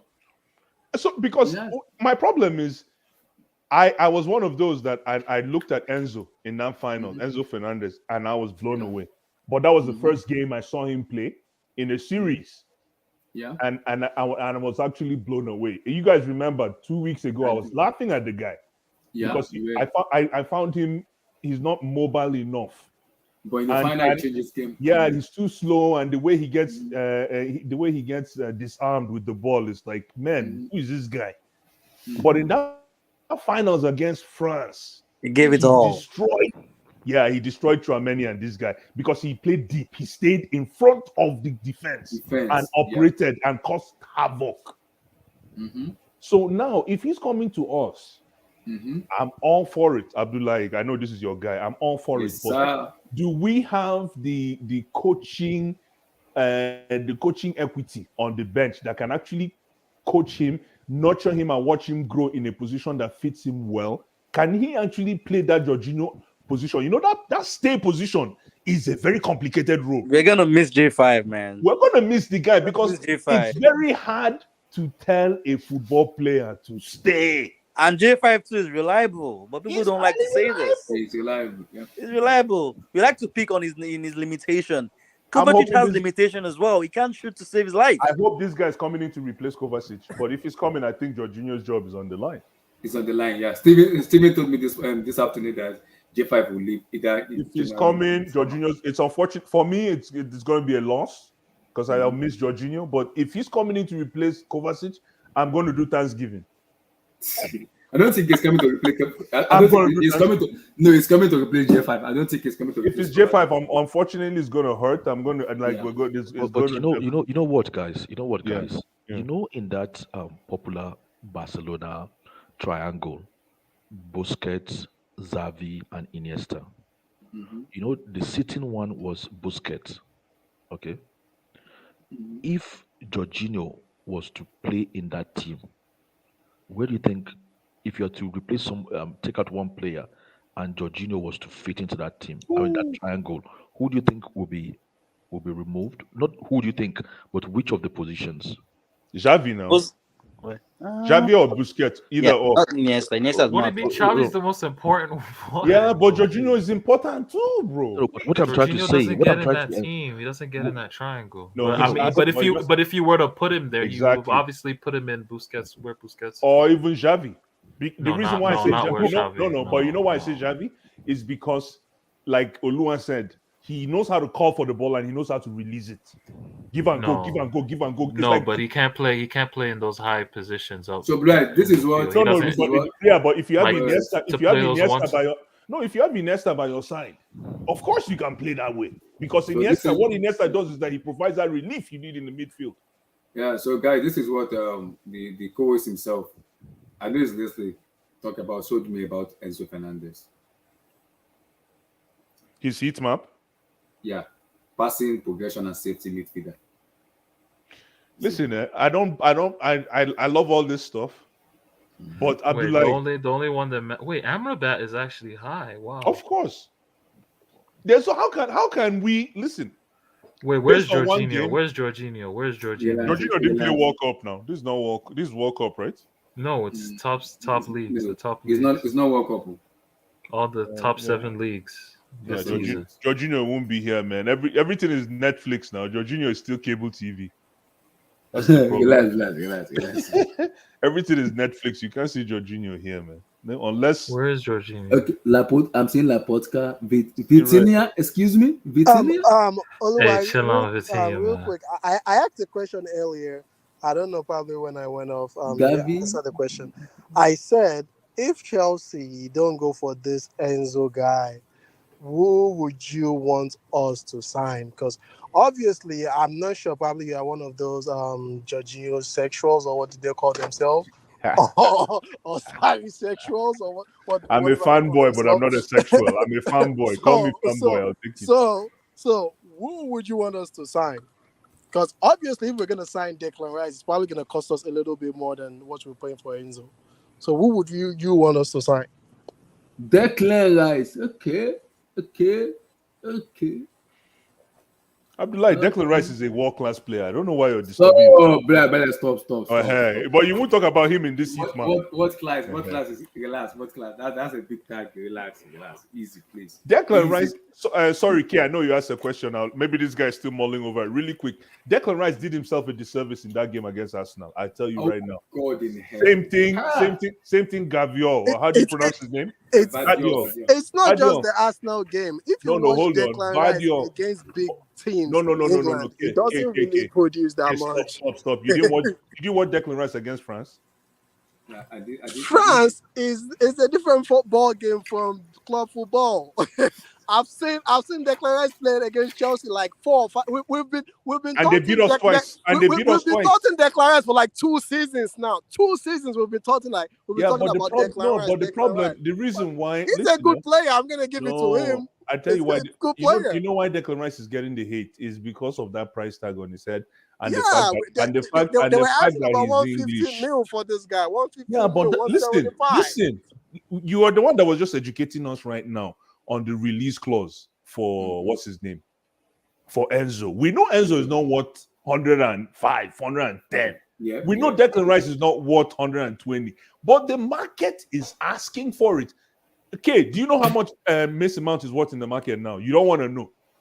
I'll leave you. I'll leave you to take that home as an assignment. You'll be shocked. What Mason Mount is worth in the market now. Against Arsenal, oh my God! What happened to Declan Rice there? That's what I'm saying. I don't think Chelsea mind. Listen, that game, and I'm being very specific here because this is me and my devious mind. That game, this recent game against Arsenal, Chelsea's mind. I don't think it did Declan Rice any favors. Same way. That Croatia-Argentina game, that Guardiola, when Messi danced tic-tac-toe on top of him, it took away at least 40 million from his asking price.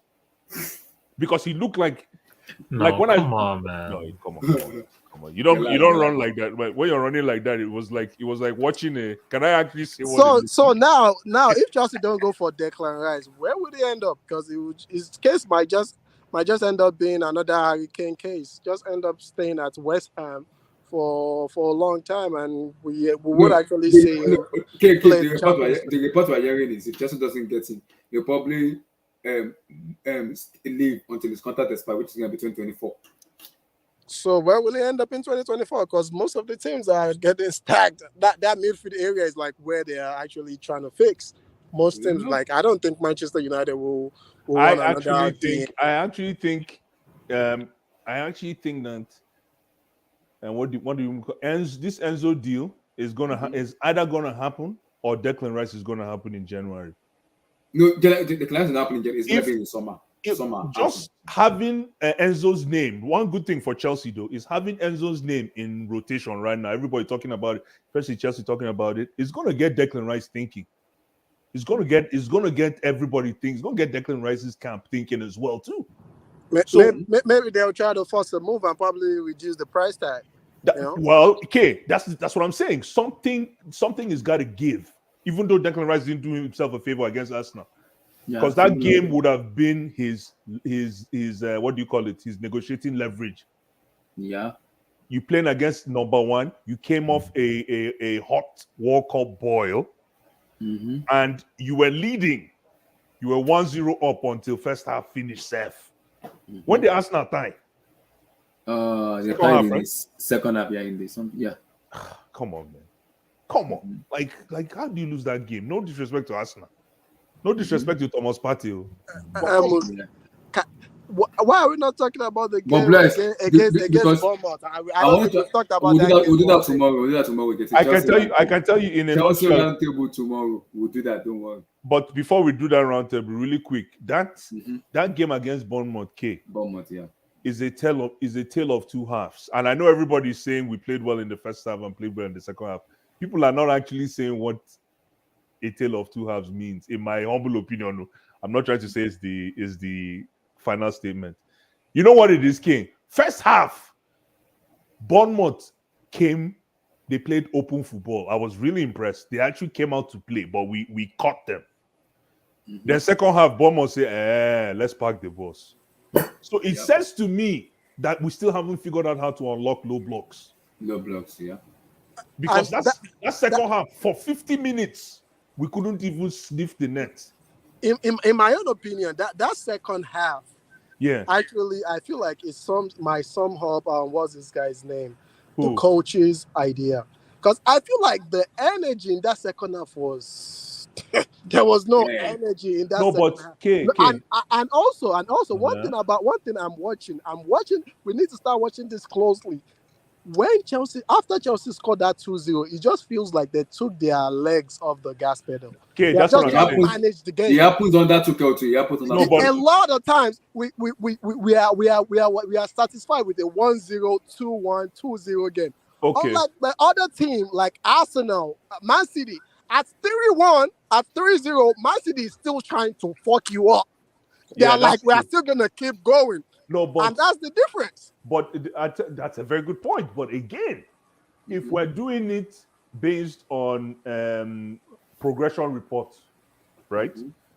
Teams like Bournemouth, we don't beat them last season.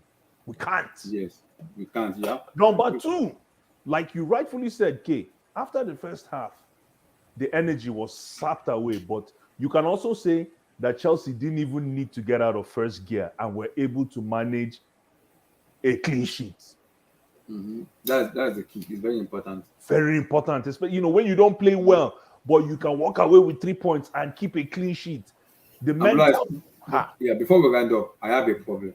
And we're going to talk about it tomorrow. Right, we have a problem. Thiago Silva, I repeat, cannot be our best player in Chelsea Football Club. It makes me worried as a fans watching. 30 years. Thiago Silva, see, I rate Koulibaly, but Blue Eyes, we need to have a serious conversation tomorrow about the security man. I am getting pissed. And I don't want to had a good game. Listen, he had a good game, but Blue Eyes, we cannot rely on Thiago Silva. Abdullah, actually, in my own opinion, I feel like Thiago Silva, no disrespect to him, is a veteran and a very good player. But I feel like against Bournemouth, he made some silly mistakes that I wasn't expecting. No, he did. From he did. Someone Koulibaly had to save him from one of those mistakes.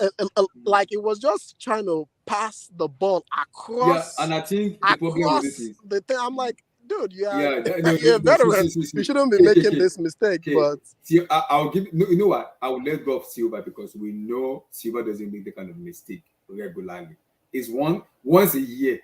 He did it against Brighton too. So once he hardly makes this kind of mistake because he has been very reliable. He did it against Brighton. I feel like a lot of Chelsea fans should start paying close attention to him because I feel like a lot of people are saying, "Oh, he's our best player."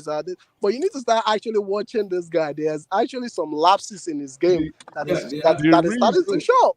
That's why I said. Okay, that's what I'm saying.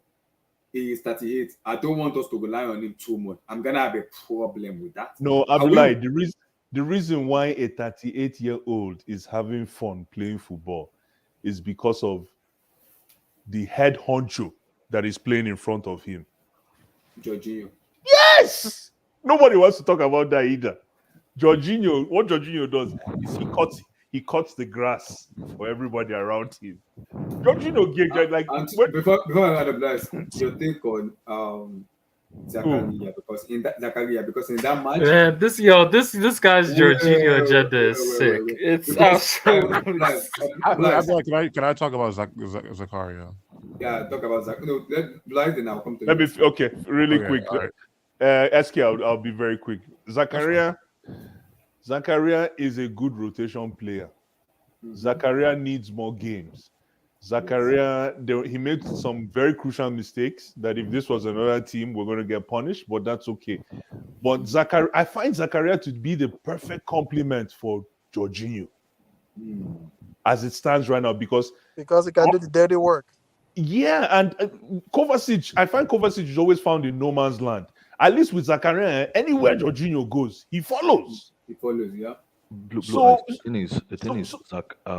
let me just finish Jorginho- really quick. So, if we can, and I know the coach can't give him a string of games, but if Zakaria can get 3 more games started to maintain consistency, to be able to follow, like shadow Jorginho. That thing I know people are going to say, why is it that Jorginho needs somebody to shadow him?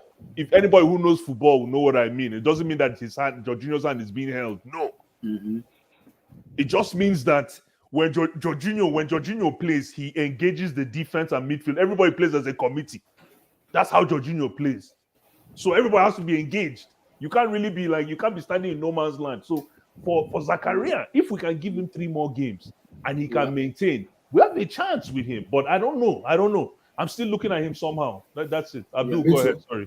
Abdul. Yeah. So the thing is, Jorginho will always play well in a 3-man midfield. You know, what hampers Jorginho's game is when we play this 3-4-3 with 2 central midfielders, with Jorginho being one of them. That's what actually disturbs Jorginho's game. That's when Jorginho's level actually goes down. But in any 3 midfield play, Jorginho will always play good. And you will always know what to expect from Jorginho. He's a master ball rotator. He knows when the team needs a breather. He's a specialist in his position. For Italy, he plays as a soloist. Together with Variety and but he plays. I don't know if you see their system. He plays at the base. What's the base? There's a lot of Jorginho. No, but the thing is, like, Jorginho gets all the touches, but when he plays with Verratti gets more touches than him. Of course, because that's Verratti's job. That's Verratti's job. Listen, people think Jorginho it's all about his game. It's because Jorginho understands what he has to do and stays in his lane. Well, okay. Well, one thing I was gonna say, right, and especially in regards to that Bournemouth game, I do think honestly that a partnership between Jorginho and Zakaria can work, specifically because with Zakaria being there, it allows Jorginho to be a little bit more like expressive when it comes to how he passes, because he doesn't need to because he can actually advance up the field a little bit because he has a shelter. Yeah, he has that shelter. Yeah. So honestly, I think with Zakaria, he just needs to run the games because some of the mistakes he was making was just more so you could tell just from being rusty because because he hasn't actually had a chance to play consistent game time. So and it happened towards the end. It happened towards the end of the game. You're right. It wasn't that's true. Yeah, and there was a match it was covering for Jorginho a lot. In time when Jorginho make mistakes, you see Zakaria being that loud. Excuse me. There was a mistake. You see that there second goal? There was a mistake Thiago Silva made in the second half where Zakaria had to sprint. I was like, I remember. Blue eyes. The thing is with especially let's take the last game as an example. Jorginho was actually playing at the base, i.e. the Busquets role. Yeah. But the good thing I like about Zakaria is when we are defending, he actually sprints back. Yeah. He sprints really properly, full sprint back. Absolutely. So and then he gets close to Jorginho.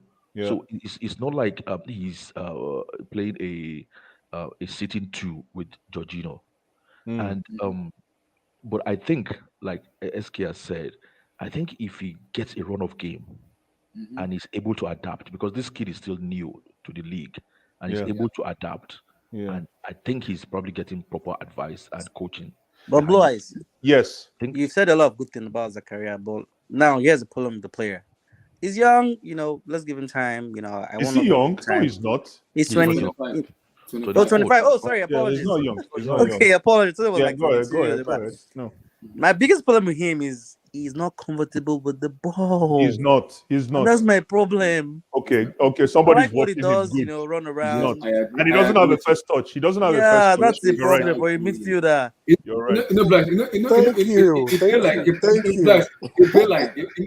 How do I put this thing? How do I put it? No, but Tosi, you're laughing. You have to say the good Black, stuff before it's plain as if somebody's pursuing him. It's not as if Yeah, somebody's. but, I'm but like, again, I think you guys are unfair on him. I think what you guys are seeing is actually his style of play, because when he gets the ball, he wants to release it immediately. So he's not sitting on the ball. I think that's what you guys are thinking. There's He's been not. no. He He's doesn't know how to watching. kill a ball. He doesn't know how to kill a ball. No, I don't think he's that kind of player. He's not Yeah, calm. no, but But if you're a midfielder, 1 out of 100 times you're going to be killing balls. You're going to be Well, killing I don't know. balls, especially in I that don't position. know. I don't know what that means. Again, but no, for him, he has construction worker tendencies. It's not a Construction lie. what? Construction worker tendencies, like where he wears his construction. I boots. understand you. I was kidding there. No, he has construction water What- tendencies. one His first thing- touch is suspect. His first touch is like a bull in a china shop. I don't know if you know that saying. No. No, he is. He is. I feel It's like not Zachariah. okay.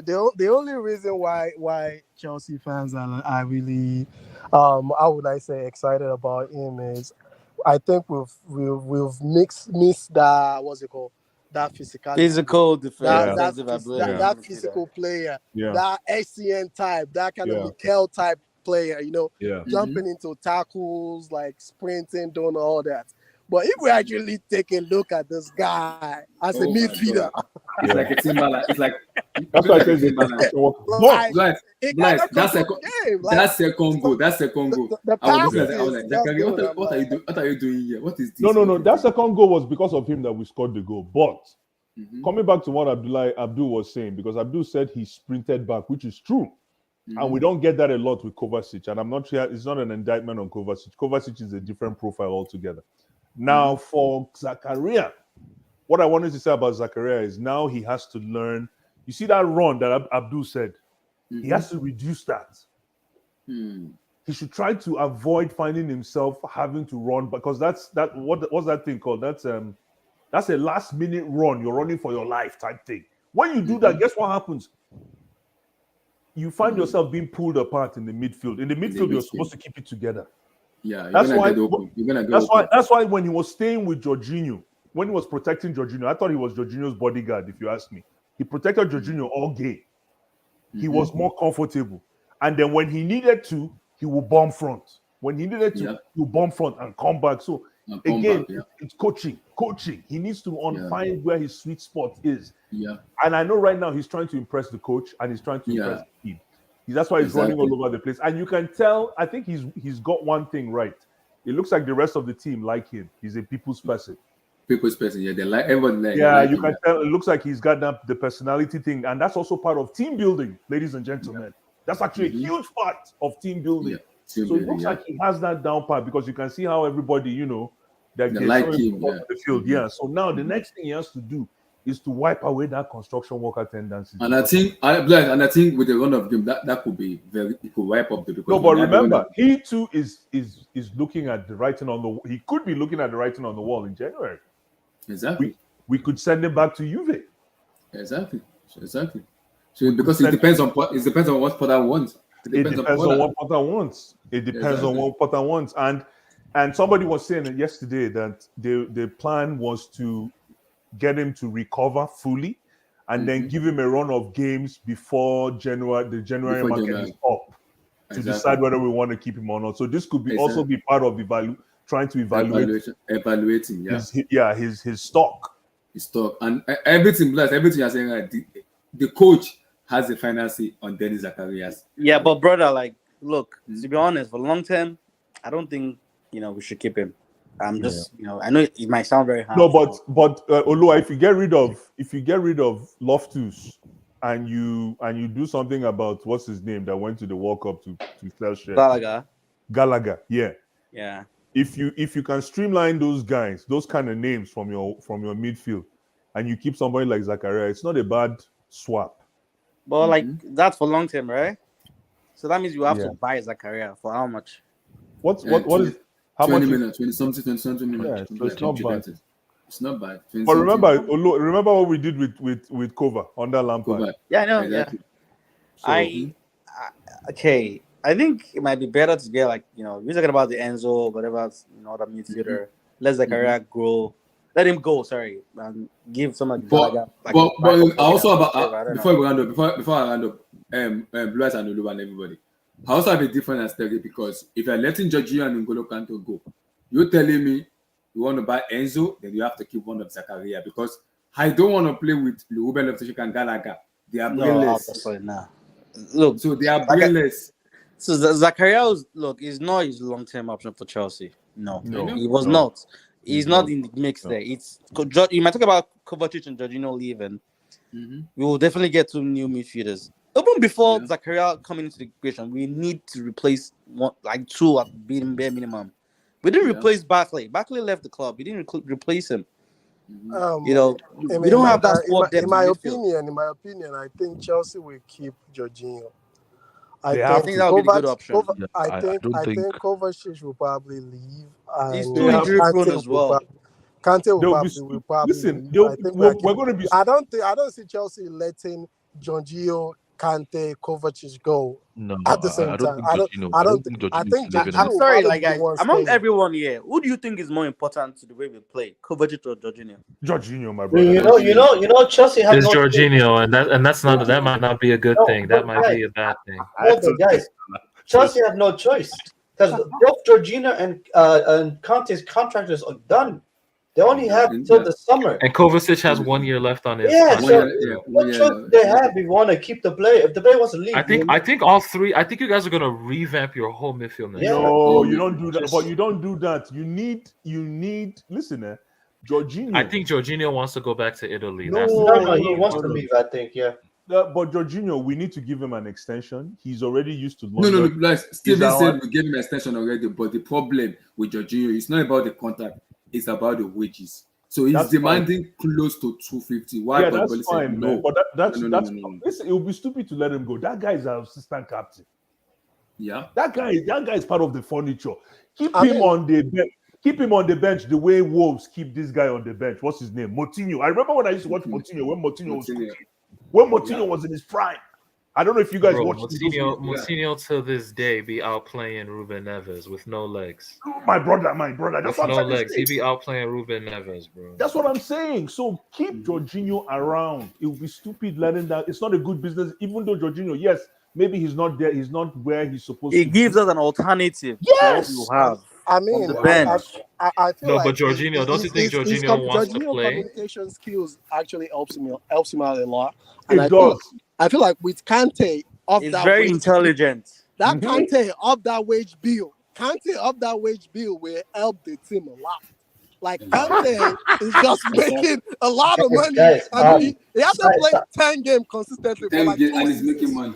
Guys, side note, I Kante wanna- off the wage bill, Kovacic off the wage bill. Why y'all It's hating? gonna free out a lot of. Yo, Tosin, a lot of things. Tosin, I need to ask you. Purely sick of the wage bills.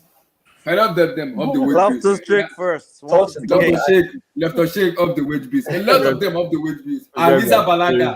Tosin, I need to ask you a Balaga question, of the bro. wage bills. Did you watch the game Yo, today? what's The good? PSG game. I'm not we talking about stunk, PSG, man. guys. Yeah, we Bro, stunk. Neymar got a red card today, but speak No, to that was, me. I'm not lying, bro. That was Yeah, I saw the red incident. card I've ever He had seen. a red. He had 2 yellow card. He had, I think, a Yes, yeah. I like how he got it Yes, within like 5 minutes. Yes. This is not a PSG. No, Wait. Isn't this like the football day, and then tomorrow's your Chelsea day? Yeah, football day. So I'm not football. I'm not football. No. I want. That's why Tosin missed the World Cup streams, because that one is more democratic. This one is tribal. Yeah. No, I want to see that. I want to see Abdullahi, I was watching the game. What exactly happened? What exactly happened? No, Abdullahi, I was watching the game today, right? But Tosin, you have to be ashamed of yourself. That club you support has destroyed the French league. Like that was, bro. I couldn't believe what I was watching. It's so hard to watch the French league. It's so hard. The PSG are so superior, so good that it's like they might as well not wear boots. They might as well wear slippers at this point and still play the game. That's how easy it was. Yes, you know what's funny? I switched because City were beating Leeds. So I was like, you know what? Let me put on the put on League on. Let me see what they're doing, bro. I just see like 10 Strasbourg players in their box. I see it's for like 15 minutes straight. Bro, it was bad. They had a red card and they still lost the game. The game was 1-1. They had a red They card got a for red card. 30 They minutes. still lost. 30 minutes too. For No, 30 but minutes. you have to understand though, like Who you lost have the to game? understand. The Strasbourg lost. With a red card for 30 minutes, man. Tosin, can you answer that question? Tosin, I'm Because sorry, anytime I bro. try No, to talk about didn't agricultural science, Tosin but comes for me. wait, Tosin, answer this. wait, but didn't Manchester City go down to 10 men and dominate against Fulham or whatever? What team was that in the Premier League as well? So this extent. What are you talking about? They had like 73% possession away. What are you talking about? I remember that game. Manchester City went down to 10 men and had 73% possession. What are you talking about? That shit happens in your league as well. No, that was Crystal Palace. You're right. Crystal Palace. You're Crystal absolutely Palace, yes, Yeah. and they had 73% possession. What are you talking about? Listen, you're not That shit wrong. happens in y'all's league as well. No, it does happen. At the end of the day, every single week, every single week, I have to go through low blocks. Okay, like, and that's Every single week that's is kind of fine. crazy, too, so I'm not welcome gonna to the party. That was I'm But sorry, you know, that made my eyes bleed. Bro, it was bad. No, SK, I did the same thing. Watching Strasbourg trying to counter SK, I was watching it. This is amazing. No, hold on. No, bro, I agree with SK. I was watching the leads. This is amazing. I turned it off. No, but you have to understand Strasbourg. But you have to understand Strasbourg. A team like Strasbourg, if I give them just to help you guys, since you guys are the Premier League guys, a team like Strasbourg, they're north of France, so they're like that hard-working, gruff type of team, like Burnley. So they're farmers. That's what they are. Exactly. That's why they're 20th. That's why they're 20th in the Ligue 1 right now. That's why Strasbourg are 20th in Ligue 1. So they played like a 20th place.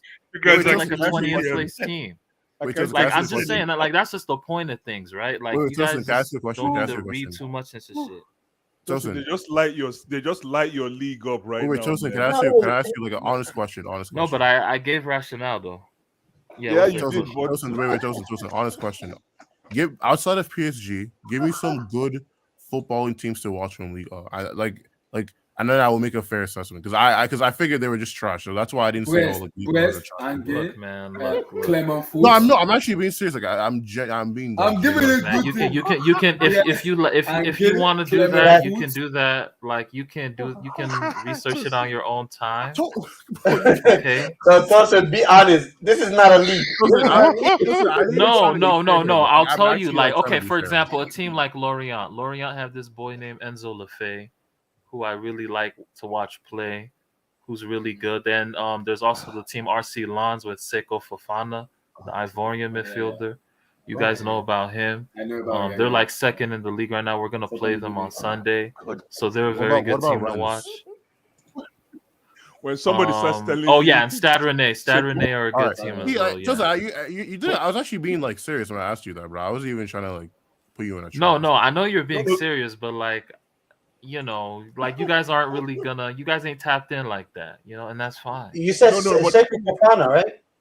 Seko Fofana, yeah. A place for Ivory Coast. A place for Ivory Coast. No, why is laughing like this? Why is laughing? Medina still plays football. Yo, Ruiz, you know, historically, my league has more football legends than the Premier League. Bro, I don't think So guys, tomorrow we'll talk about Chelsea. You guys are wicked, man. You guys decided to attack Tosin at the end of this stream. My God. Holy smokes, I actually almost choked on myself. That's crazy. Hold on. The way it came, it was so unassuming. The way it started, man. Somebody said I saw there was a play. Right? Mbappe lost the PSG lost the ball. Mbappe fell on the ground. Somehow, the buster came back to Mbappe while he was on the ground, and he still picked it up and he attacked the goal. What is this? He was playing football while he was on the ground.